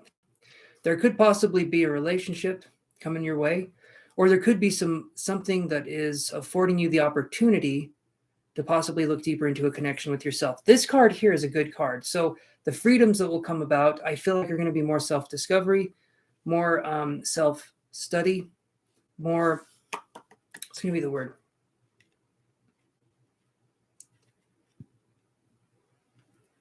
I feel like just focusing on yourself more, where it's just the one card, right? Where it's just the one card readings.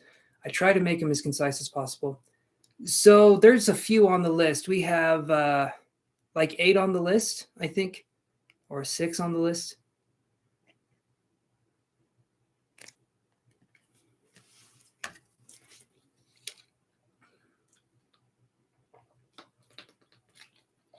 Okay. Moving on here. Let's do this. So, like I said, Rhubarb, this is a really good card. I feel like it's going to be self-discovery. So the freedoms that you can afford will be self-discovery. And it sounds weird. It sounds like a weird freedom to have, but we don't get that. We don't get self-discovery. We usually don't get it until we're much, much older in life. We got a dog too. We do have a dog as well. But yes, spiritual people, the cat thing, trust me. Trust me, the awesome JK, that's very sweet of you. So I was gonna say, cats just get it. Like little Yoshi back here, when I'm doing energy work, he interferes, he blocks the energy, and he takes it all for himself. Yeah, you know I'm talking about you. You know I'm talking about you. You take it all for yourself. I love you, buddy, but you're a little selfish. You are. You are. He doesn't get my glasses tonight. We try to share prescriptions, but he doesn't get them tonight. He's been a selfish little boy. Nina's not a cat person. Oh, the worst thing you can say to a cat person is that you're not a cat person. I'm going to say it right now. You either haven't met a cat that's nice, you're allergic to cats, or somewhere along the way you were just told to hate cats and you just don't like them.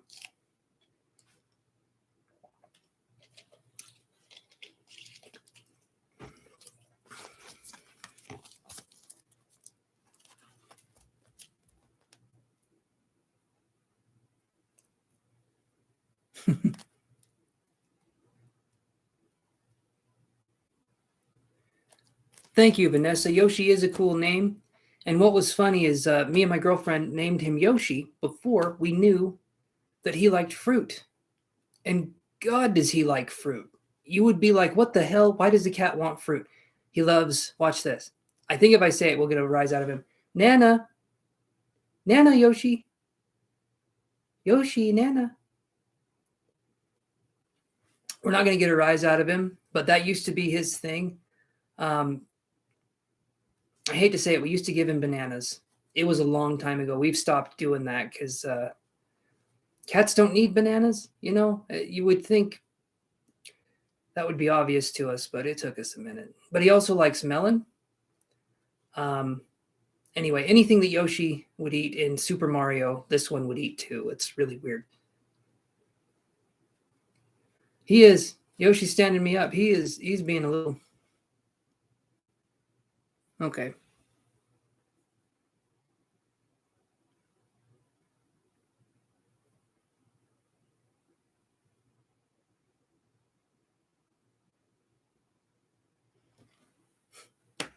Rhubarb, it sounds dirty when you say it. Hold on. I swear it's my initials. Yes, I do. I've said that many times because I'll look at your name and I'll be like JK, and then I hate saying it too because sometimes a good reading comes up and you're like, here's what's going to happen, JK, and then the rest of it's just a damn joke and no one takes me seriously. So okay, who the hell am I on? Hey, who am I on here? Hey, boy. Oh. All right, guys, let's do this. We had a little list going here. All right, so let's do this. Let's do Shirley's question. That's funny. You posted right when I said it. Okay, let's do that then. Can you please tell me... You were next on the list anyway, Shirley, but I'll make it seem like you're more special than you are. So, all right, Shirley, I'll bend the rules for you just this once. She was next anyway. All right, let's do this. Can you please tell me, will the mechanic be able to get my car fixed with the lights, okay. Will the mechanic be able to get the car fixed with the lights, turn signals, and windshield wiper issues?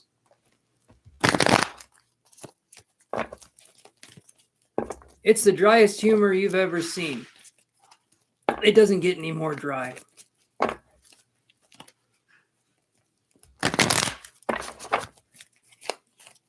All right, let's do this here for Shirley girl. Let's just see what we got going here. Will there be resolution with the car solution? Hopefully there's no pollution. Amen. All right, let's do this, guys. One more shuffle.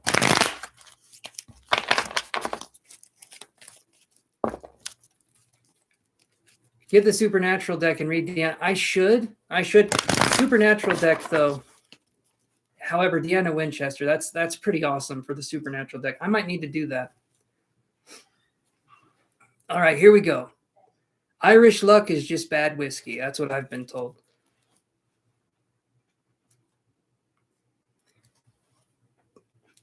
Okay. Damn. Rhubarb, your excitement when you're in here disturbs me. Okay, so here's what we got coming in here. So Shirley, we get this card right here.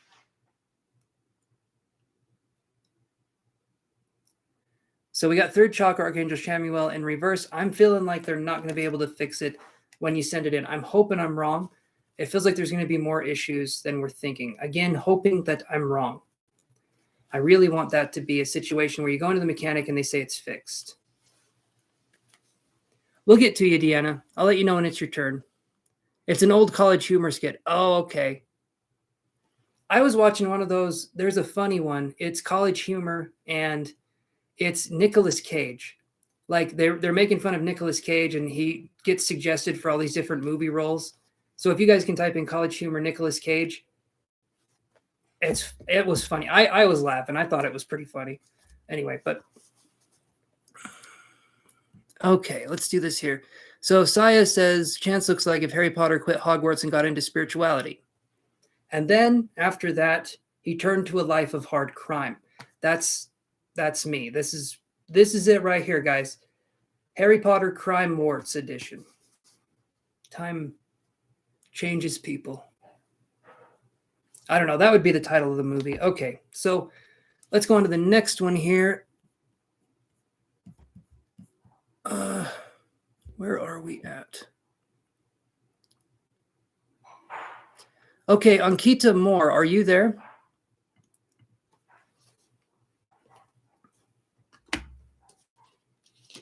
We're talking the hardest crime you can imagine. Stealing candy from babies, stealing babies from candy, the whole lot. Harry Maguire. You guys aren't supposed to know my true nickname. Spiritual name should be Chancellor. You guys have been saying that a lot. I'm going to look up what it is. You're welcome, Shirley. I really hope I'm wrong. I'm hoping they fix it. You know, car mechanics, though, sometimes they fix one problem and then they get a knife and they slash your tires and they say your tires are broken. That was my impression of a mechanic that slashes tires and says your tires are broken, because that's how it is.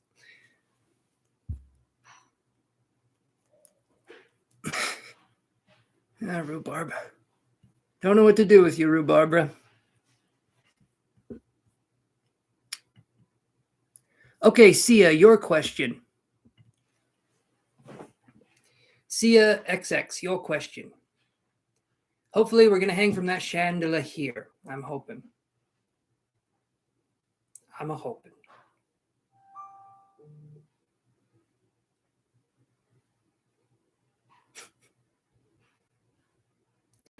Rhubarb just made it a little,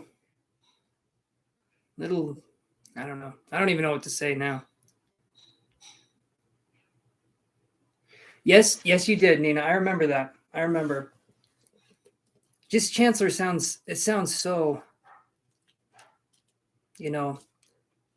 I don't know. It just feels like if I'm called Chancellor, I have to wear like a tweed jacket and like really, really high shorts and like glasses that come down right here but are really small. And I have to go like this to read. That's what I see with Chancellor. It's not me. It ain't. All right. So Sia says, okay. Okay, so I auditioned a few weeks earlier, and I am also planning to audition in future for more things. Should I expect a positive outcome out of any of the auditions? We're playing with odds here. So eventually you will have a favorable outcome. Let's do this, though. Let's narrow the question down, and let's make this, we're talking high shorts. We're talking a man thong, a mong. Okay? They do exist. They are uncomfortable. And the boys do hang out, if you know what I mean. Okay, so let's do this here. The highest shorts anyone's ever seen in their lives. You'd be like, damn, is he even wearing shorts? Because that's how high up they are. Shorts you wear on the inside. All right, let's do this here.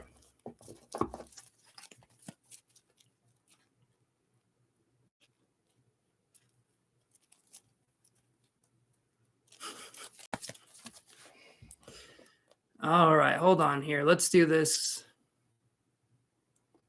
So Sia says, I'm going to read it one more time.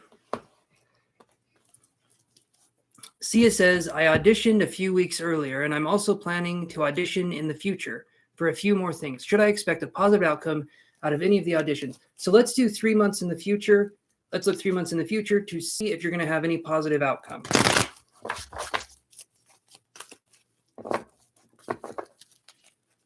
Okay. Hold on one second here.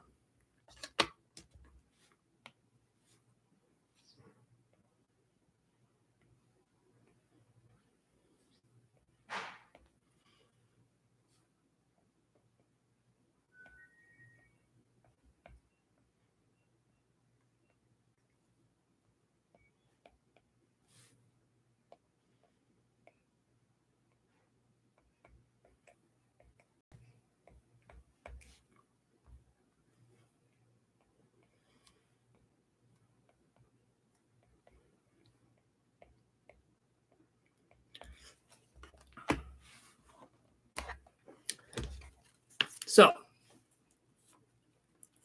this right here, I drew this, okay? I drew this for you, Sia. It says, yes, believe in yourself, damn it, okay? That's just me, though. Let's look at the cards. But believe in your damn self. And whatever these auditions bring, I think you can get it. I'm going to go and read the cards, though. Let's see what we can do here. 3 months. What do we got for Sia? What do we got for the foreseeable future? Huh? You see what I did there? I don't know if that's dry humor or just guy humor, but it's bad dad jokes all the way. Let's see what we can do here. For the foreseeable future, what can we find? Will the auditions, of course, be kind? And the worst dad. Bad dad jokes. Ah, yes. I see. Goddess of the Moon. Okay? This is a card right here. Literally what we just said. When I said, yes, believe in yourself, damn it, you look up the description of this card in the dictionary, says the exact same thing. Not even kidding. Not even a tiny bit. I am kidding. Okay? I can't keep it a secret. This card, though, is a good card. This one right here is going to be a really good card, but we do have to believe in ourselves. We have to believe that we can do what we need to do. If it doesn't work out this time, I feel like there's a possibility it could work out, though. But if it doesn't work out this time, keep trying. A lot of the times when we're really, really close to getting success, we'll give up. Okay? But if we keep trying, we keep going, eventually, it gets harder. And then, if we keep going, then we'll be successful. I feel like a lot of times it takes a lot just to get to a baseline level of success. But once you're there, you can respect the journey. I feel like you're going to make it. I feel like you're going to do just fine. And yeah.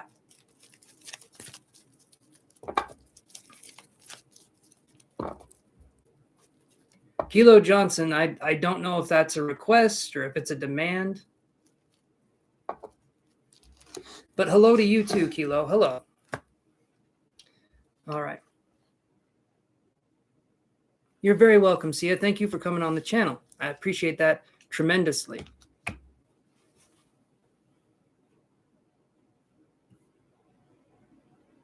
The cattler. Of course. The most dangerous animal in the world is the cattle snake. Half cat, half snake. All hiss. All right, let's do this here. I believe we are on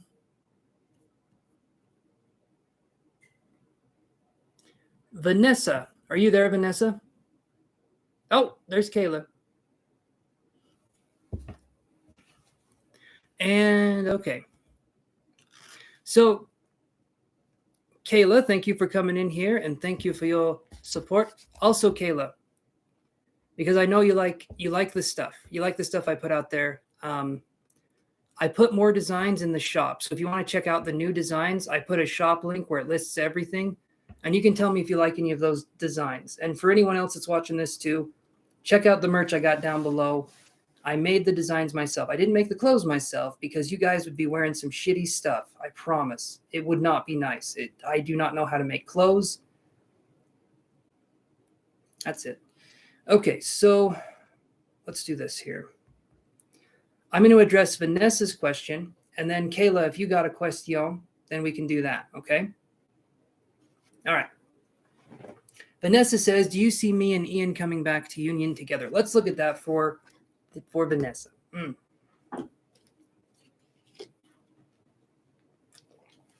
I got you, Vanessa. Glasses line. 100%.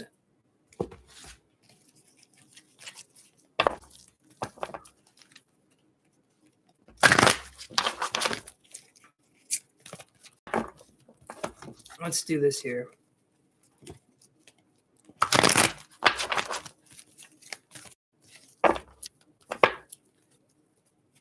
It's all about the glasses line.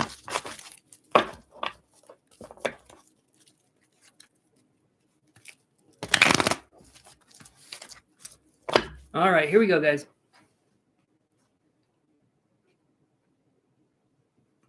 I mean, JK. Yes. Okay. Just kidding. Yep. That's how it is. Will you and Ian come back together? I get this card. Vanessa.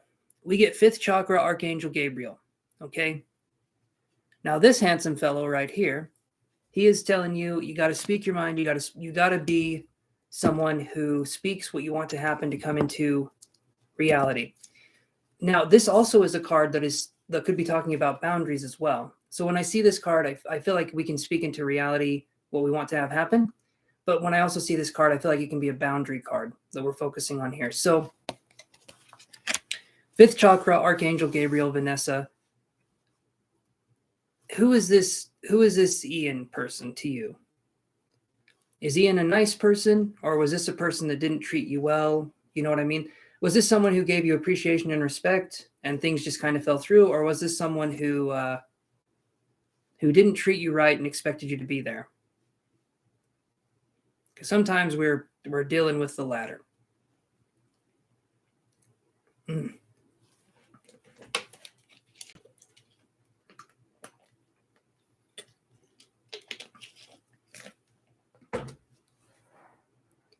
It was up and down. Okay.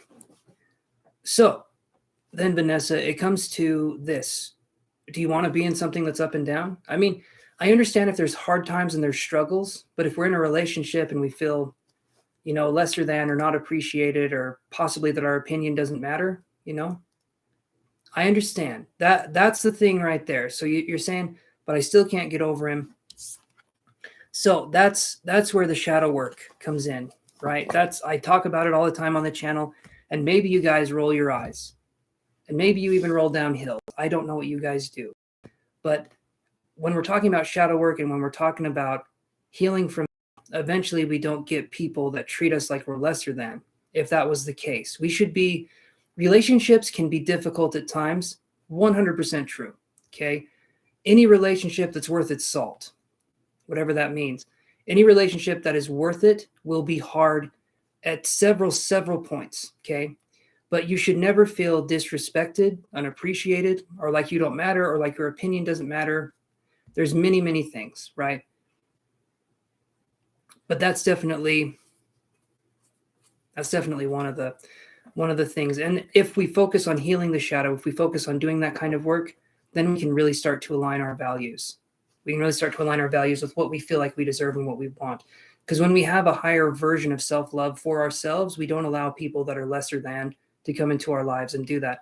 And I know it sounds horrible if I say lesser than, but I'm talking about people that are not emotionally or mentally developed enough We get hooked on people that are like junk food when we should be hooked on people that are like a 4-course meal, right? And so when you go into the healing place, when we understand why we choose the people we do, then we can work on fixing those issues. But until we understand that, it's going to be hard for us to understand who we are, what we're doing, and what we will and won't tolerate. In a lot of ways, establishing boundaries is the best way, 100% the best way to show love to yourself and to others around you, you know? One saying that I heard that makes a lot of sense to me is treat yourself like someone you're responsible for taking care of.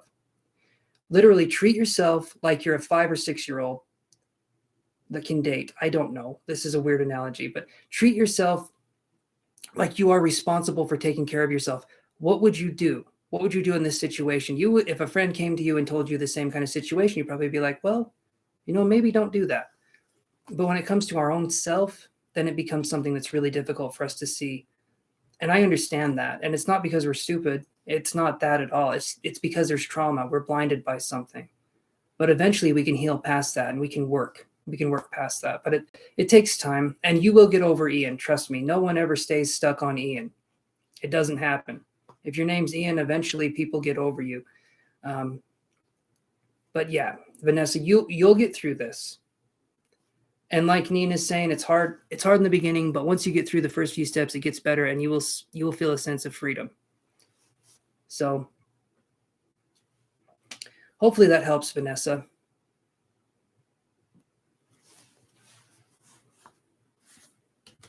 We got some good people in here giving some awesome advice. You're welcome, Vanessa. You're very welcome.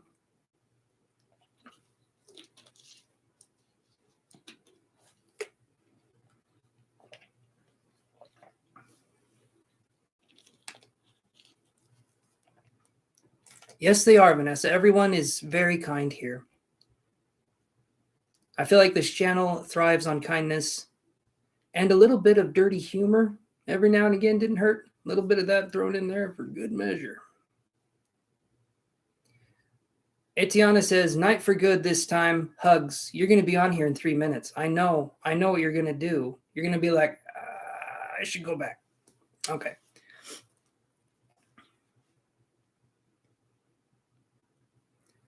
Awesome. So Kayla says, love all of the shirts, Chance. The heart chakra is so pretty with the turquoise and the blossoming pearl. Thank you, guys. Thank you. I like to doodle. It has been known. Wait, am I asking my question? I left for a second. Kayla, it's your turn. We haven't been waiting on you. So we're good. I just finished with Vanessa's reading. And so it's your turn. It's your turn here. Oh, man.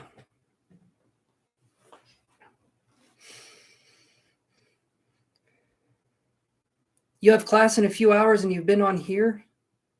Girl, if you don't get some sleep, you're going to be hallucinating soon. Come on. You got to get some rest. Go get some sleep.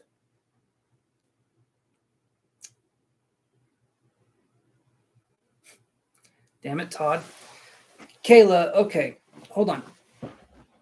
So, Kayla, you're saying, am I on the right path? Let's chit-chat about that. All right. So what are we talking about, Kayla? Are we on the right path in relation to what? These questions right here, I'm telling you, I'm going to be gentle with this. I'm going to be gentle, but I'm going to talk about this in a way. I hope you guys understand where I'm coming from with this. In life. Okay.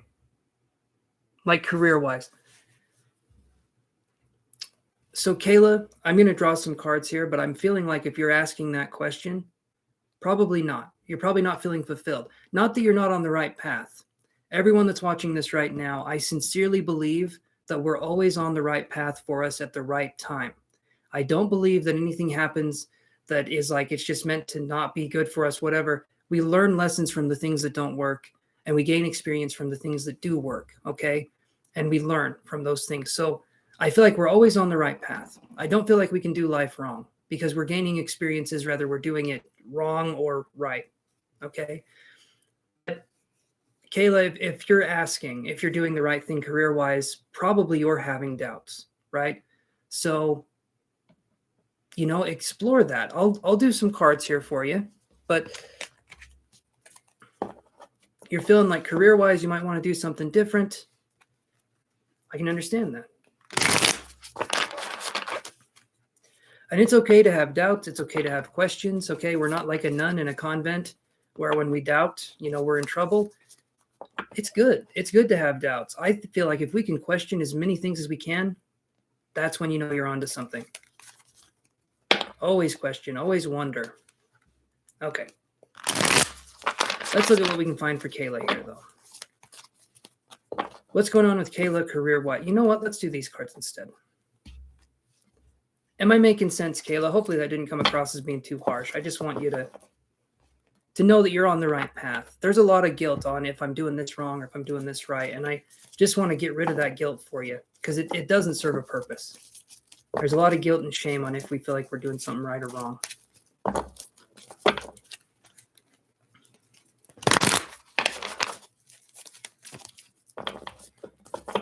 Let me do this here.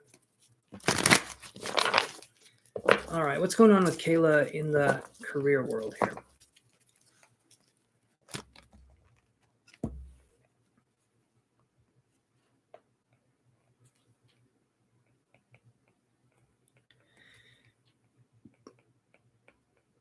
Okay, I was just writing that down real quick. Okay.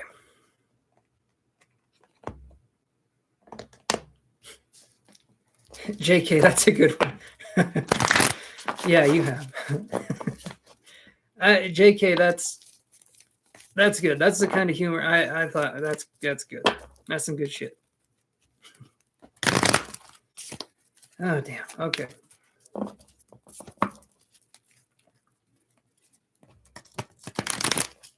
What's that?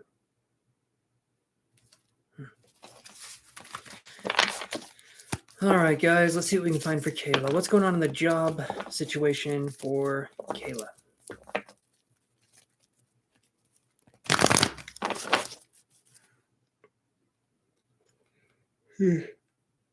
Okay.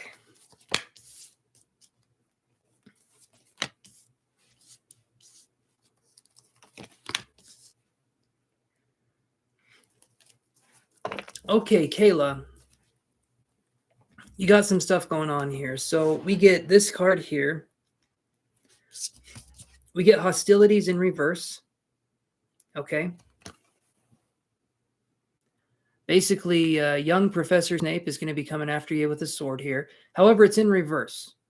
So when I see this card in reverse here, working through hostilities, working through in the best way that we know how, trying to handle a situation, but maybe we're trying to recover from something or we're trying to handle it, again, the best way we can. Then we get this card. We get Blossoming Abundance right here. And then here's something that's interesting, Kayla. We get Broken Heart right here. Okay. Blossoming Abundance next to Broken Heart with hostilities in reverse. So how I would read this, Kayla, you're doing the best you can in the situation that you're in right now, but you're feeling like there's more than where you're at.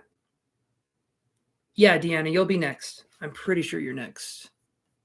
1 second here.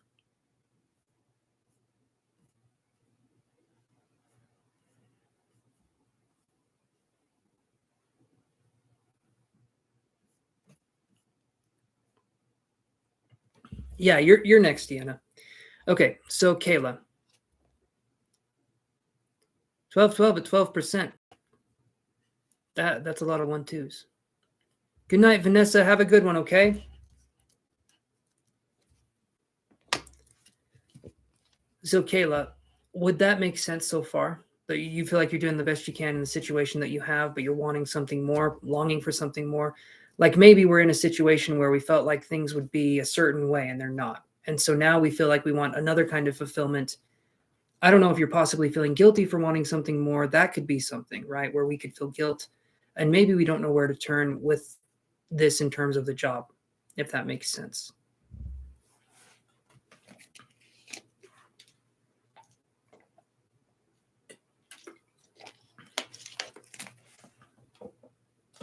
Okay. So then, Kayla, the question becomes, what's stopping you from going after what you want?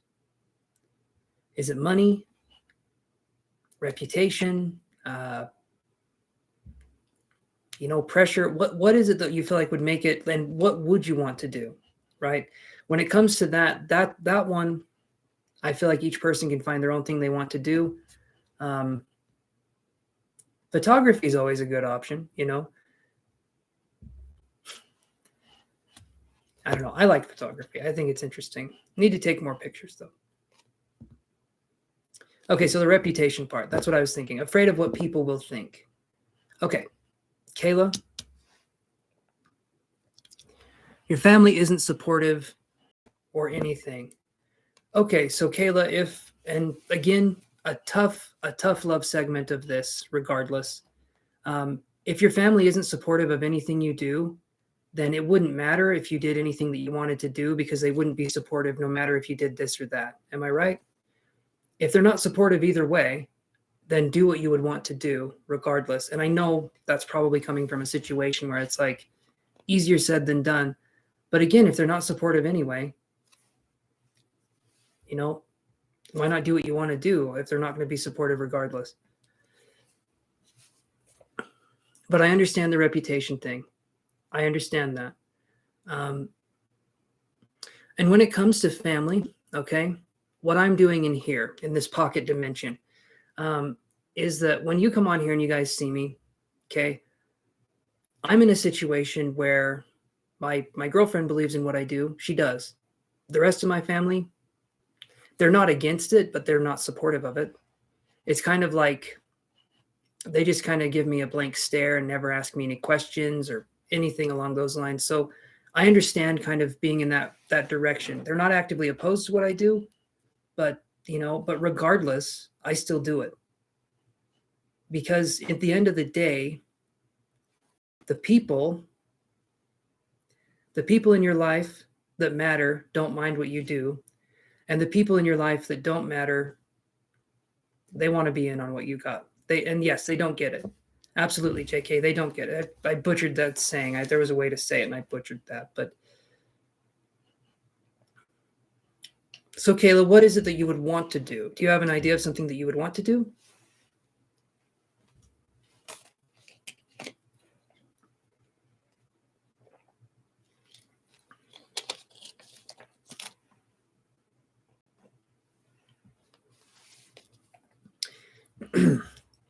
What I think, and this is going to sound really grim, okay, and I say it on this channel all the time. What I think is that each and every single one of us eventually is not going to be here anymore. We're not. No matter how hard we try, we are not going to be here. And if we have an opportunity to do what we want to do, the rest of the world be damned, do it. We only get one shot at being us, and this is now. This is right now. And I know it sounds morbid to think of it that way. For me, it helps me to do what I want to do. Right?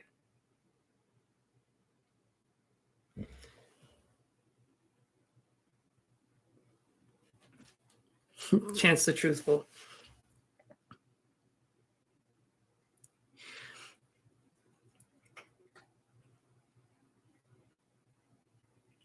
Okay, there we go. Rhubarb is quoting Dr. Seuss.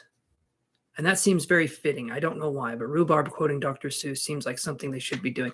Okay, so we have this here. So we have, and thank you for looking that up for me, Rhubarb. I appreciate that. Everything we love, we lose. How about we look at it like this? It's not everything we love, we lose. Everything that we love changes, and then we change with it eventually. The transition of death is just that. It's a transition. We're going from life to life, okay? At least that's how I believe it. And if you want to read tarot cards, if you want to do any of this stuff, it's something you can do. What I recommend to people is that if you want to start doing the spiritual journey, you want to start doing this, tarot is a good place to start. Learning is a good place to start. If you can do something in the meantime, because at first, I kind of want you, Kayla, to approach this like it's a hobby. Simply, the reason for approaching it like it's a hobby at first is because you need to learn, understand, and acclimate to this. And then once you feel like you have a handle on it, then you can take it to another level. And once you start making a little bit of money, then possibly quit the job you're in and maybe focus on doing some other things. But for right now, treating it like it's a hobby and then having a backup option is a good thing to do. But if you need to inject a little bit of something you love into your life to make it so that each day is a little bit more bearable, a little better, do it. Whatever that means, okay? But maybe we don't know where to start. That could be an issue. Maybe we don't know where to start, what to do, how to do it. But there's lots of ways. There's tons of ways. For instance, Kayla, not knowing what it is you want to do in life is one of the best things. It may not feel like it now, but because of that, you're probably not locked into a rigid way of thinking. You're probably someone who's more open-minded, and you're probably someone who's more respectful of those around them. So honestly, in my opinion, being open and adaptable is a really good trait. Society will have you think differently, though. Society likes to squish the creativity right out of your damn secretion holes. But we got these here. So I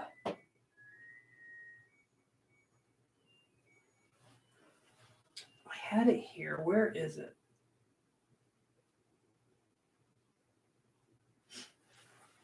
Or is it even here?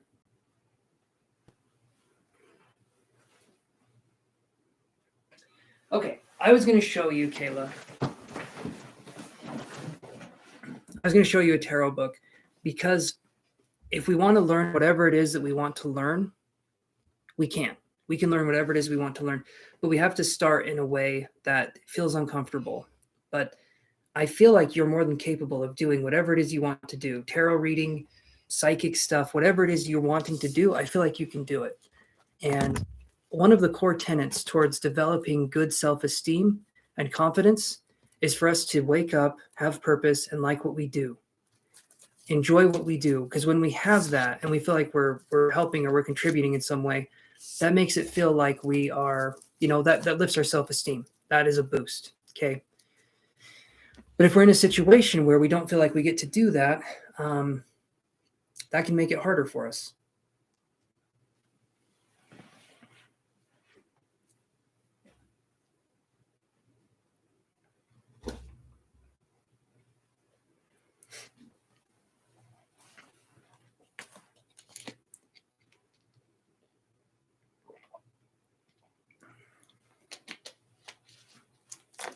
So does that make sense, Kayla? We can chat some more. We can chit-chat some more here, but is what I'm saying making sense?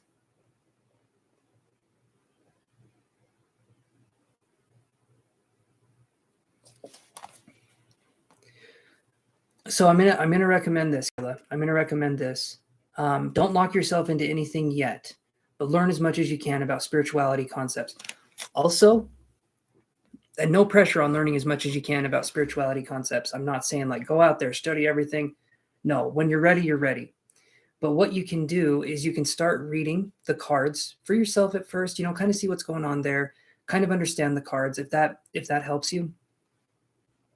And just start out very slowly. If you look at tarot reading like, I want to make money at this, and that's the reason why you're learning, you're not going to stick with it that much. Making money from it is great. It is. But if it's a hobby and an interest first, if it's something you enjoy doing, then you're going to stick with it and it's going to be much more enjoyable. But if you're thinking, I have to put pressure on myself, I have to make money, I have to understand the cards in 3 days, I have to do this, this, and this, then you're going to burn out. So start out slowly in whatever it is you want to do. Give yourself time and permission. Be gentle with yourself. And that is going to be something that is going to help you in the long run. Okay? I'm rooting for you, Kayla. I am. And I think you got this. I do.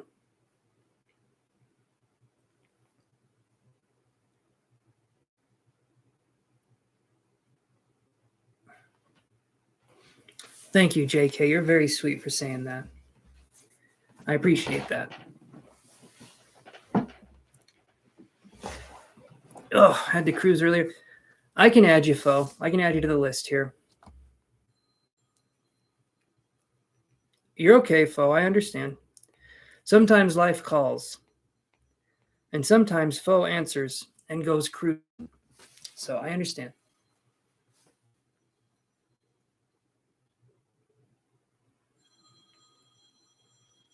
You're welcome, foe. Yes, Kayla, learn as much as you can, but also give yourself some time. Slow and steady, and look at when we're looking at a card, when we're looking at a tarot card, I like the take one a day. I like the take one a day approach. Have one card that you take out and that you leave out, and have that be something that you study. Why, for instance, oh, have a good one, JK. Let's say you draw a tarot card, okay? Why is the sky clear behind the person in the card? Why is it cloudy? Why is there a lion next to this person? Why is there a crab at that person's feet? Why is the ground that color? When we're talking about tarot, we're talking about reading a story in a single card. And what does that story say, right? It's all about story. It's all about narrative. And if we can get interested in our own story and our own narrative, tarot becomes a lot more interesting too. And we can apply that to our lives. Where am I at now? Am I in a tower card phase? Am I in a temperance phase? What do I feel like I'm at?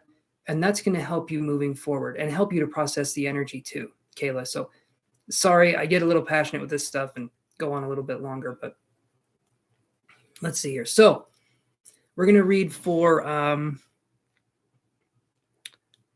let's do,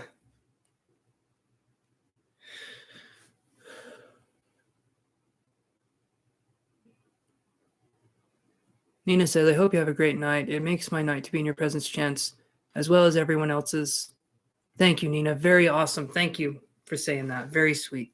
Have a good one, okay? All right, let me look up here though. We heart you too, Nina. You have a good evening. I don't even know what time it is over there, but it's 10:25 for me.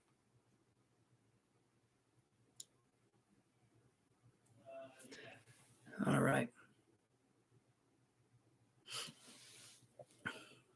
Okay, let me go up here and let me see. Okay, so at this point, I'm not taking any more questions. I'm going to read Deanna Winchester. And then after that, I'm going to read Faux FTP. And I think that's the last one for the night, I think. 626. Thank you, Aaron Roca. Appreciate that, my friend. I'm literally just closing up shop for the night, but I'll be on tomorrow for about 5 hours. So if you want to like and subscribe, which you already did, I'll be on tomorrow. Okay, so I'm going to read Deanna's question again. Deanna Winchester says, anything about educational love changes in future, and what does A think about you? Okay, so Deanna Winchester, choose one. Choose one question. If we're doing a paid reading, we can do more than one question, but give me one question you got there. Because I'm only drawing one card, and if I draw one card for both of those questions, I feel like it's going to get a little messy.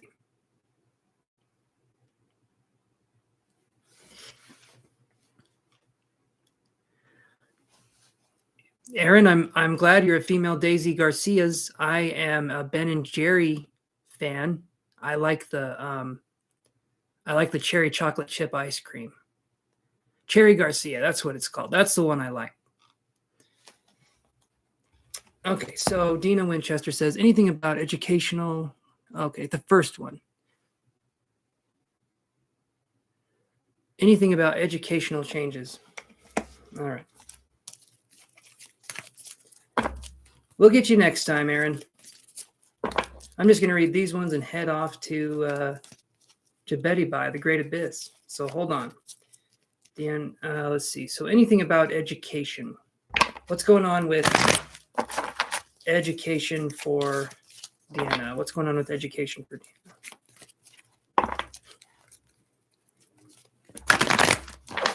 Hey, Cherry's Garcia is the shit. It is.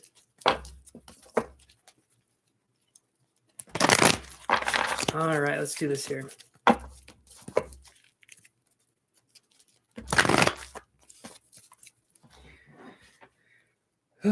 Okay, what's going on with education for Deanna Winchester? So I get this card for you, Deanna. That's a really good card to have. This is the cornucopia card. Honestly, that's awesome.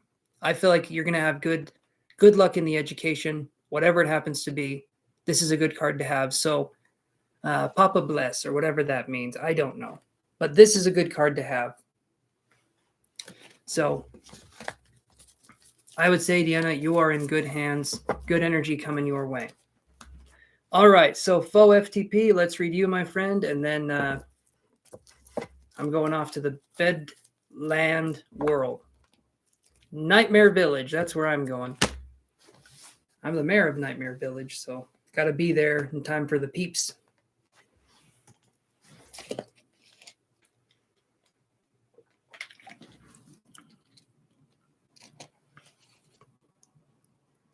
Rhubarb is casting magical spells on me using math. I don't like that, Rhubarb. The magical math spells make me nervous. Okay, faux FTP says, hey, I'm trying to find out what time I was born. You're the second person. I'm not even kidding. You're the second person that came on here wondering what time you were born. And I literally, I can't say maybe because that doesn't make any sense. And so faux FTP,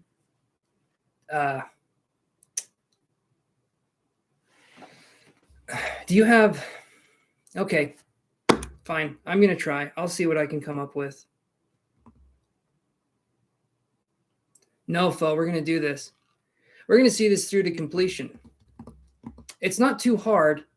It's just literally, faux, you'll have no idea if I'm full of shit or not. Maybe after you pass on from this world to the next, you'll know if I was full of shit, but you won't know. I could be like, you were born at this time. You'll be like, I don't remember because I was very young.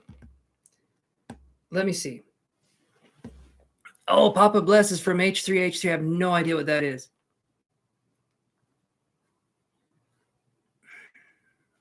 If it's for a natal chart. Okay. Give me a second here. A reader said between 3 and 6. I'm not going to go off what another reader said because they could have been full of shit too. I'm not saying I'm better. Definitely not saying I'm better than that reader. But they could have been full of shit too, right? So if you don't know your time of birth, you can just use the time for sunrise or room for your natal chart. Next time, Deanna, we'll do Deanna Winchester. Do you watch Supernatural? Because if you do, next time we got the boys right here. I need to use this deck more. The imagery can be sometimes a little bit frightening for younger viewers, so I'm trying to protect you guys from that. But next time. It's loud. That was loud again. Damn it. Get on the damn. Okay. All right. So faux FTP, I'm going to try my best to try to give you a time.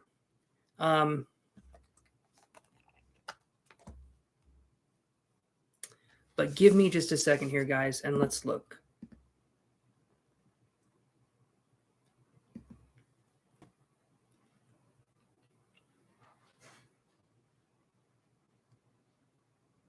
You're welcome. You're welcome, my dude. It sounded sarcastic. I don't know how to say my dude in a way that doesn't sound sarcastic. Let me try this, though. Oh. I can do that. Chantel. Here they are. We got these cards here. These cards, and then I'll get to your question, faux FTP. But first you have to deal with my rambling. You went to cruising, so this is the bruising process. We're gonna get you to look at cards you don't want to look at. So hold on.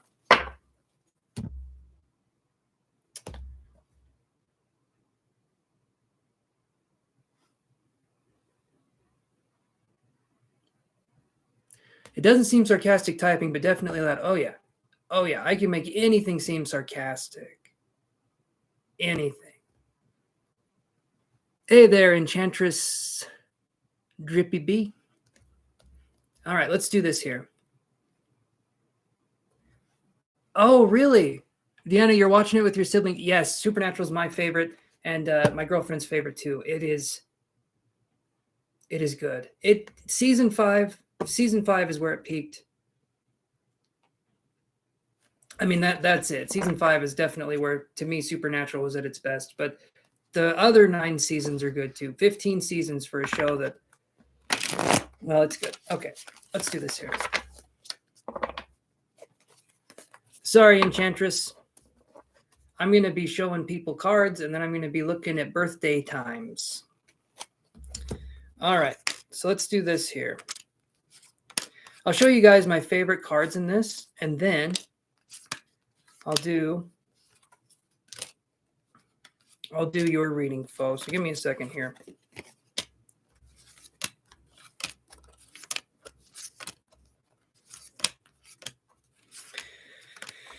Okay. These cards are gorgeous. These cards are definitely gorgeous. Hey, Chantel, did you see I did the shirt with the white, like you said? Did you look at that one? Ooh, okay, I got these. I'm going to find the most colorful ones and also the most interesting to look at. But the one I want to get put up in my room, moving on here, put up in the room is going to be this one. Hold on. Good heaven. So many cards.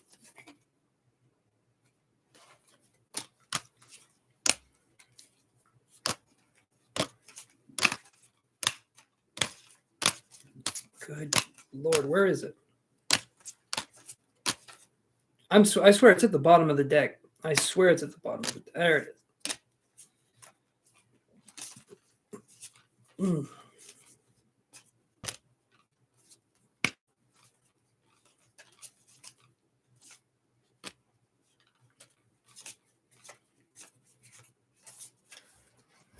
Okay, I got the cards that I'm going to show you guys.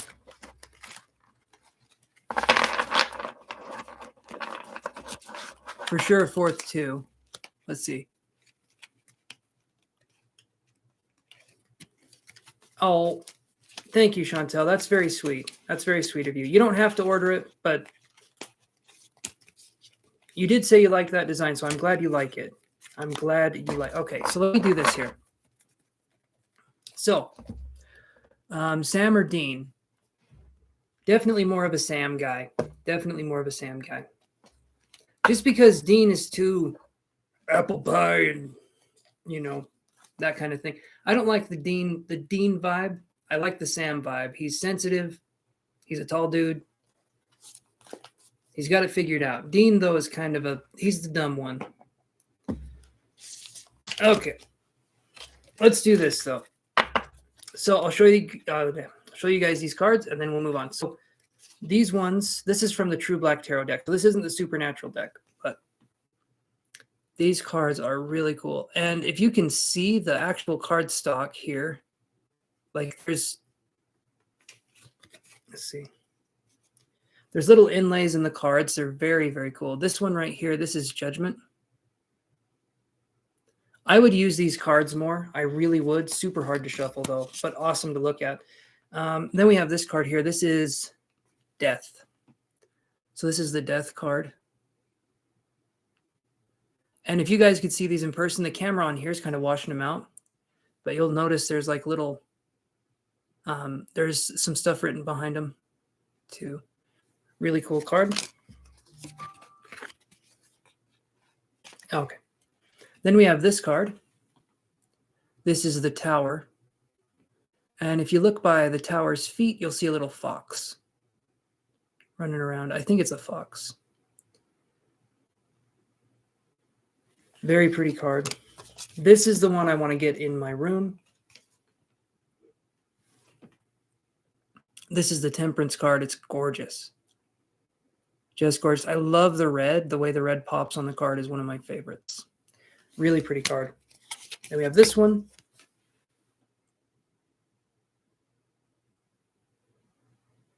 Again, really pretty. This one is the Nine of Cups. So it's a really good card to get, too. That one's a really good card. Then we have the Strength card.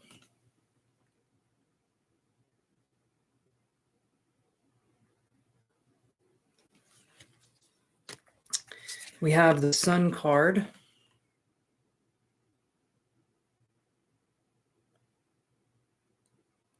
And then just like in Supernatural, the Devil is my favorite. One of my favorites right here. So that's the Devil card, and it is super cool looking. I love these cards. They're just awesome. The rest of these I'll show. And we got this one. This is Destiny.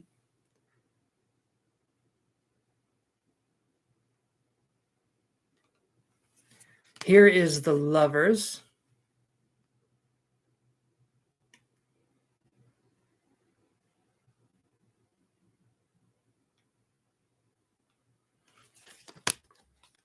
And then this is the Moon card. I just really like the way this one looks.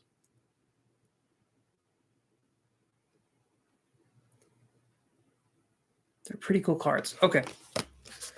So, and Coco's or Chantel says that's romantic. There's a romantic card. There's the romantic one is the Lover. I really like the Lovers card, but yeah, Crowley's awesome. Crowley is one of my Crowley and the Lucifer character, Mark, because there's Mark Shepard and there's Mark Pellegrino, right? Both of them are awesome. Like Crowley is really good. And then Mark Pellegrino is really good as Lucifer. I just love that show. I think when they get the villain right, it just is good. It's so good. But okay. So Faux FTP, are you still there? I kind of went to cruising myself there. So let's see what we can find for you. Ace of Cups. Oh man, it's gonna take me a second.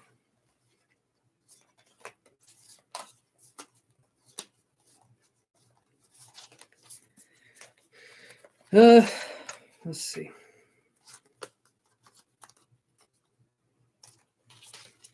Faux is there. Cheers again. Hold on.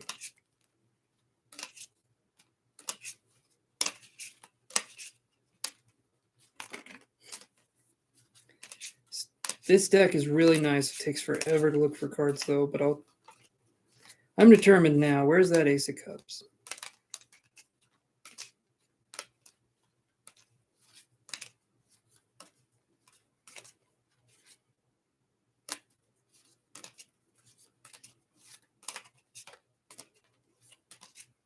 There we go.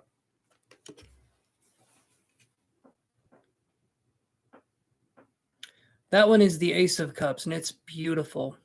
I'm telling you, you guys, right now, you look at these cards in person. On the camera, it looks washed out, but the cards in person, oh, they're gorgeous. They're so nice. I'm going to get there. I think they're releasing another deck, if I'm not mistaken. Anyway. Okay. All right, let's do this here. Yeah, Ace of Cups is a sexy one. Absolutely, Chantel. 100%. I like that one too. Ace of Cups is okay. So let's do this. So Faux FTP, hold on tight to your cruising muscles because we are going to enter into a very weird place. Coco or Chantel says doves are your fave and swans. There we go. I like doves and swans too. Is someone smoking some stuff? I literally just had the strongest smell of pot. Like it was strong. It was right in my nose. So Faux FTP. Let's see what we got here for you.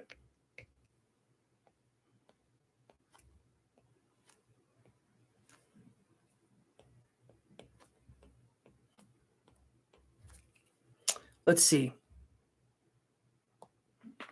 There we go. Ah, rhubarb is guilty. All right, let's do this, guys. Let me think here.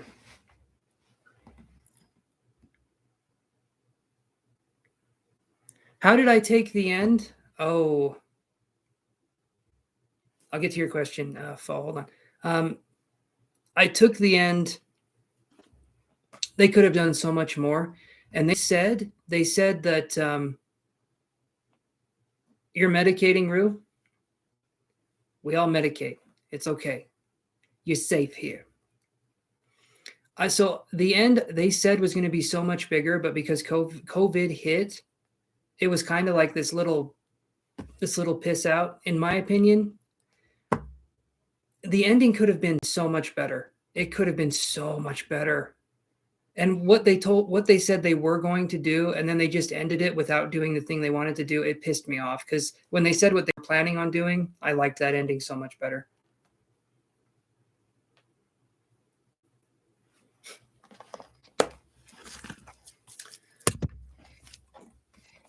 All right.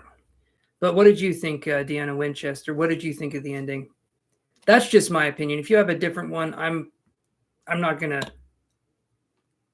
get on your ass about it.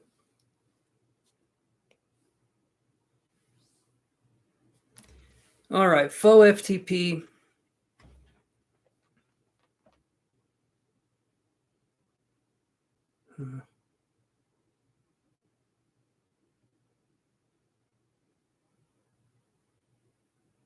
First thing, faux. First thing that I'm seeing here.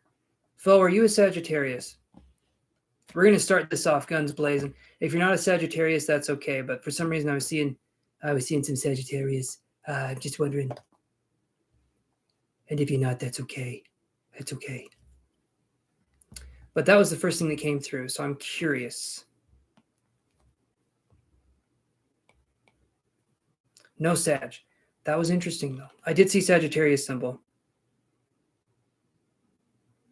I'm wondering why I would see that. That was the very first thing that came through. But I'm getting to the point where I'm tired. Oh, it's okay. It's okay. It's going to be great. Don't worry about it. It's going to be good. Oh. All right. Let's do this here.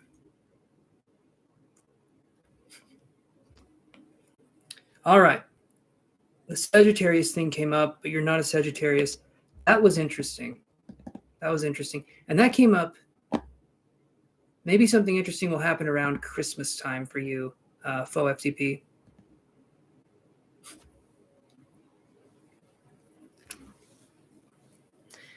Okay, let me see what else we can find here. So,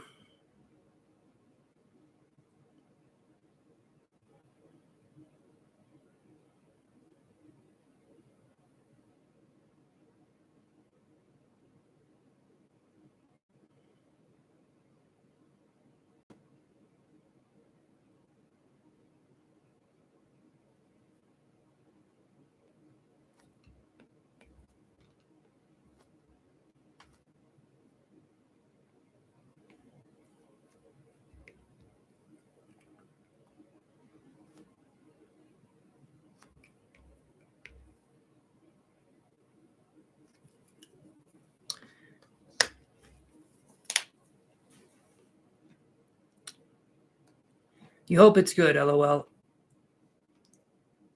Is that a thing? Is there a bad birth time? Can someone fill me in here? I don't want to give bad news, but now I'm questioning, what the hell is a bad birth time? You were born at 9:65. OM. It was a rough birth. Okay, here's what I got for you. We'll see if this matches up. Okay? I need you to go back to those baby memories. Let's think here. Survey says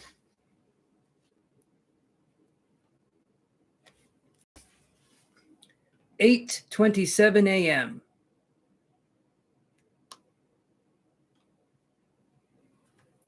8:27 a.m. And if you were born at night,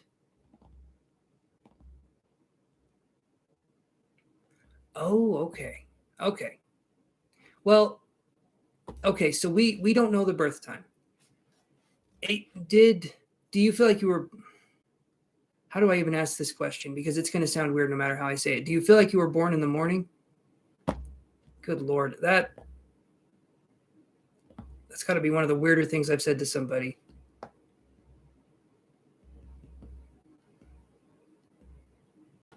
My mom sent me a birthday present. And this is funny. My mom sent me a birthday present. And it was supposed to be a star sign when I was born. It was supposed to be that. And she sent me this, and my own mother got my birth time wrong by like an hour and a half from what it actually was. And she had my birth certificate. She was just she was being obstinate about it, saying I was born at this certain time. So now in my room, I have the wrong date or the wrong time in there. And I just thought that was funny that my own mom couldn't quite get it together. You think you may have been, okay, 8:27 a.m. I feel like that's a good answer. So, faux FTP, when me and you meet in the afterlife, you got to look this shit up, okay? And then you come back to me and you tell me how far off I was. I feel like that's fair. 8:27 a.m. 8:27 a.m. Reno.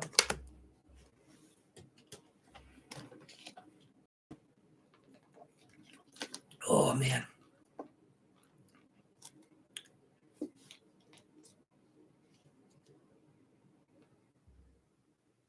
Could be a long way up. You never know. You never know.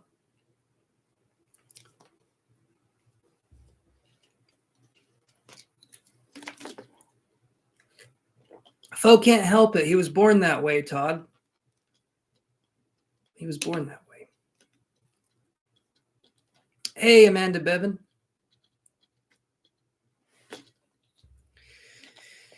All right.